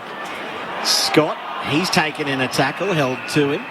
It'll be a ball up right on the edge of the centre square, right on halfway. 2 goals the margin in favour of the Dogs. I spent a bit of time out Footscray, Seddon Way, BJ. Have you, mate? Yep, Yarraville, beautiful part of Melbourne. From the ball up, going after it, Bailey Williams, handball away to Leif Vandermeer, running by on the logo, City side of the ground, looking for lob, over his head it goes. Whistle on the play, free kick, it'll go to lob. Got a little shove out of the way. So Lob with it. He'll look into the pocket towards Ugle-Hagan. Up he goes. Logue spoils it away. Live footy inside 50 for the Dogs. Onto it Thomas. Handball to Phillips. Clearing kick fortuitously onto the lap of Scott. At right half back. And a 50 as well. So we've had the lot from Rory Lobb. Yeah, that was against Rory Lobb, wasn't it? 12 points. The Bulldogs lead. Scott takes it, kicks inside 50. Larkey on a strong lead. 2 grabs, not the third. Curtis almost ran interference. He picks it up though, looking for the hand pass to Scott. He hand passed into traffic. It bounced off a teammate's chest to Bontempelli, to Treloar by hand. Breaks a tackle. Long kick out of there. Lobb's involved again. Punched away from him this time. Spicer onto it for the Rouge. Sheasel loops the hand pass over the top. Now Logue's got time. Goes straight up the middle. Greenwood didn't take the mark. Powell, that was lightning hands to Goldstein. Standing start, 45 out. He can't quite sneak it in. Away for one behind. 5-3-33, 6-8-40 for the Dogs. 4.5 minutes played third term. Goldie had Simpkin just on his inside for a handball receive. Probably should have gone to the midfielder. Short kick in to English. His future at the Bulldogs in question during the week. He goes short to Bailey Dale. Bailey Dale will go short to Bontempelli. Bontempelli wants to switch it. Keith marks now. He'll look towards the dockside wing, looking for Liberatore. Baker in front, drops the mark, gets it on the bounce, handball to West. West under pressure, slaps it on. Shields there for the Roos, picks it up, handball to Sheasel. Handball away to Powell, to Simpkin. At half forward now the Kangaroos. He'll chip laterally, and a good kick to Scott. He marks 48 metres out, 30-degree angle. Lucky's in the goal square, all in his own. Wheels around, goes whack, Scott right to the line, getting back Keith. He slaps it over. A minor score, 10 points. The Dogs' advantage. 6 minutes into this third term. Quick kick in as well. Finds Bontempelli. Oh, that's a shocking kick. He's turned it straight over to Powell. Not sure what he was thinking there. Goes to try and make up for his mistake. Knocks it towards the boundary. He's got a couple of teammates there. One of them's Baker. Should be holding the ball too. Caught cold. No. Boundary line saved him at the last moment. Duray it was, in fact. So the ball will be tossed in. 60 around from the North Melbourne goal. Enjoying a good minute or two here. They trail by 10 points. 6.5 played, third term. Now a chance off his left. Sheasel all the way to the line. It's going to be punched through for one behind. So a couple of behinds in a row. Lucky is filthy. 9 points the margin now in favour of the Western Bulldogs. Oh, the short kick in from Bailey Dale to McRae. Sets him a task. McRae up to it. Gathers on all fours. Gives it off to Bailey Dale. Pinpoint pass to English. To Caleb Daniel running by. Dogs quickly forward of the wing. Dock side of the ground. Nothing that Baker likes after taking the mark immediately. Sets it up inside 50. Waitman gets a massive climb in game 50 and loves it too. Riding all over the back of Griffin Logue to reel it in. It worked out really well for the Bulldogs, but a great mark by Waitman. Thomas just needs to find some body on him, not allow him to run and jump, because Griffin Logue was in a really good position to intercept mark, and then Baker, I think, just needed to keep speed on the ball a little bit early and just get in there early where Lobb had a bit of isolation. Forget fly Waitman. He was flying Waitman there, and he kicks the goal. Dogs out by 15. 7-8-50 plays 5-5-35.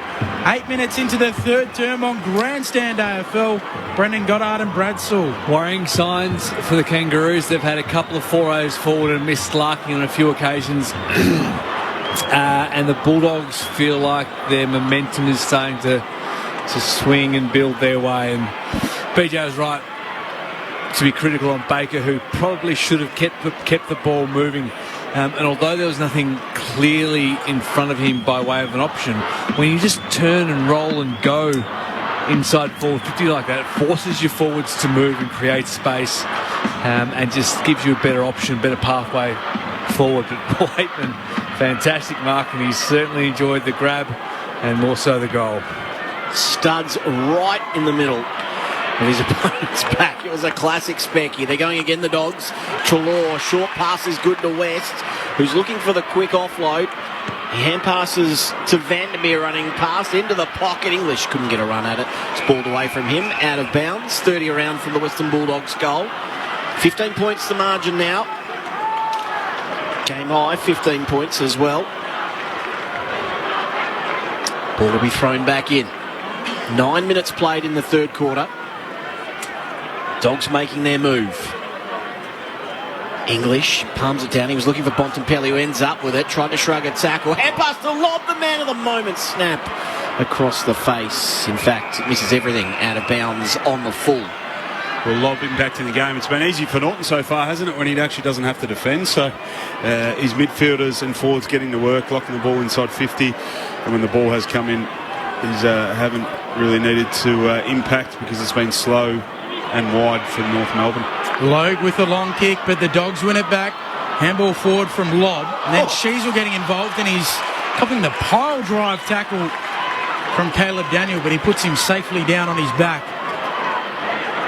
So a throw in at the junction of 50 and the boundary line, half forward for the Dogs.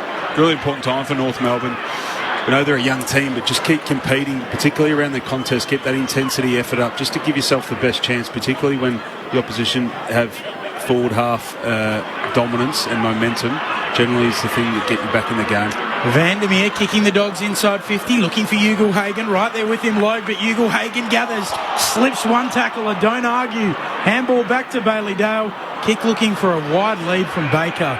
Slides out in front of him, out of play, throw in. 52 around from the attacking goal. They've kicked only one goal after quarter time. The Roos and the Bulldogs have kicked 6, so 6 of the last 7 in the game. Thrown back into play. It'll land 55 from goal. Goldstein tried to palm it only as far though as Liberatore. Bounces off a couple of Dogs and ends up with Simpkin, who goes wide. Coleman Jones playing from behind, worked his way to the front. Norton rides him though. Is it in the back? No. Wraps him up for a baller right on centre wing. Norton up out of that contest and straight back inside defensive 50. Thrown up. Goldstein won it nicely over the top, off a couple of shins. Now Liberatore with a big tackle on Simpkin, and then he's tackled Liberatore, just got the hand pass away. Baker to Bontempelli by hand. Is it a sling or is it holding the ball? Umpire says holding the ball. So the win for Curtis, who kicks forward to Shields. Thought about rolling and going. He pauses, kicks inside 50. Lucky's got 2 to beat. One of them's Norton. He wins it at ground level as well, Norton. Hand pass to Williams, and Williams, great outlet kick, finds Hannon's chest. Still inside defensive 50, right half back. Hannon will kick long in the Waitman direction. He's outpointed here by Mackay. Too big, too strong. Mackay marks for the Roos on the logo. Mackay will kick back from where it came. Larkey coming up at it. Norton right there with him. Scott looking to rove. Hannon getting involved. Picks it up. Tries to evade a tackle. Gets a handball out towards the wing. McDonald coming through. Runs straight through Caleb Daniel. And a throw in on the wing, dockside of the ground. Bulldogs by 15 points, 12 minutes and change into the third. Dre onto the field. Scurries inside defensive 50. Ball spinning back into play. Goldstein got separation, just spilled at the last moment. English tackled him and then grabbed the ball. Hand pass to the running McRae, who kicks inside 50. Logue should swallow this, he does. Defensive mark for the Roos. Short kick to centre half back. Finds McDonald, then further out wide. Shields is the option. He just pauses on his kick. He's going to go boundary side. Playing from behind again, Coleman Jones. Dogs with the numbers at ground level. Dale to Daniel. Kick off the outside of the right boot was good to West. To open things up as well. Who goes further afield. Right half forward Hannon. Cuts back inside. Kick over the top is magnificent. Ugelhagen couldn't get there. Got one arm to it. Couldn't complete the mark. Now they apply fraud pressure out to Smith. Snap. Goal. Sneaks in. No, he doesn't. It just curled as it was in slow motion, and the Dogs cheer squad held its breath as it clamoured into the post. 16 points the margin in favour of the Western Bulldogs, 13 played third term. Sheasel into the back pocket with the kick in. Driving it long, Keith coming in from the side, a good grab. Takes the mark. So he kicks from goal. Likes his golf to Alex Keith. Former cricketer wheels around on his left. Kicks towards full forward in the lob direction. Hands to it, no mark. Hannon overruns it. Live footy at full forward here for the Dogs. Baker over the top of it. So too Waitman. And we'll get a ball up. 20 out from the attacking goal here for the Western Bulldogs. Leading by 16 points. Nearly quarter hour mark of the third term. Lob palms it down. Wardlaw over the top of it. Ball going nowhere, no prior. And the umpire comes in to sort things out again. Quick throw up this time. Goldstein won it down. Then goes to his feet. He pokes it forward. Big tackle from Liberatore to lock things up. And again, we'll have another stoppage. 20 out directly in front. Bulldogs chant. Going up around Docklands. Goldstein laying it down. McDonald coming through. He's wrapped up in a Bailey Smith tackle. Umpire circles, holds his arms to his chest. Absolutely pressing here, the Dogs. Lob, taking it out of the ruck, then losing it under pressure. McDonald goes in low. Bontempelli tackles him. And the umpire to come in and try and sort it out again. 16 points, the Dogs' advantage. Stoppage galore at the moment. Can we get out of here? Smith from the ruck contest, held to him. Umpire let it go a little while and it spilt free. Goldstein kicked it forward. Now a chance for the Roos. Curtis. This kick has to be good, and it is. The Roos have got numbers of it since. Forward, quick thinking. Hand pass while he was in midair. Receives the 1-2 from Scott, then goes back to him. Left half forward. Scott now cuts inside and he picks out Norton. No, he doesn't. Curtis at the last moment. Got it on the second grab. And he'll line up from just outside 50 and directly in front. Well, it's nearly one of those moments, was it, where both of us here in this box and the box next to us are both pointing to that forward position, either in front of the ball, directly in line. It was off ball. I think it was Callum Coleman Jones. It had a lot of space on the open side of the ground, but it's one of those situations where they just nearly stuffed it up when they should have got out and really had a really good look at goal here. I know this turned out to be a pretty good look for Stevenson here with a short pass from Curtis. Now on a slight angle from about 30 metres, but that's from that fast play. I thought they just would have had an uncontested mark about 20 metres out. Curtis gave the responsibility to Stevenson, who didn't let him down. He's second of the afternoon, and North stay in touch. 6-5-41, play 7-9-51, margin back to 10 points. North Melbourne's first goal of the second half. Good reward for the Kangaroos. Western Bulldogs were pressing a number repeated inside 50 stoppages. They held on manfully, the Kangaroos, and when that long high ball exited their defensive 50, when you had both Norton and Tim English long down the line, slight concern, but all that Kangaroos had to do was bring it to ground. And for the first time this quarter, we saw that run and carry, that offensive speed on the ball, as BJ keeps speaking of. They look good, they look dangerous when they're out in space, creative through the middle part of the ground. Goalless last week, Jaden Stevenson bounced back with a couple here today. First goal since the 13-minute mark of the second term for North Melbourne. Phillips picks it up off the deck, gets a centre clearance. Mark taken by Stevenson. He'll look deep inside 50 in the direction of Larkey. Larkey marks! Zerha was in behind him. He would have taken it otherwise. But Larkey swallows it up. 25 out, 30-degree angle to the left-hand side. It's hard to believe this may get them within 4 points. Isn't Sully that just the dominance of the Western Bulldogs? And you highlighted that North just held up the damn wall for 5 or 6 minutes there, and now they've got the opportunity to get themselves back within 4 points and right in this game. Larkey to bring North right back into it. Puts it through. Here come the Roos. 2 goals in a couple of minutes. And it's back to 4 points. 7-9-51. The Western Bulldogs, 7-5-47 are North Melbourne. Ben touched on it with Zerha coming out of the goal square. He was there to take the mark in case Larkey wasn't coming back. Had that been at the other end of the ground, you get the impression the Bulldogs forwards would have spoiled each other, as we've seen on numerous occasions in that first half.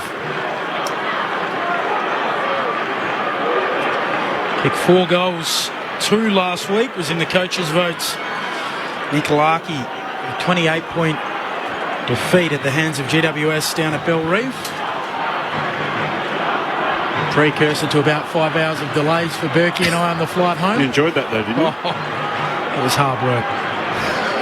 Jeez, Berkey's what was the 5 hours or Berkey? 5 hours. Wardlaw with another centre clearance for the Roos, and they're riding this wave of momentum at the moment. Kick just slipped through the fingers of Stevenson, who ran underneath the ball. Good tackle though, and the crowd's getting involved under the roof here too. Dogs come away with it. Long kick from Scott is a good one. Ugle-Hagan takes the mark right on the point of the centre square. Right half forward. As little as that is, just that ability from Griffin Logue just to bring him to ground, buys so much time for his defenders ahead of the ball. Kick inside 50 was good too, to the right forward pocket. A diving Waitman takes it on his chest. And this will take one of his better kicks. He's marked it about 7 or 8 metres inside the boundary. And he'll have to kick from 50. Ideally in a perfect world, Jamara doesn't get that, but Griffin Logue's been caught out a little bit, and the shape of the ball getting to the open side allows Jamara to find the space, but just his ability to bring him to ground and buy his teammates probably 3 or 4 seconds is a result of Cody Waitman taking this. Doesn't matter. Fourth. Does he have the journey? He does indeed. 4 goals for Cody Waitman this afternoon. And they just get the steadier they needed, the Western Bulldogs. Margin back to 10 points. 20 minutes played in this third quarter on Grandstand AFL. Brad Sewell and Brendan Goddard. I was just about to highlight that, to force a mark inside 50, just wide, and 45 metres out, but he's just gone back and slotted it. So they had a lot of space ahead of the ball when Jamara first took the mark, and then was filled up by North Melbourne players, but they did a really good job to find an uncontested mark in the end. It was a really, really good finish from Waitman. It's like to see Jamara get up quickly off that slow play. He was slow to his haunches, he was slow to get up and turn around, and we've seen that a number of occasions from the Bulldogs, sort of high half forwards when they're around the top of the square, centre square.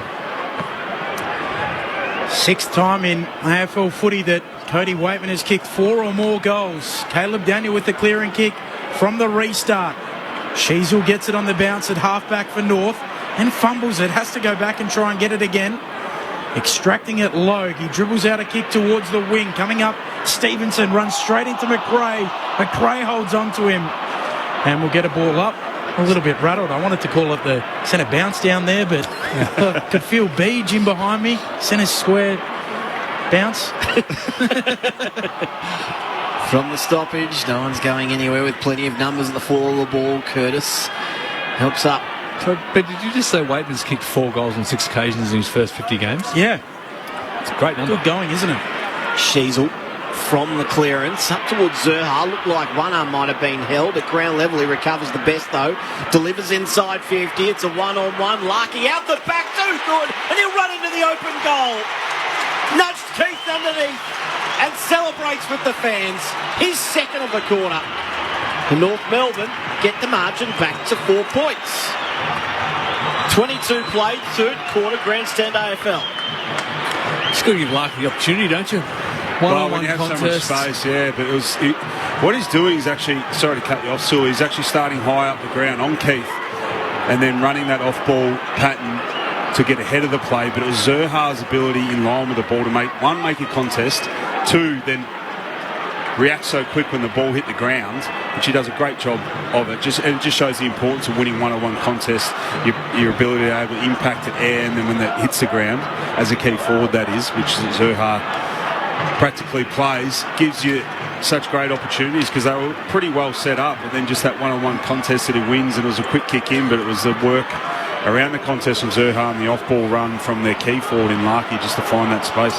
Bontempelli with the clearance off the English tap, but high up and under to the outer edge of the square. West comes up, gathers on the bounce, loses it as he hits the deck, spills out to Treloar, snaps the Dogs inside 50. Off the shins there of Mackay, ricochets away. Lobb will bend over and try and pick it up. Caleb Daniel tries as well. Now Powell applies the tackle on Treloar. And the ball up, right half forward here for the Bulldogs. They lead by 4 points. They got out to 15 points. Since then, North have kicked 3 of the last 4 goals. From the clearance, knocked forward by Bontempelli towards West. Might have been taken without it. Coleman Jones has it. On the boot, caught the play on. Zerha thought he had the mark. Shrugged the tackle, got his arms free.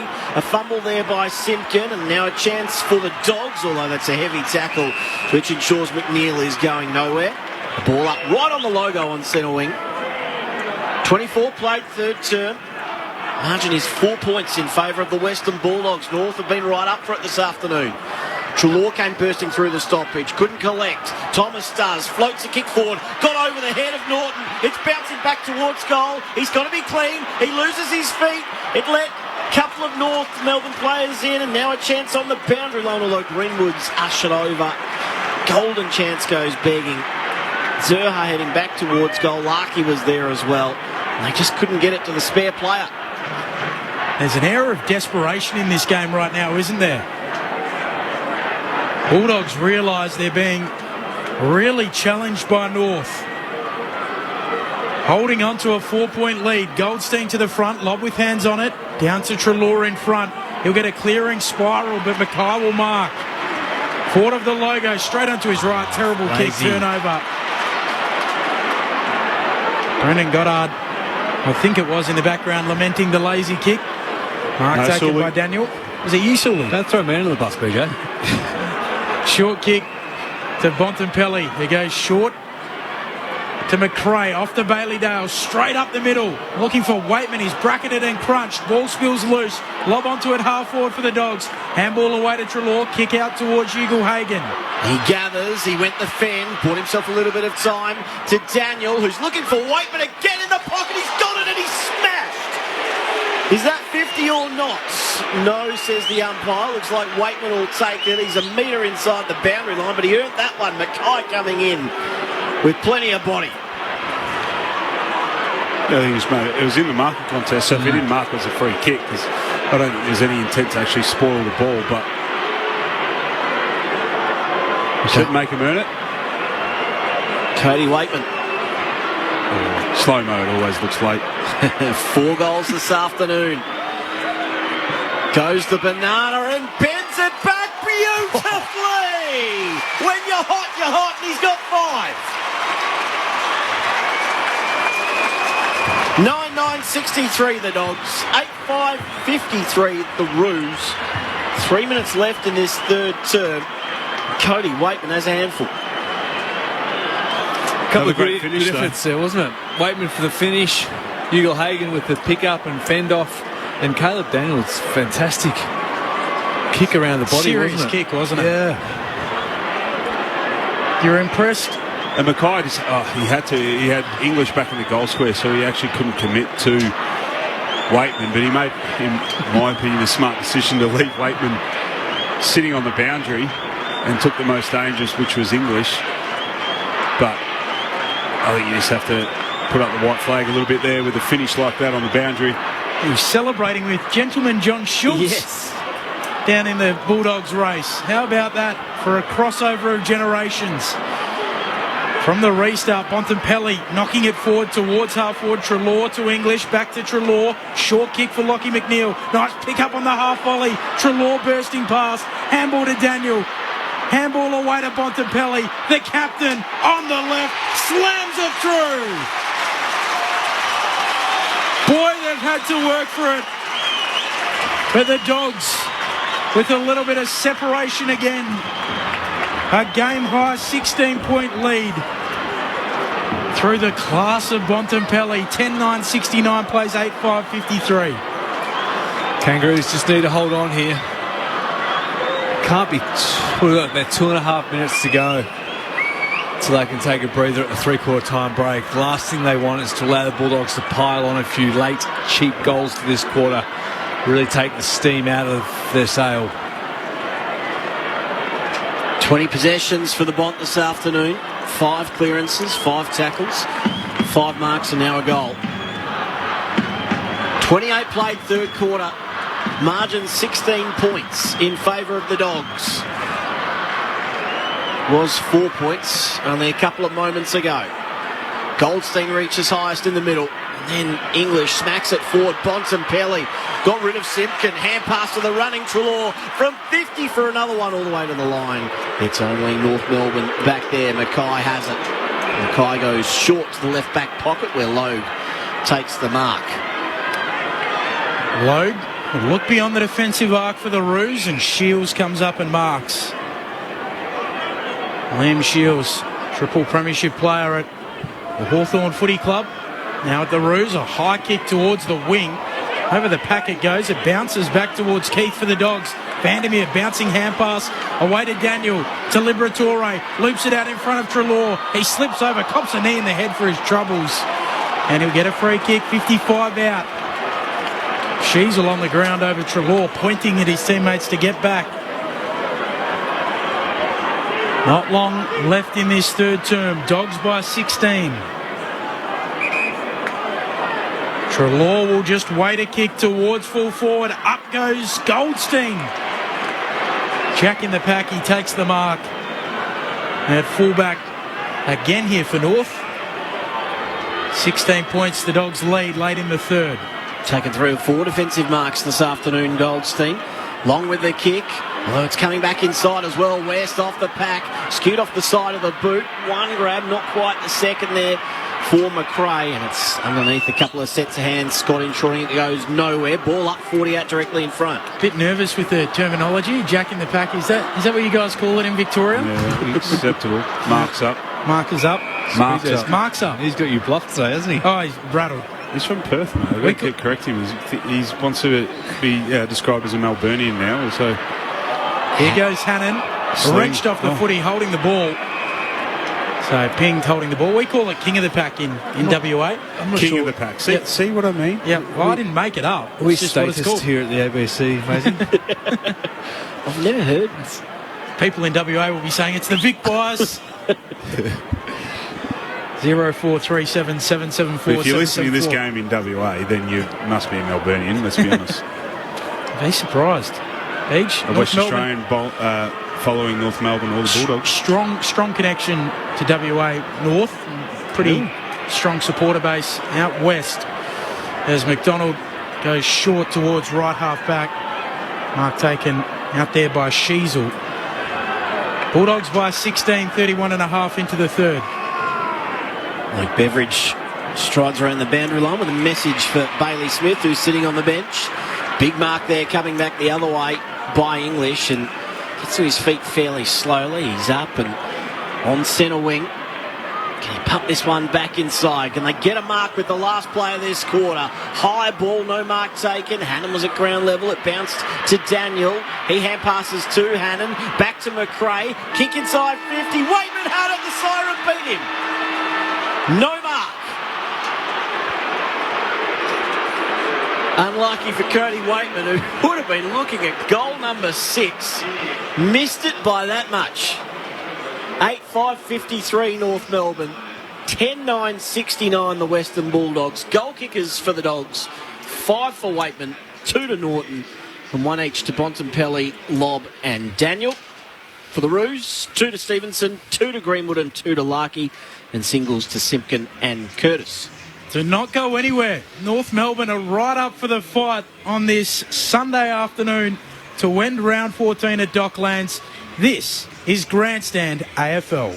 Hello, I'm Patrick Stack, and if you like great stories and you enjoy sport, then I reckon you need ABC Sport Daily in your life. In the most stunning about face I've seen in professional sport, really. We're talking dozens and dozens of sand dune crossings if you're in the 100k. Now an Aussie gets the chance to try and do that. Australia can win this Ashes series, the first time in England since 2001. I personally think he is coaching for his origin life. It's a daily sports conversation, and it's called ABC Sport Daily. Find us on the ABC Listen app. Grandstand AFL. Now streaming every match on the ABC Listen app. Look for the AFL button. Nothing that Baker likes after taking the mark immediately.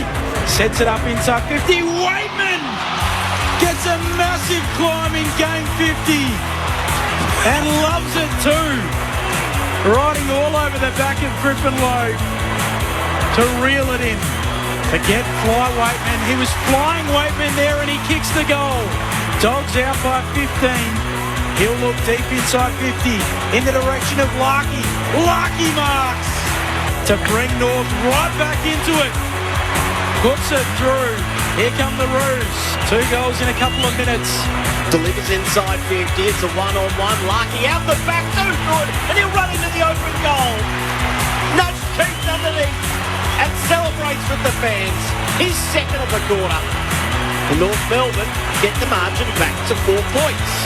To Daniel, who's looking for Waitman again in the pocket. He's got it and he's smashed. Goes the banana and bends it back beautifully.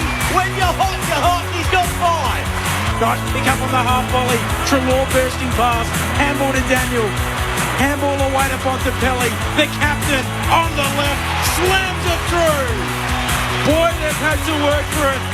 For the Dogs, with a little bit of separation again. The 2023 AFL season. On radio, ABC Sport Digital, and now streaming on the ABC Listen app. Bulldogs leading by 16 points as we turn for home on Grandstand AFL. 10-9-69 plays 8-5-53. We're having fun, which hopefully means you are as well. Here on Grandstand AFL, Brendan Goddard, the St Kilda and Essendon champion, and Brad Sewell, the dual premiership hawk. Entertaining third quarter. Both sides are pressure and intensity. Their intent has been fantastic. We saw Norton go deep into defence, lob forward, and that just seemed to create some... He didn't really have to impact, though, did he, Norton? Well, Norton didn't, but forward of the ball, the synergy seemed to be a little bit cleaner, a little bit better. Maybe Eagle Hagan was playing up a little bit higher. Norton's movement and patterns forward of the ball. Maybe it was just because North Melbourne's pressure just dropped off slightly, allowing the Bulldogs to kick away. But that was only late. Cody Waitman's been fantastic in the forward half, making the most of each and every chance he's had. And as we've said, the challenge now for the Kangaroos is just to stay within arm's length. Young, immature side. It is tiresome. And they have had a crack early. So you can see every time the camera switches to the coach's box, Brett Ratton is riding every bump. So hopefully for his sake, they can stay within this game. And the Bulldogs, if they want to be the side that they are going into this second half of the year, they need to kick away with this game now and really put the Kangaroos to the sword. Yeah, I just think it's more about how they play too. It's 56-27 inside 50, so you'd say they're doing a pretty good job at restricting the opportunities from North Melbourne, but they're just so efficient going forward, so that's a little bit concerning. But I think as a whole, Bevo and the coaching group will be pretty happy with the way the game looks. After the first quarter, they got on top around the contest, the contested footy, and then they're able to gain ground and get territory and time in forward half. I'd don't have the stat at the minute if you want to give it to me, Sully, if you've got time there, but I'm assuming that's heavily in favour of the Bulldogs. So it's just the way it looks and feels. It's a strong brand of footy that hold up. That's why I don't think North Melbourne, just this slingshot, somewhat opportunistic brand of footy they are playing. That they've had, what's the score? They've had 13 scoring shots from 27 inside 50s, so they're only going at 50%. But they can't rely on that. That's not sustainable. Against most oppositions each week, when you continually have as little as, let's just say 30, low 30s inside 50s by the end of this last quarter, it's just not giving your forwards a good enough chance, and it's not sustainable. So I think as a whole, the Bulldogs will be really happy with the way they're going.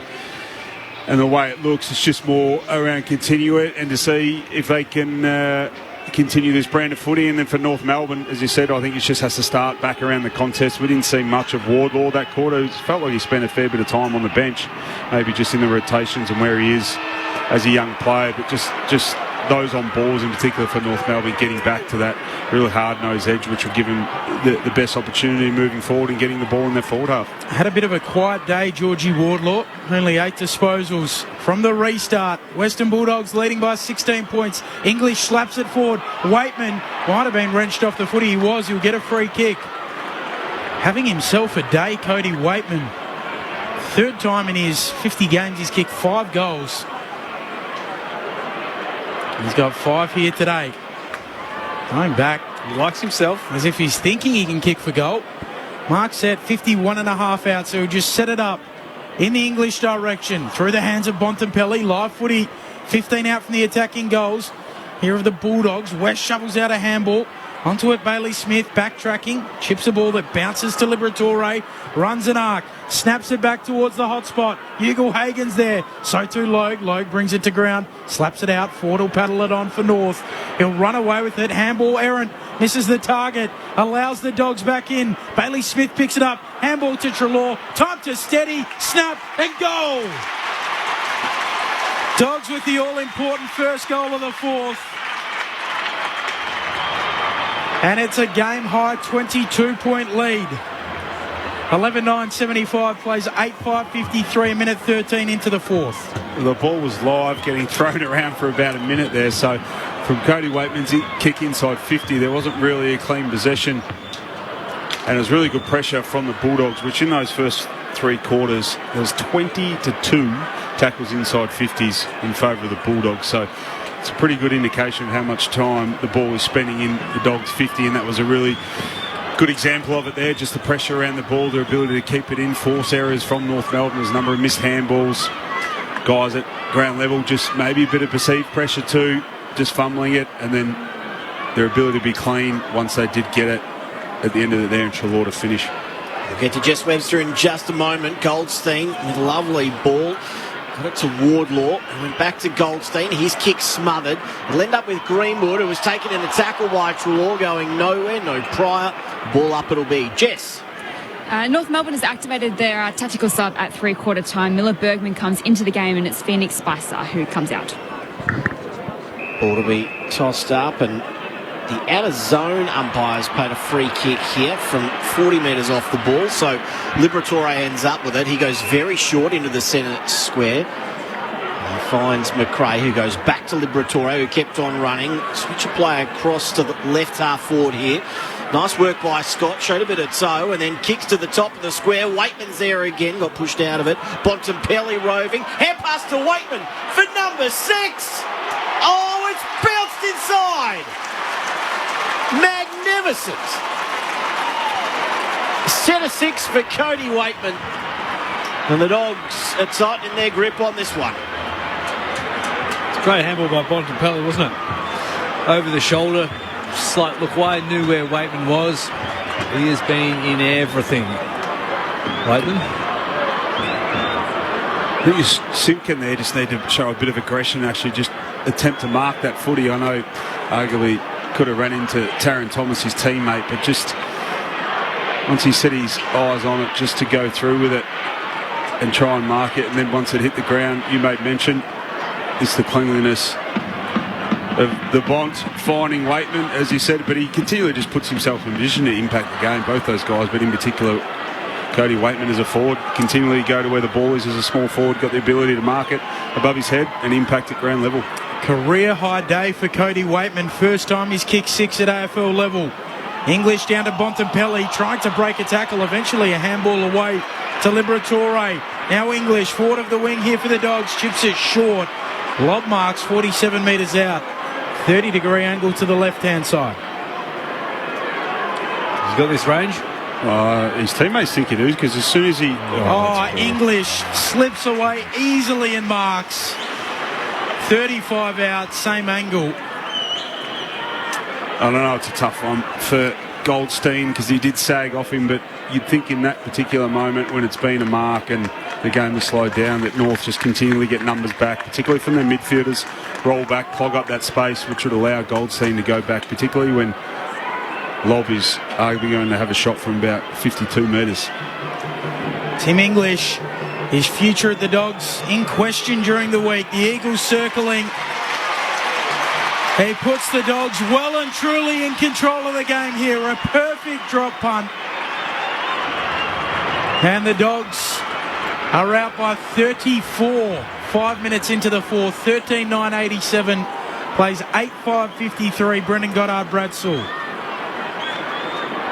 And that's a sign of a young team too, isn't it, Sully? Just the ability to concentrate, really, because as I highlighted, that when it's a slow play, Lob would have arguably had to kick it from 55, so Goldstein's got back as the opposing ruckman, which you want him to do to affect the ball in the line or in the goal square, and it falls short. But with that, you've probably got a good 7 or 8 seconds for your midfielders in particular to get back for North Melbourne. Its ability to sustain the game and keep concentrating. So even the defenders, when they see that space, scream and yell at your midfielders, get back here, help us out, fill up the space. But everyone, North Melbourne, just switched off. Bounce in the middle. English outside the contest to Bontempelli again. Hand pass was looking for McNeil. It bounced towards English, who hand passed even wider. Scott couldn't quite grab it. Bontempelli did. He was so clean at ground level. Off to English. His hand pass knocked down, and then Bontempelli turns tackler. Forced the pressure. It's out of bounds right in front of the interchange benches. We said his name a lot, haven't we? Or you guys have anyway in the first 5 minutes. So the Bont just standing up, really impacting this game around stoppages, around clearance, around the contest. 25 minutes into the third quarter, the margin was 4 points. It's now 34 in favour of the Dogs. 5 goals since then from the stop. Tackle ensures Wardlaw's going nowhere. It's that man again, Bontempelli, who gets to his feet right in front of Jess Webster. You mentioned Cody Waitman, 6 goals, obviously a career best. He actually kicked 5 goals the last time that the Dogs played North in round 5 last season. So he's now kicked 11 goals in the last 2 games that he's played North Melbourne, causing them all sorts of nightmares. Umpire puts it up. English trying to take it out of the ruck. Goldstein steals it from his hands, gives it off to Sheasel. North training handballs through the middle. Here's their sub Bergman, floating a left-footed kick to half forward. Ford drops the mark. Larkey roves. Handball too hot for Zurha. Handball back to Sheasel. High kick to half forward. Zurha going up and at it, and paid the mark right on the arc of attacking 50 here for North Melbourne. Was that a mowing line then, you reckon, Sully? Went high, which helped, I reckon. Makes it look a little further, doesn't it? Zurha put this low to the top of the square. It was over quite a few heads. It ricocheted back to Larkey. And then Smith tries to get away. Finally got a hand pass away. Keith there. He hand passes to space more than anything. North will be happy to see this out of bounds. And now they can reset for a stoppage inside attacking 50. Ball to be thrown in 15 around from the behind post. So 34 points the margin. Thrown back in. Goldstein palms it down. Big tackle that time by Zurha. Ensures it's going nowhere. It spills at the last moment. Powell breaks through and kicks the goal. Nice work inside attacking 50. His first of the afternoon. North Melbourne have their 9th. Margin back to 28 points. Just walked through there, Powell, didn't he? Seemed all a little bit too easy. Bulldogs went to sleep, ball spilled out, expecting maybe the umpire to blow his whistle. They seem to have let it go a fair bit in tackles today. I know Bontempelli's had a couple of times where it looked like he was going to get caught for holding the ball, and then even on that occasion, just not blowing their whistle and getting the hand pass away at the last moment.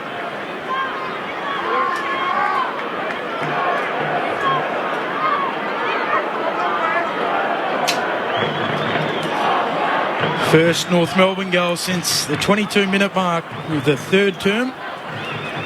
That goal brought it back to 4 points, as Maisie mentioned. There's 5 unanswered goals for the Western Bulldogs from that point onwards to get it out to 34, and now back to 28 with that Powell goal. Secondary ball up in the middle, slapping it out Goldstein, onto it Phillips. Doesn't have a hand free, so somehow has to get it onto the boot. Chopped off by Dale at halfback for the Dogs. Handball to Smith, sweeping handball to McRae. Stops and goes back towards Scott, puts him under pressure. Scott flicks it out, straight to Stevenson.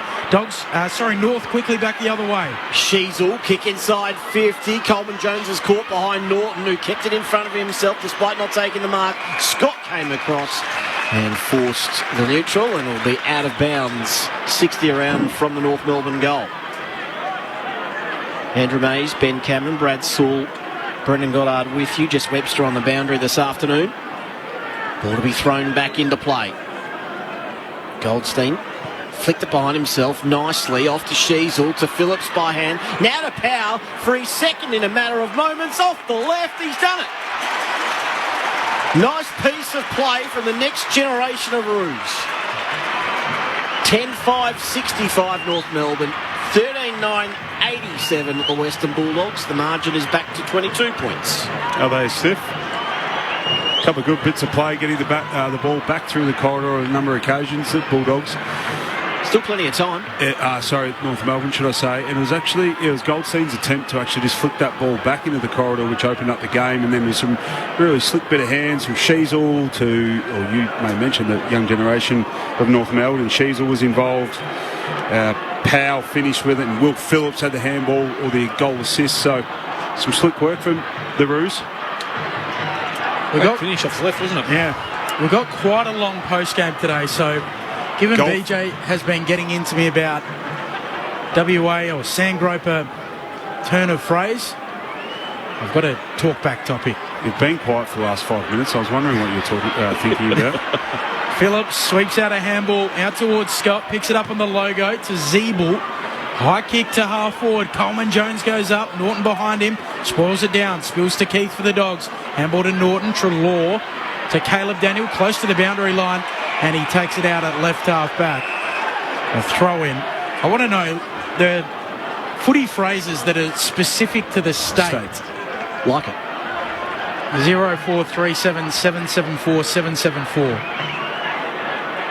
Umpire flings it back in.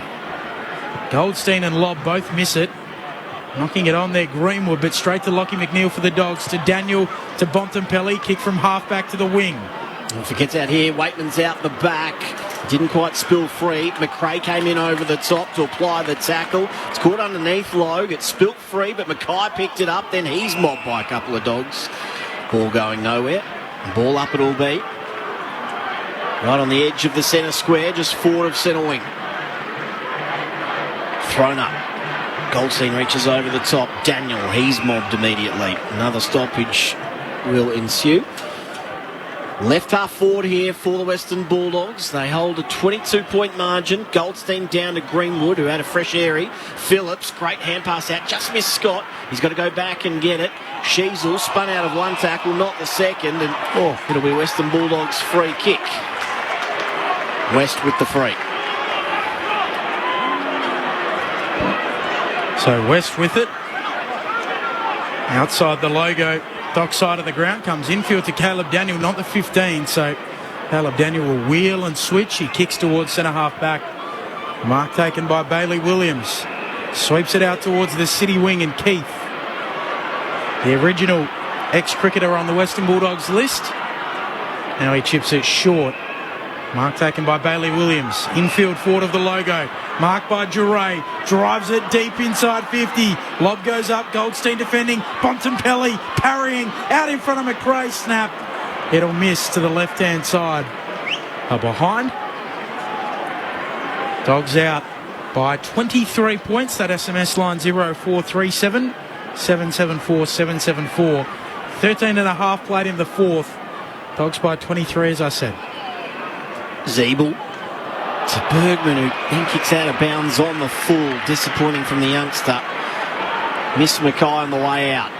So the free kick to McNeil, who goes short, and the mark taken by Hannon, who thinks he's got the journey. He's marked that right on 50, so still have to go all of 55 metres to carry the line.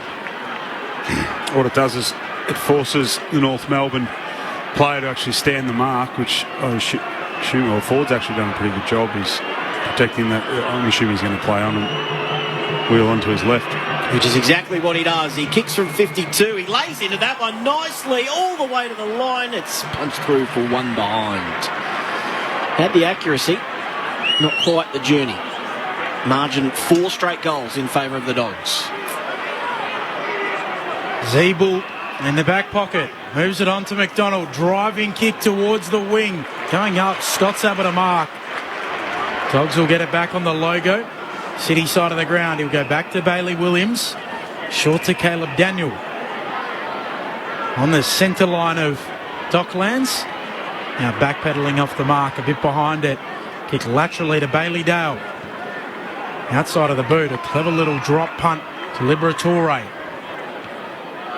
Between the edge of the square and the logo. Short to Keith, who tries to take on Coleman Jones. Has to go back by hand to Liberatore, who'll go out to half forward, and Ugle-Hagan. 70 out from goal for the Dogs. They lead by 24. Ugle-Hagan, nothing he likes initially. When he's right in the end, drills it inside 50. Up strongly, McDonald marks defensively for the Roos at fullback. Didn't quite have the penetration of his left boot. And this is going to be 50 as well for Shields, who took the mark in the back pocket. I think Baker might have just drifted over the line, and now Shields can go right through the middle. A long high kick. It'll land inside 50. Coleman Jones gets there, presents and takes the mark. He hand passes to Sheasel. To sink his slipper in from 50. He sliced it a little bit, and then the mark for Larkey. He was caught behind out of that contest, able to wrestle his way to the front. Hand passes from the ground to Stevenson, who kicks it from 30 centimetres out. He's got his third, and North Melbourne are just hanging around. 3 straight goals the margin.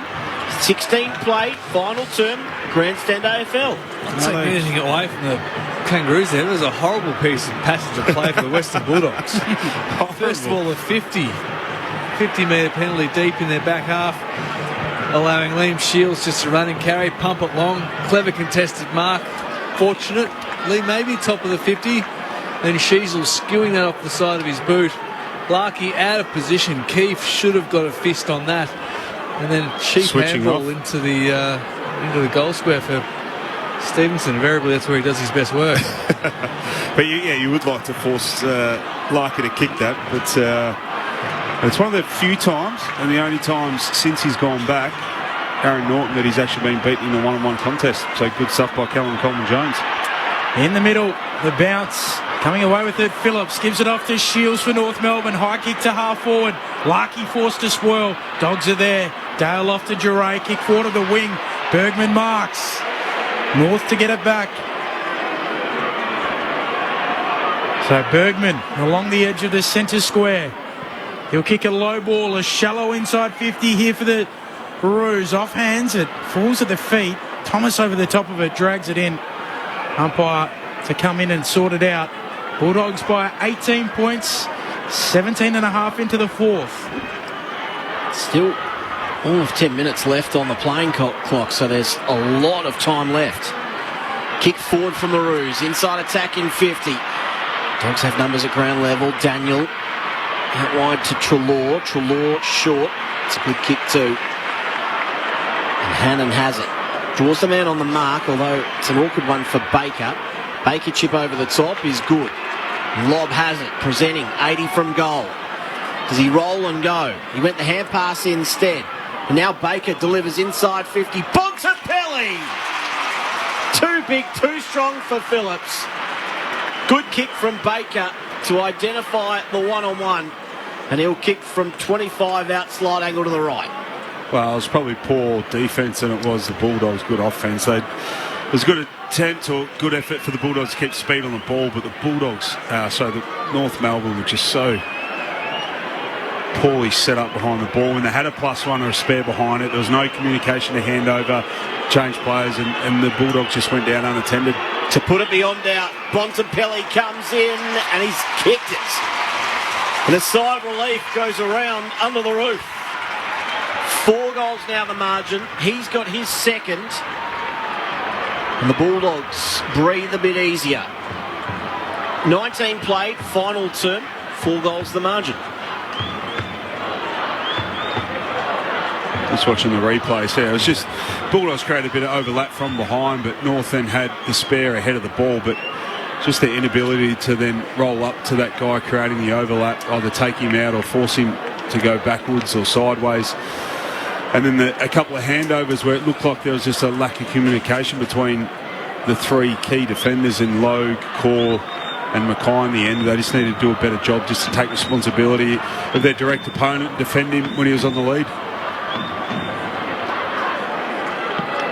So back out by 4 goals neat, the Western Bulldogs. English hooking it down. Bontempelli, the goal kicker, onto it. Snapping the Dogs inside 50. Smith knocks it down. Lockie McNeil twisting, turning, shipping. Hannon marking. 45 metres out. Tight angle, left half forward. A 45-degree angle for Mitch Hannon. Again, it was that man, Bontempelli, that got the centre square bounce that started the offensive chain for the Bulldogs. So I want to say wasn't in terms of disposals, wasn't quite, but I don't think his impact on the game in the first quarter was significant. But this last quarter right now has been really, really impactful. Mitchie Hannon, the kick off the boot looks nice. It's a little narrow. Not to be. 25 points. 20 and a half minutes into the fourth. It would have been a little cherry on top for the Dogs fans in attendance here today. Thomas with the kick out for North Melbourne. Coleman Jones will leap from 3 deep. Couldn't bring it down. At ground level, Stevenson first there. Hand pass, Sol Phillips into trouble. Still got his hands free to Simpkin. Nice turn. Low. Now back to Simpkin. Caught on his left. Has to go back inside defensive 50. He's turned it over, although Bergman's able to mop up for the Roos. Hand pass to Core. Hand pass to McDonald, who goes long. Larkey presenting up beyond the wing. Punched away from him. McRae gets it and just bangs it high. Back inside attacking 50. Coming out very strongly was Hannon. Cleaned up McDonald. The spillage to Waitman. Gave it to Bontempelli for the cherry on top.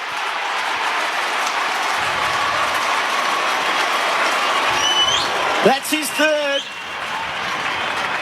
And Bontempelli has stood up when it mattered most under the roof. Margin now 31 points in favour of the Dogs. 21 played final term on Grandstand AFL. His last quarter has been huge. Yeah, it has been huge, yeah. It was great contest from Hannon too, just to give him a bit of a shout out for making that contest. The beast that BJ created, these big body midfielders running around. Glad you brought that up, mate. I look after you, even if you've just been getting me all day. 31 points. Geez, a player, Bontempelli. Thrilled to come watch him week in, week out. Sula's got the votes after the game, so it'll be tough for him. Waitman was 6. Bontempelli influential. Here goes Thomas out of the middle for North, floating a kick into the forward pocket, unable to mark Zerha. A loose footy, 20 out from the attacking goal. Scrimmage of players, not coming out just yet. And we'll try again with the ball up. 23 minutes into the fourth term on Grandstand AFL. Dogs by 31. They're going to win for the 8th time this year. Goldstein to Thomas, who's caught in the pocket unselfishly, puts it at the top of goals, and Larkey takes a very strong mark. 25 out directly in front. How many's Larkey got for the day? Has he? He has got 2. But he gave off that one on the goal line. Yeah. Silly. Look at Benjamin. In comes Larkey, 25 out directly in front, and squeezes it through for his third of the afternoon. You were forward, Ben? Oh, clearly. I don't think I did much, wherever I was, BJ. Were you a forward, mate? yeah, probably high half forward, Death Valley. Oh, high half forward. So you had a big tank to do, Joe, but get up to the stoppage, get back with speed. No, he's had a pretty good day. I just thought he's looked just really threatening every time he goes near the ball. And what's a good thing and what good and great tall forwards do is continually just make a contest. So not get outmarked and then take their fair share of contested marks themselves. So he definitely does that. But I've loved his agility and his ability to get up the ground, and then, which I think it's a strength of his running power. But I'm not going to liken him too, but it reminds me of an ex-teammate, Nick Rewalt, but just his ability when he does have strong key defenders, get him up the ground and use his strengths to get back and lose them in transition.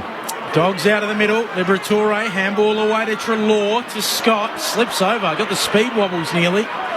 Retreats with the handball back to Treloar. He stops, props, kicks inside 50. Waitman going up again. Doesn't take the mark. Staying down McDonald for North. Handball away to Mackay under pressure. Coming through, Lockie McNeil. Steals it. Handball to Waitman. Waitman still going after it. Mackay handball away to McDonald, to Thomas.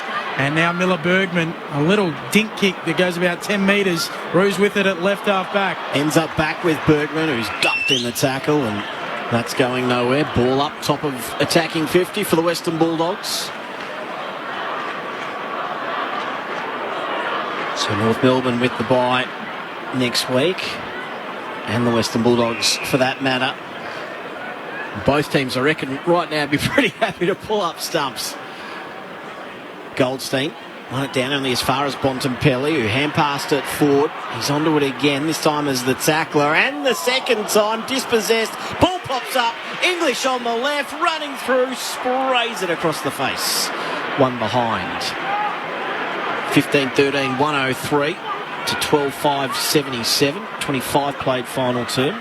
Just the agility, though, from Tim English. Just another midfielder. Extraordinary. Kick from Scott towards the wing. Larkey underneath it. Two best rucks in the game at the moment. English and Ryan Marshall. Max Gawn. Hello to Max Gawn. A pretty decent player as well. Limited Max. I like that order. Yep. Larkey with the kick forward of the logo, and English comes in from the side and takes the mark.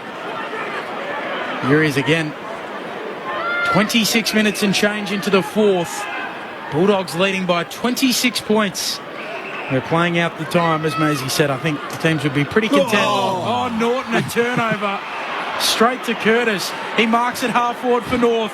Wheels around. Kicks a mongrel to full forward. Zerha! What a mark! Bracketed by a couple. Brings it down. Gets up. Whacks it through. Brilliant. The umpire on the goal line. The goal umpire wants to check it. Really? I'm not sure what for. I don't think he saw whether it hit the post. Oh, it's actually closer than we think. We got a sight on view here if you're listening at home, and he slammed it through, but he was pretty happy with it though, wasn't he? So yeah. He did take a contested mark on two key defenders in Keith and the man that turned it over, which is Norton. Flat line on the Snicko. So it will be a goal for Zerha, and that should bring it back to a 20-point lead the way of the Western Bulldogs. They won't get away with the Kangaroos. No. I was just about to mention, I said, Norton would appreciate this as now a backman just starting to stat up late in the quarter. Just before I said it. I'm thinking Norton's got the right ideas. A couple of brain fades late. Make sure he goes forward next week. Yeah, I want to play too well. Yeah. Oh, the Favola one. As a defender, as a forward playing back. Go to Fraser Garrett in the first quarter and said, I'll teach you, Dennis Pagan, never do this ever again. And Fraser kicked 7 on him in the first quarter. He was back at full forward at the start of the second. But I was saying he'd feel good about himself just getting a few cheap ones, as we all did back in the day as defenders. Kick backwards and sideways, and then he turned it over. Zerha rolling with the glove today too, maybe inspired by his manager Brett Delidio. He used to roll with the glove a little bit. English down towards Liberatore, who looked for Bontempelli, couldn't find him. Turnover ball, Simpkin, kick inside 50, Stevenson almost. And then Curtis onto it. He'll kick it off the outside of the left boot. Does it bend back? Oh, unlucky. Looked like it was going to and skipped forward one extra bounce.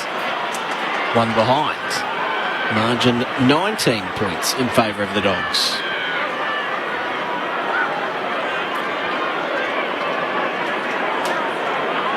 Well, they need 4 scoring shots.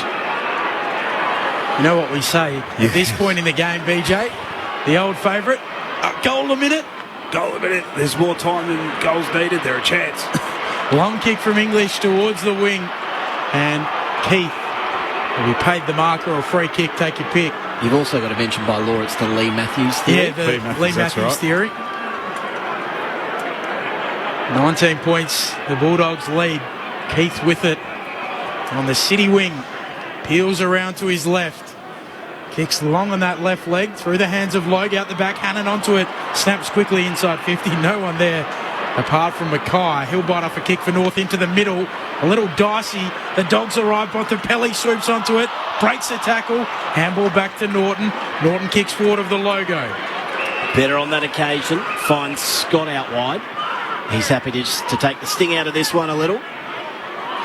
Margin 19 points in favour of the Dogs. Kicks inside 50. Big punch from Logue. And Scott was there to rove it nicely. Snap to Stevenson. They can keep going here through Ford, who draws the opponent. Off to Powell. He was looking for a kick, nothing much presented, so he bites it off into the middle. It could work out, although it doesn't. Intercepted McNeil. Kick inside 50. Is it going to be too wide for Ugle-Hagan? It looked like it. It bounced on its point. Back inside to Waitman, and the man of the moment has it again. 45 out, 45-degree angle to the left. He's going back for number 7. Sully's hoping he kicks it just to put the votes to bed. You reckon if he kicks this, he's POG? It's a big call. Yeah.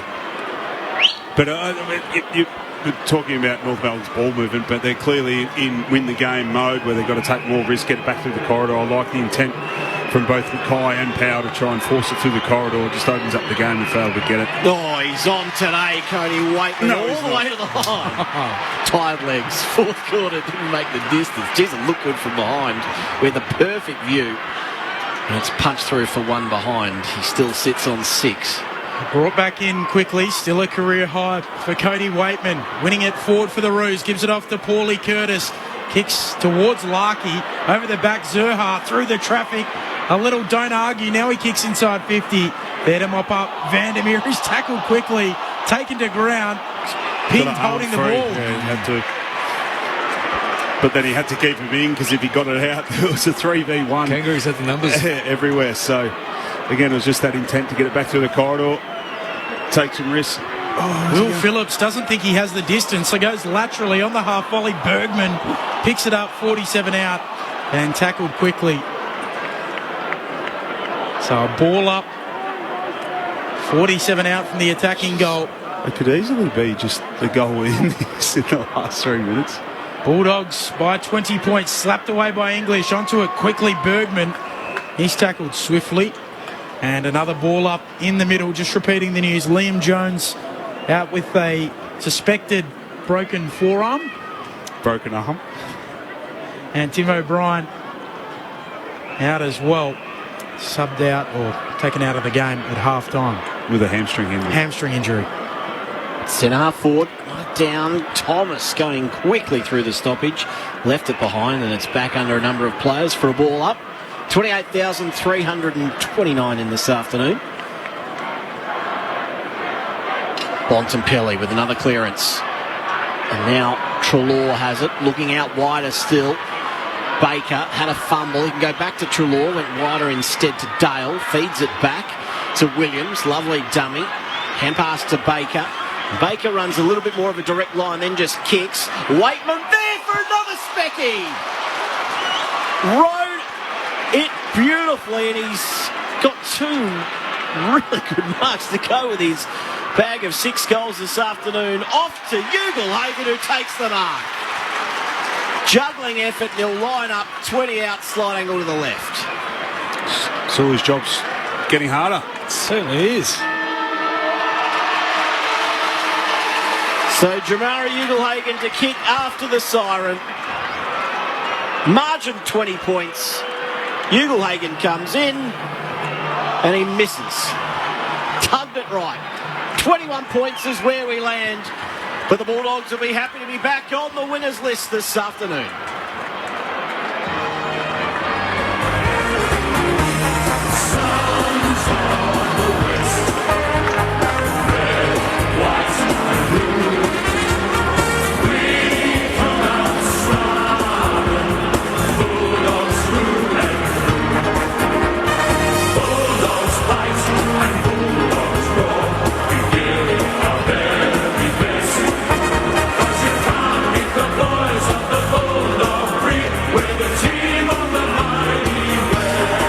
Western Bulldogs 15-15-105 defeating North Melbourne 13-6-84. North Melbourne led by 14 at quarter time. The Dogs had it by 6 at the main break. They led by 16 at three-quarter time. And the final margin, 21 points. 6 to Wakeman, 3 to Bontempelli, 2 to Norton Singles, to English, Trelaw, Daniel and Lobb. For the Roos, 3 to Larkey, 3 to Stevenson, 2 to Greenwood and Powell, 1 each to Curtis, Simpkin and Zerha. Sons of the West, red, white and blue, we come out snarling, Bulldogs through and through. Bulldogs fight and Bulldogs roar, we give our very best, 'cause you can't beat the boys of the Bulldog breed, we're the team of the mighty West.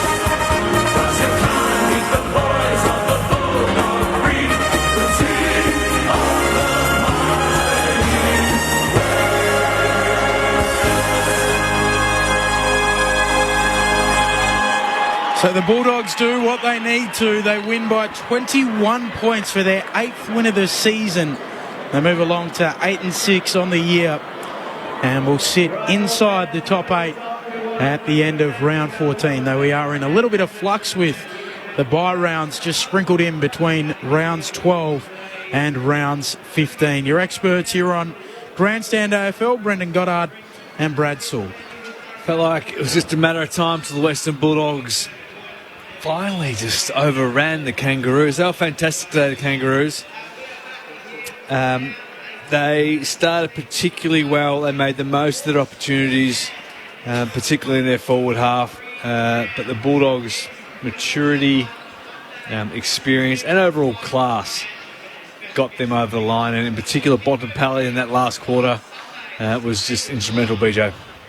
Yeah, he was. I think you may mention that North Melbourne did a really good job. It felt like just to hold up the damn wall for as long as they did, but it was only a matter of time. We spoke at three-quarter time about the brand they were playing. It's exciting, and they look dangerous going forward. It just wasn't sustainable. And based off the amount of opportunities, the inside 50s that the Bulldogs were having, it was just a matter of time. We felt that, yeah, the damn wall broke, and it did there in the last quarter off the back end of of Bontempelli.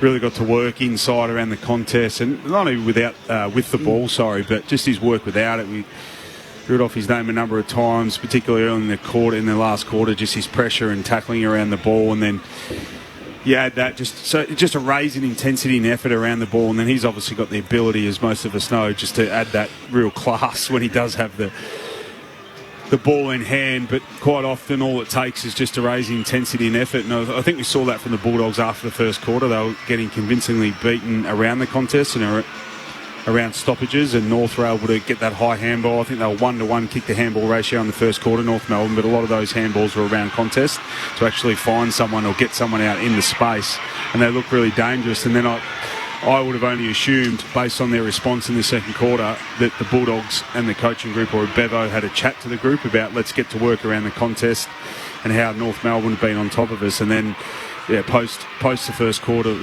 was really dominant display from the Bulldogs, and they really had the game on their terms. And I think they'd be really pleased, as much as they were only just in front for most of the game, that they had the game on their terms. And that's, you get a team like North Melbourne up and coming, and they got nothing to lose.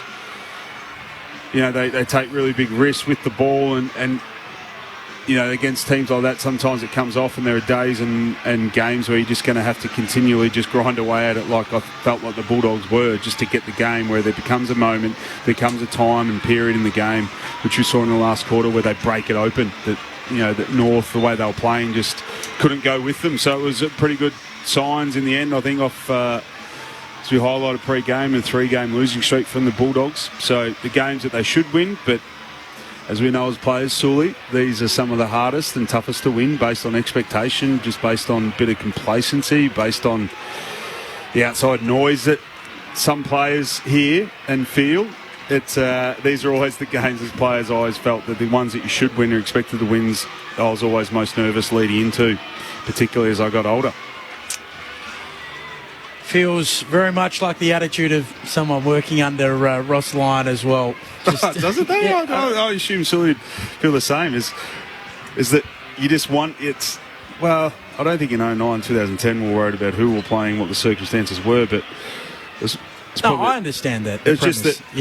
Yeah, that it was always... I was always a little bit more on edge, and I think, like you're alluding to, the coach is always a little bit more on edge coming into these games when you're a team like the Bulldogs are expected to be top 8, if not top 4, coming up a young developing team in North Melbourne that everyone expects you to win, that they're a little bit more on edge and you're a little bit nervous about how the players prepare, and as much as you say during the week, players go away and they spend, out of 24 hours in a day, they spend...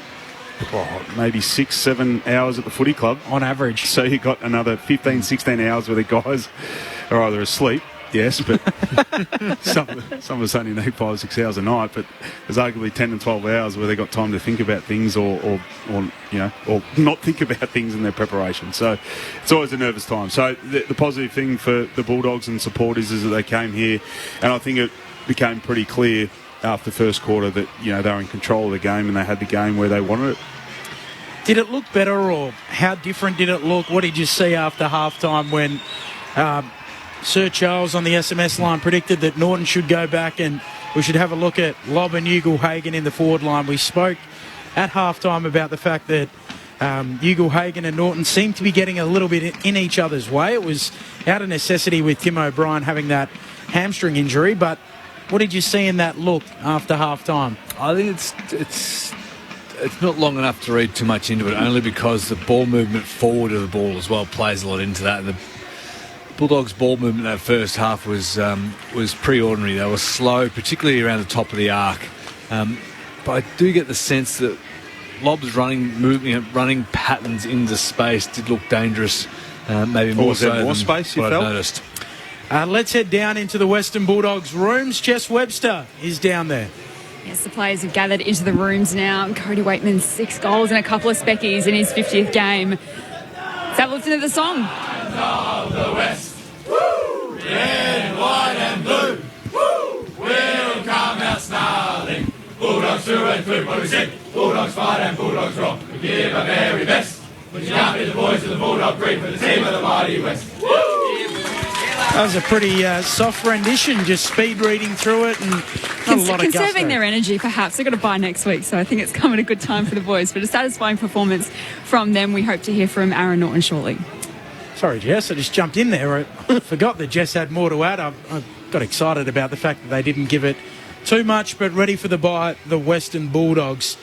Cody Waitman's game, heck of an effort. But just on that, Norton back, but what it does, so when you got Lobb, Norton, Jamara there, so they're obviously arguably 3 talls. Jamara's a bit more kind of that medium tall, but then he goes back being Norton, and then he gets replaced by arguably a small to medium forward, which then generally they find themselves further up the ground. So arguably, thinking about it, it does open up a bit more space. So back to Sully's comment just around Lobb, looked like he was moving better and finding more space. I think you're going to find that there actually is a bit more space when you take out a tall, because generally they live a little bit deeper. So when you throw a small or a mid, they encourage, and most game plans are to get up the ground, help out in defence. And then because of that, at stoppages too, but they generally find a bit more space. So it kind of makes sense. So just looking for a reason why Lobb, but it's harder to tell because clearly Bulldogs dominated in the second half. So their forwards did look better ahead of the ball. So, and Norton wasn't probably involved in as many defensive efforts and contests as the key backs of the Bulldogs were involved in the first half. Yeah, because they dominated. Because they dominated. Yeah. So it's a sample size, as we know, and people have been kind of calling for it, and why hasn't it happened? So, because I hope kind of predicting the future, right, and probably the next couple of days where people are like, wow, well, this should have happened a long time ago, and look at the outcome. But really, it's a small sample size based on the game, regardless of what happened, whether Norton went back or forward. I think it would have worked in the second half because of the dominance of the Bulldogs and the Bulldogs midfielders in particular. Well, let's hear from the man himself. He's downstairs with Jess Webster. Thanks, Ben. Here with Aaron Norton. A really important win for the club heading into the bye after a few losses in a row. That North, they tested you early, but you were good enough to come away with a win. Talk us through how you got it done. Yeah, you think it's important for us to get a win before the bye. Our last couple of weeks probably haven't been up to the standard, and North Melbourne, credit to them, they were physical and played really well tonight, and they took it up to us at certain periods of the game. But just important for us to get the win going to the bye. And you have been playing some good footy despite not getting the wins on the board in the last month or so, playing against quality opposition. What's the general consensus about where this group is at as we head into the halfway point of this season?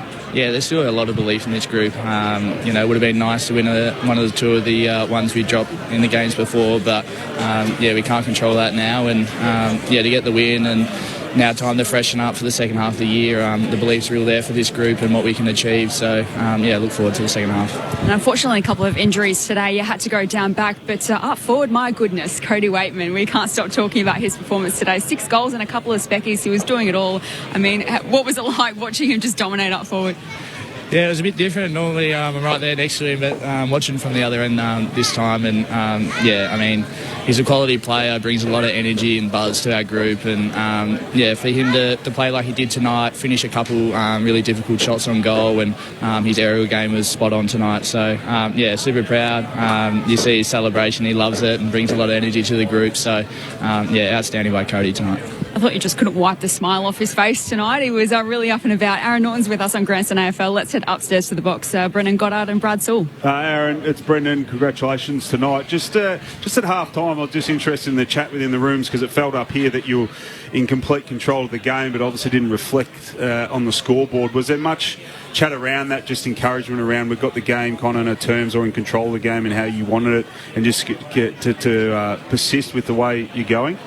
Yeah, a little bit. I think we got done out the back a little bit on long down the line contests. So that was one area of the game we wanted to tidy up in the second half, which I think we did, which stopped the sort of overlap run and handball change and getting us out the back. So I think our midfield are really solid tonight. Dominated the clearances, which we always love to get some forward territory, and tidy up a few defensive things in that second half. And good to come away with the win. And we have to mention just about your move to full back, mate. We're actually talking about it just prior to you guys going out after half time, and how maybe you could swing the magnets, or Bevo could swing the magnets. So, do you enjoy? I know you spent a little bit of time there before, but do you enjoy your time back there? And you obviously get a different feel and view on the whole game that's in front of you. Yeah, a little bit. I haven't played there for a few years. I do like kicking goals now, but I think, the team needed me down there. Obviously, Liam Jones and Tim O'Brien went down, and our two key defenders. So, it was good to get down there with the boys and just help the team, but most importantly, and, because we were lacking key defenders, and, I've played there before, so I can do that role when need be. You need to take a leaf out of Brendan Favola's book, we were saying. When he was put back by Dennis Pagan, he allowed Fraser Garrick, G-Train, to kick 5 on him in the first quarter and said, "You'll never do that again." Yeah, maybe. I think Bevo likes me up forward, so I don't have to do that. Yeah.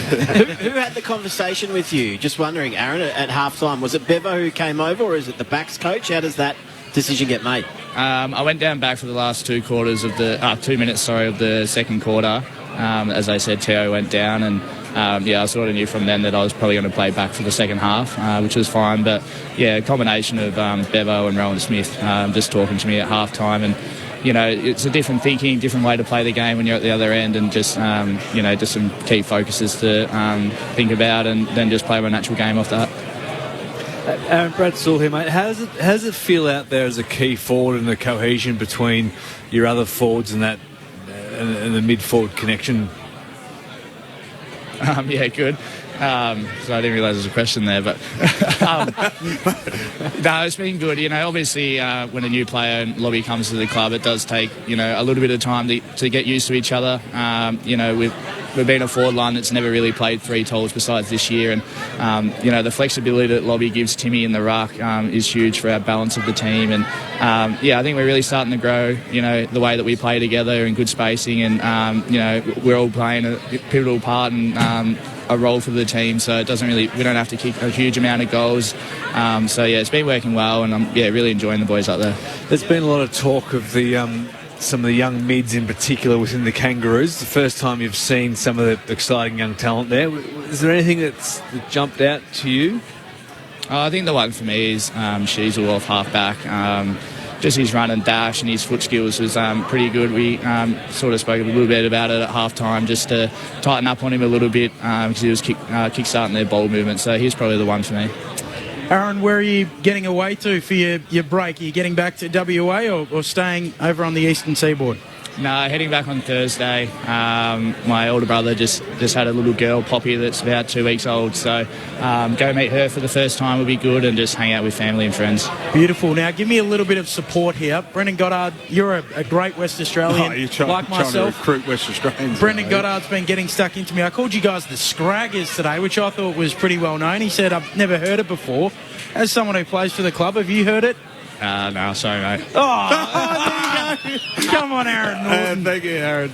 Well, I think it's a very old term used by the old Western Bulldogs Footscray faithful. So yeah. I'm glad. So it obviously doesn't get thrown around by the boys or the club very often then, does it, Aaron? This is the players' fraternity sticking together. What about if you're playing a game in the schoolyard and there's one person out in front of a pack kicking it to the pack and people are trying to take a mark? What would you call that game? King of the Pack. Yeah. Oh, yeah, I called it King of the Pack today. BJ wasn't having it. Enjoy your break. Thanks for your time, Aaron Norton. All right, thanks, guys. Not sure he's that into that at the end, but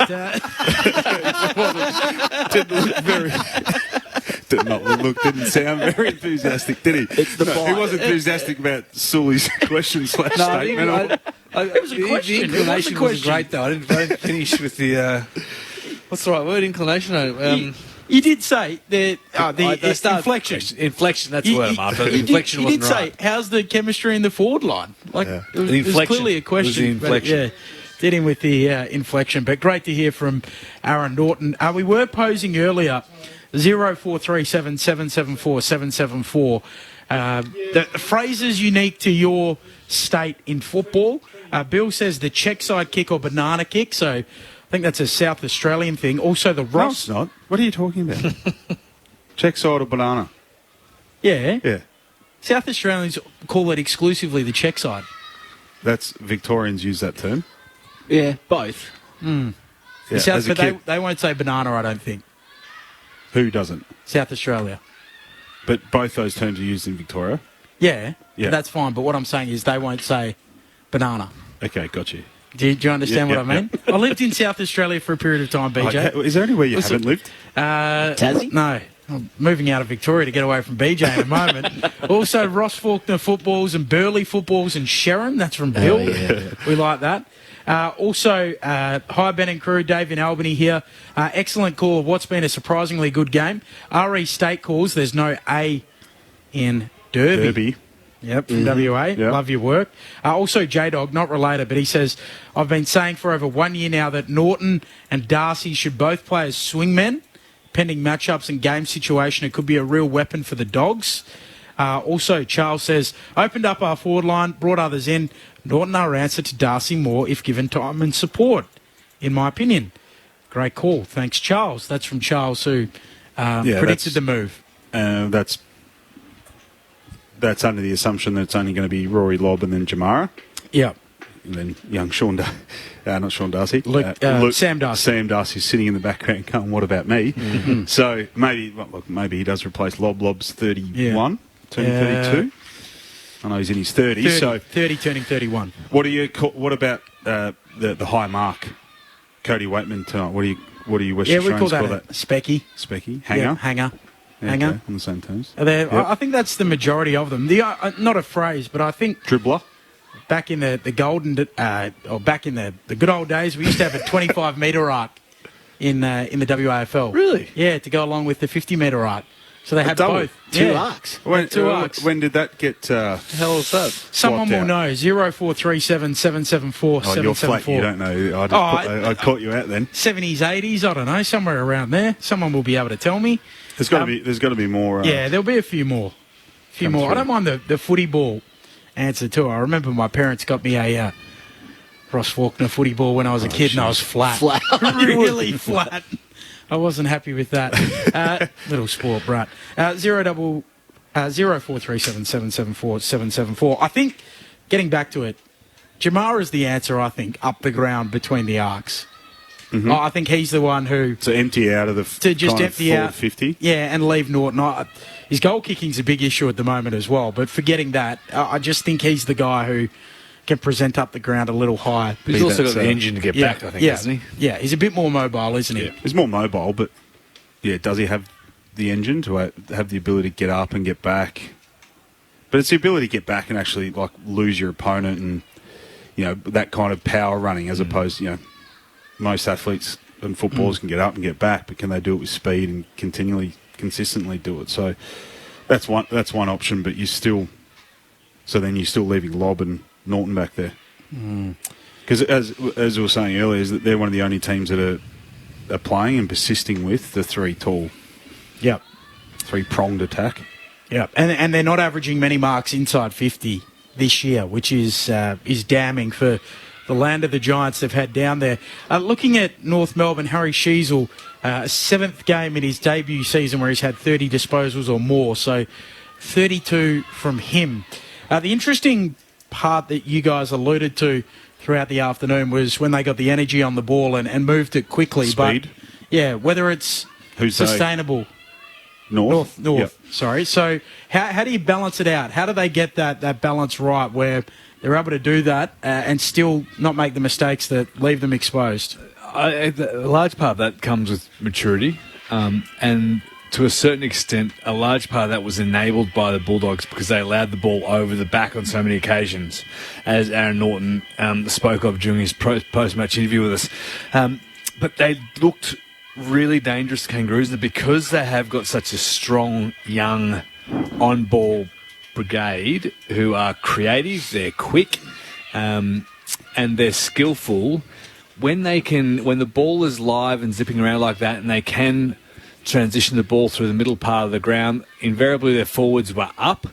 So when they're moving the ball through and everybody's running back towards goal, there is space for the likes of Larky to be able to turn his defender around and get really dangerous. So it becomes a matter of experience to know when they can put their foot in the accelerator and get forward to the ball like that, and when they need to be able to just hold on to the ball, chip it around, and take some pace out of the game.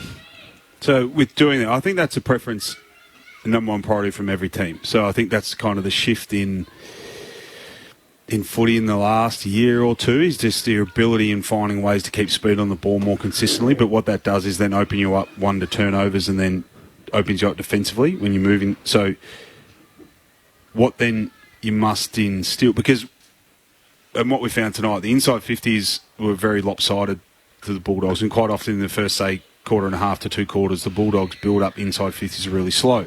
But then what that helps them do is actually defend behind the ball, because it gives them more time to set up. So if they do lose it, intercept mark or at ground level inside 50, they're actually set up really well to defend. But when you go with speed on the ball, there's obviously less numbers inside 50, so if you do turn it over, the likelihood of the ball bouncing straight back out is really high. So then it's your ability to actually make smart decisions behind the ball, quicker, smarter decisions to set up the field, so defenders to able to then, when they do get speed on the ball, and if the opposition win it, either at ground level or turnover, that they actually then have the ability to slow them down. So then it's not just bouncing straight back out, because then you're chasing tail and you're less likely to lock it inside 50.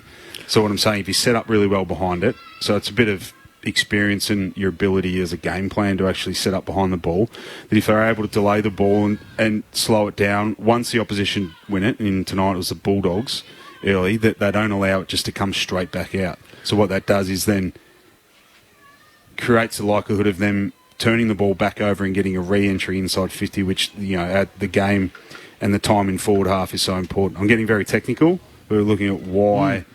Because the preference, again, back to the preference of most teams is to get speed on the ball, because then that gives your forwards best chance to actually get away from the defenders, find space, create separation, all that kind of thing. But it makes you vulnerable back the other way off turnover, and then that's where your ability to hit kicks, great ball users, smart ball users, when they have time and space and speed on the ball, they must hit their targets and they must make the right decisions, because that can then turn around and go from one end to the other. When you just think you're about to score, the opposition win it back, and it really opens you up back the other way. Being able to attack in a manner that you can defend, so that ball movement, that quick transition. And they're intrinsically linked, which I think is hard sometimes to understand. You can for do those both. Of us that, The great teams get speed on the ball. They get the balance right. They get the balance right, but they get speed on the ball, and then their defenders, they create great stability behind the ball and set up really well, really early. That if and when that turnover does come, ready, the opposition look up and go, I've got nowhere to go. And then again, 2, 3, 4 seconds in this game is a very long time. We did this test way back in the day with Ross. Said to slow the ball down is when you're already running, say if you're running at 5 to 10 kilometres, that how far you can run within the space of 2 to 3 or 4 seconds. How far is it? Oh, it's way further than you think. We're talking like 30, 40 metres. Yep. When you're already running. So you're already on the move, and whether you're jogging, whether you're watching the ball, but if your teammate's able just to slow the ball down and buy you 3 or 4 seconds, you can actually cover a lot of ground. It's very interesting analysis here on Grandstand AFL. I'm very reliably informed by Dave Lindsay that in the Eagles' first season in 1987, there were 25-metre arcs on the ground 87. At Subiaco Oval. Really? So shortly thereafter, they must have gone from WA footy, but they used to have the 25-metre arcs. Maybe that was the reason as well as the 50. Behind it, was it? That when the Eagles came into the AFL, that they couldn't have a 25-metre line at Subi. You know what's vanished now is the 50. Like, it's all advertising at every group now. There's exactly. no actual 5-0. So if you're a newbie to the game, you have no idea how far it was. Let's go to Jess Webster downstairs in the North Melbourne rooms. Thanks, Ben. I'm here with Harry Sheasel. Harry, it was a really great start by your boys tonight, and Western Bulldogs just too good in the end. What are the key takeaways from the performance tonight? Yeah, it was pretty pleasing, to be able to be within a couple of goals at the end. I just think a few things let us down, especially late in quarters. They kicked a few late goals, and that probably was the difference in the end. But we were pretty happy. Going into the break now, we'll reset and look to build on the rest of the year. And your own form, you've been playing some really great footy. How are you settling into this side, and what are you making of your own performances? I'm settling really well. The boys have been great. It kind of just feels like I'm just going out there and playing my game every week. They give me the freedom to do whatever I can, really, and get really good support from them. And I think I'm playing all right. I'm just trying to play my role. Trying to start that ball movement, which has kind of been struggling in recent weeks. And again tonight, I think we played a bit conservative, but I'm just trying to play my role, really.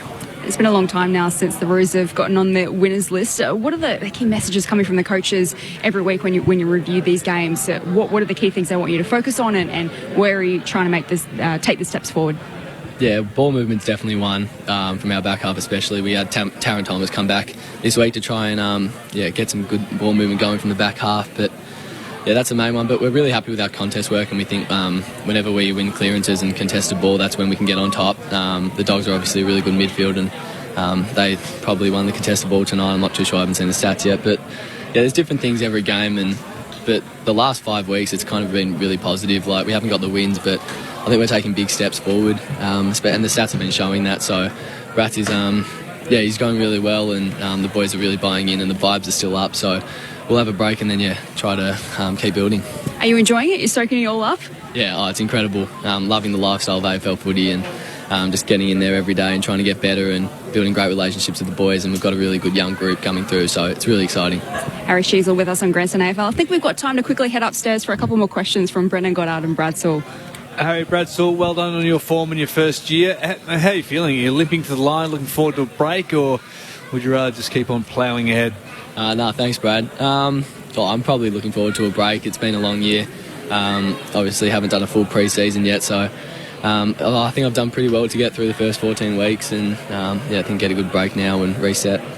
Mate, you've done very well. What are the plans? Are you heading up north, getting some sun, getting some warmth? Yeah, I think I'm going to go to Broad Beach with my girlfriend, which will be really nice, and I think a few other boys are going there, so it'll be a good couple of days up there. Harry Brennan, Goddard, well done on your start of your career, mate. What are your kind of shortish to long-term plans?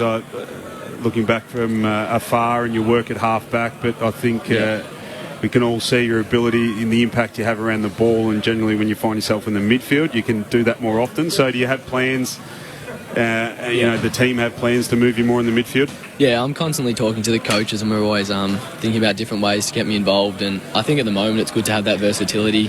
Starting down back's really, I think, a good thing for me, just to have a lot of freedom down there and not really go inside too much yet. But I think long term, I think they maybe see me as a mid-forward type player. But I think this year, or we're not too sure what will happen, but I think I'll stay down back for now and just try and get better at that and help the team from there.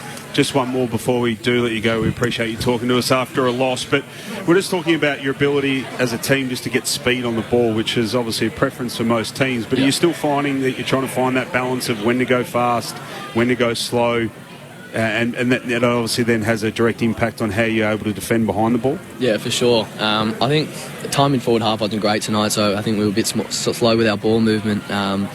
And then, that makes it hard to defend, because if we turn it over, it comes back quick the other way. So I think definitely trying to find different ways to get out of back 50, maybe switch the ball a bit more, get some more pocket plays going, attack the corridor more, and, like you said, find that balance. But, I think if anything, we should, we've been talking about trying to find ways to go a bit faster, because that is the goal, like you said. Harry, we've loved watching you in your first season. Enjoy the bye. Thanks for chatting to us here on Grandstand AFL. Thanks, guys. Appreciate it. There is Harry Sheasel, who Mark Murphy is claiming something very strange taking place here at the moment. Just one question on Harry Sheasel.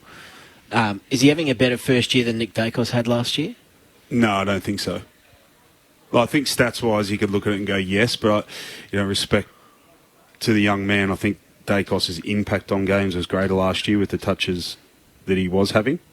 It's obviously high standards both. So yeah, correct. Don't get me wrong, but he's been outstanding. But and it's obviously, I think it's easy to be a bit more impactful in a better team. So obviously Collingwood's back end of last year was incredible and making a prelim final, which is great. But arguably if Harry's in and was drafted to a team competing in the top 8, I think he'd be a little bit more impactful. I think it's just a little bit harder with just how young they are and how inconsistent they are at the minute. Now, Ben, describe what is going on downstairs. This is very strange. I've never seen this before. Can you look at his game time there, please? Bailey Smith. I can't see his game time at the moment. There's but no Bailey percentage? Smith, I thought there was a percentage. only disposal efficiency and kicking efficiency, but we can get it on there. We will find it. But Bailey Smith is out running from behind post to behind post on the dock side of the ground, doing extra running after the match, completely haunched over at the moment, exhausted. He's sprinting from one wing to the other, or one end of the ground to the other, having played the full game.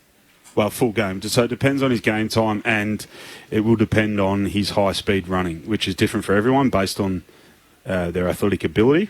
So what, you think that he may not have hit his high-speed thresholds, so he needs to get those in and tick them off. So you think the strength and conditioning staff have sent him back out there? Most likely.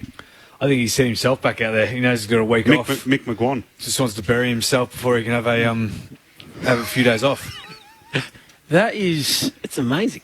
Unbelievable. Now he's kicking the footy with Robbie McCone. It's fair chance if we were able to get those percentage of game times that it may have been low, and not deliberately. It's just you get stuck on the bench through rotations. There may be one or two guys out of the three lines being mids, forwards, backs, that actually game times, for whatever reason, just are pretty low. So he might be in that bracket where it's 60%. And if he can move like this after 4 quarters, he hasn't worked hard enough. Well, that too. Yeah, so I'm looking at the app at the moment with the distance covered, and he's not in the top 5, which is what you can see on the app, and he's not in the top 5 for speed or sprinting or work rate. Which you'd expect that's his go, right? His repeat speed, which is really noticeable when he plays, and the impact he has on games and how he's able to break open games. So that there'd be a number of factors, but I'd assume that those couple I mentioned is why he's out there doing that now. So just looking at his time percentage on the ground, Bailey Smith, where is he on this list? Played 82% of game time. There you go. It's quite, it's probably standard, normal. Not too So bad. it could be in relation to his high-speed running. Or, like you said, he's just out there knowing that he's not happy with his game. Done Mick McGuan. He ran home from the MCG one time, didn't he? Was it after a final? He Or does. They lost? No?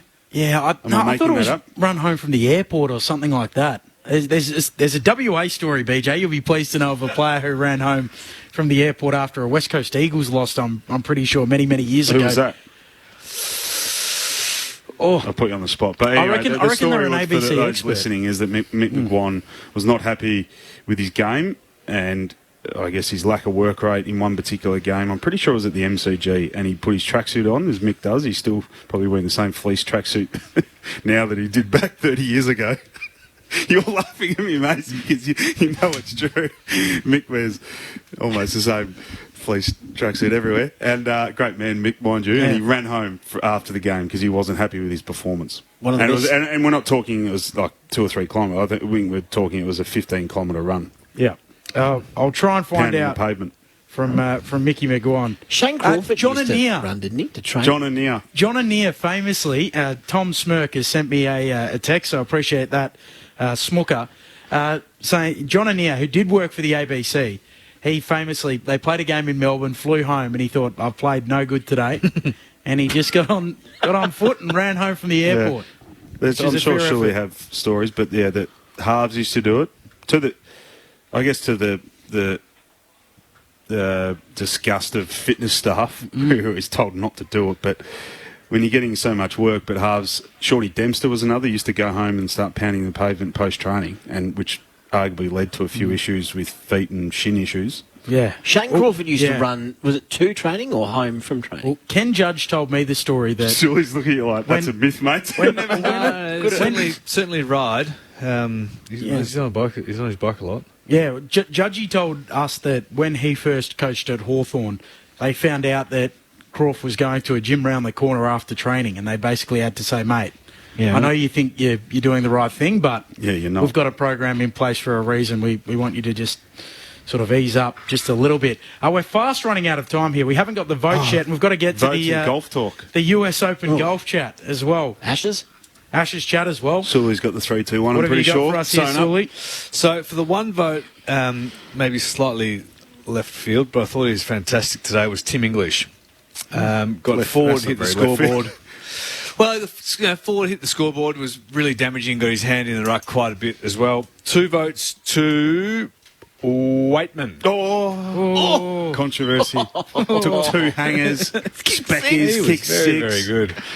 He was very good, but when the game needed to be swung in that final term, there was one bloke that stood up, both with his contested work around the stoppage and getting forward, taking mark 3 to the Bont. Yep. It's a fair CV Marcus Bontempelli's putting together, isn't it?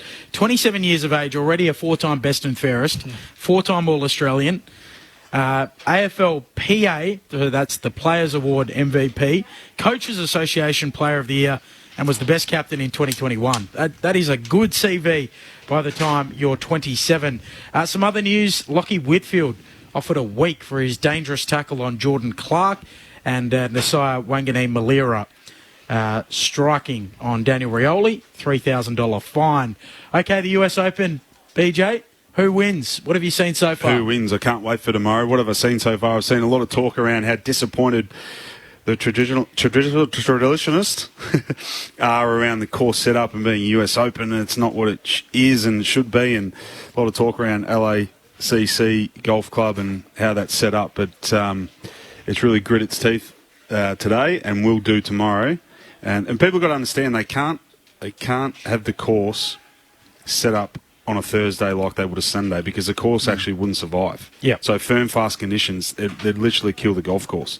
So the superintendents and the USGA are a lot, and for all those non-golfers out there, it's time to switch off because we're getting quite technical. But it's really important to highlight that too, because people are complaining about a new US Open low score being 62 from Ricky Fowler and... who was the other? Xander Schauffele. Yeah, Schauffele on opening day. But they got to understand that they can't set up the course like they would or what they will tomorrow because the course won't survive. So I can't wait. But there's a lot of good names on the leaderboard, and I think that's a reflection of the golf course and how it's playing is reflecting the scoreboard. That they're you got so many guys in the top 15 in the world that are there on Sunday with a real chance. So can't wait for tomorrow. But I'm hoping Ricky or Rory win tomorrow. I'm hoping for Ricky. Here's my tip. I think Rory ends the drought. Sully doesn't care. Sully's disinterested. He doesn't. He's not into it. Maisie golfer. Scotty Scheffler. Scotty Scheffler. Yeah, he's a couple back. He's going for value. He's a punter, so he's looking for the odds. 5 for 311. Australia resume out. They trail by 82 runs on the first innings. If you're listening in the regions, except for in Tasmania, or Sport Digital or the streams, you're headed to day 3 of the first Ashes Test. Usman Khawaja 126 not out to resume. Alex Carey on 52. Thank yous BJ to Sully, Jess Webster down on the boundary, Stu Birchmore who was up all night watching it, Maisie, and Cash Potadar in the studio. We're saying goodbye. The Dogs. Glorious unknowns. 3-11 for 5, and it looks as if Jimmy Anderson is going to bowl from our end. He kept quite a low profile yesterday. He didn't bowl as many overs as he might have done, but certainly didn't find much in the way of help out there. But he's going to have a go now. And Sir Alistair Cook is alongside me, looking suitably excited for the day. Morning, Alistair.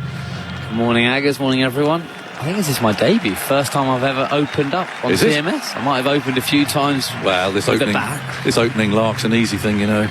Yeah, I'm feeling a little bit nervous. Oh, there you go. Tuffers normally takes the first slot, doesn't he? So, yeah, well, there you go. This is it, and it's the wonderful uncertainty of not knowing, isn't it, and trying to second guess. And at the end of the day, it doesn't really matter what anybody thinks. It's just what happens out there, and that's beyond anybody's control. So Khawaja, of course, remains there.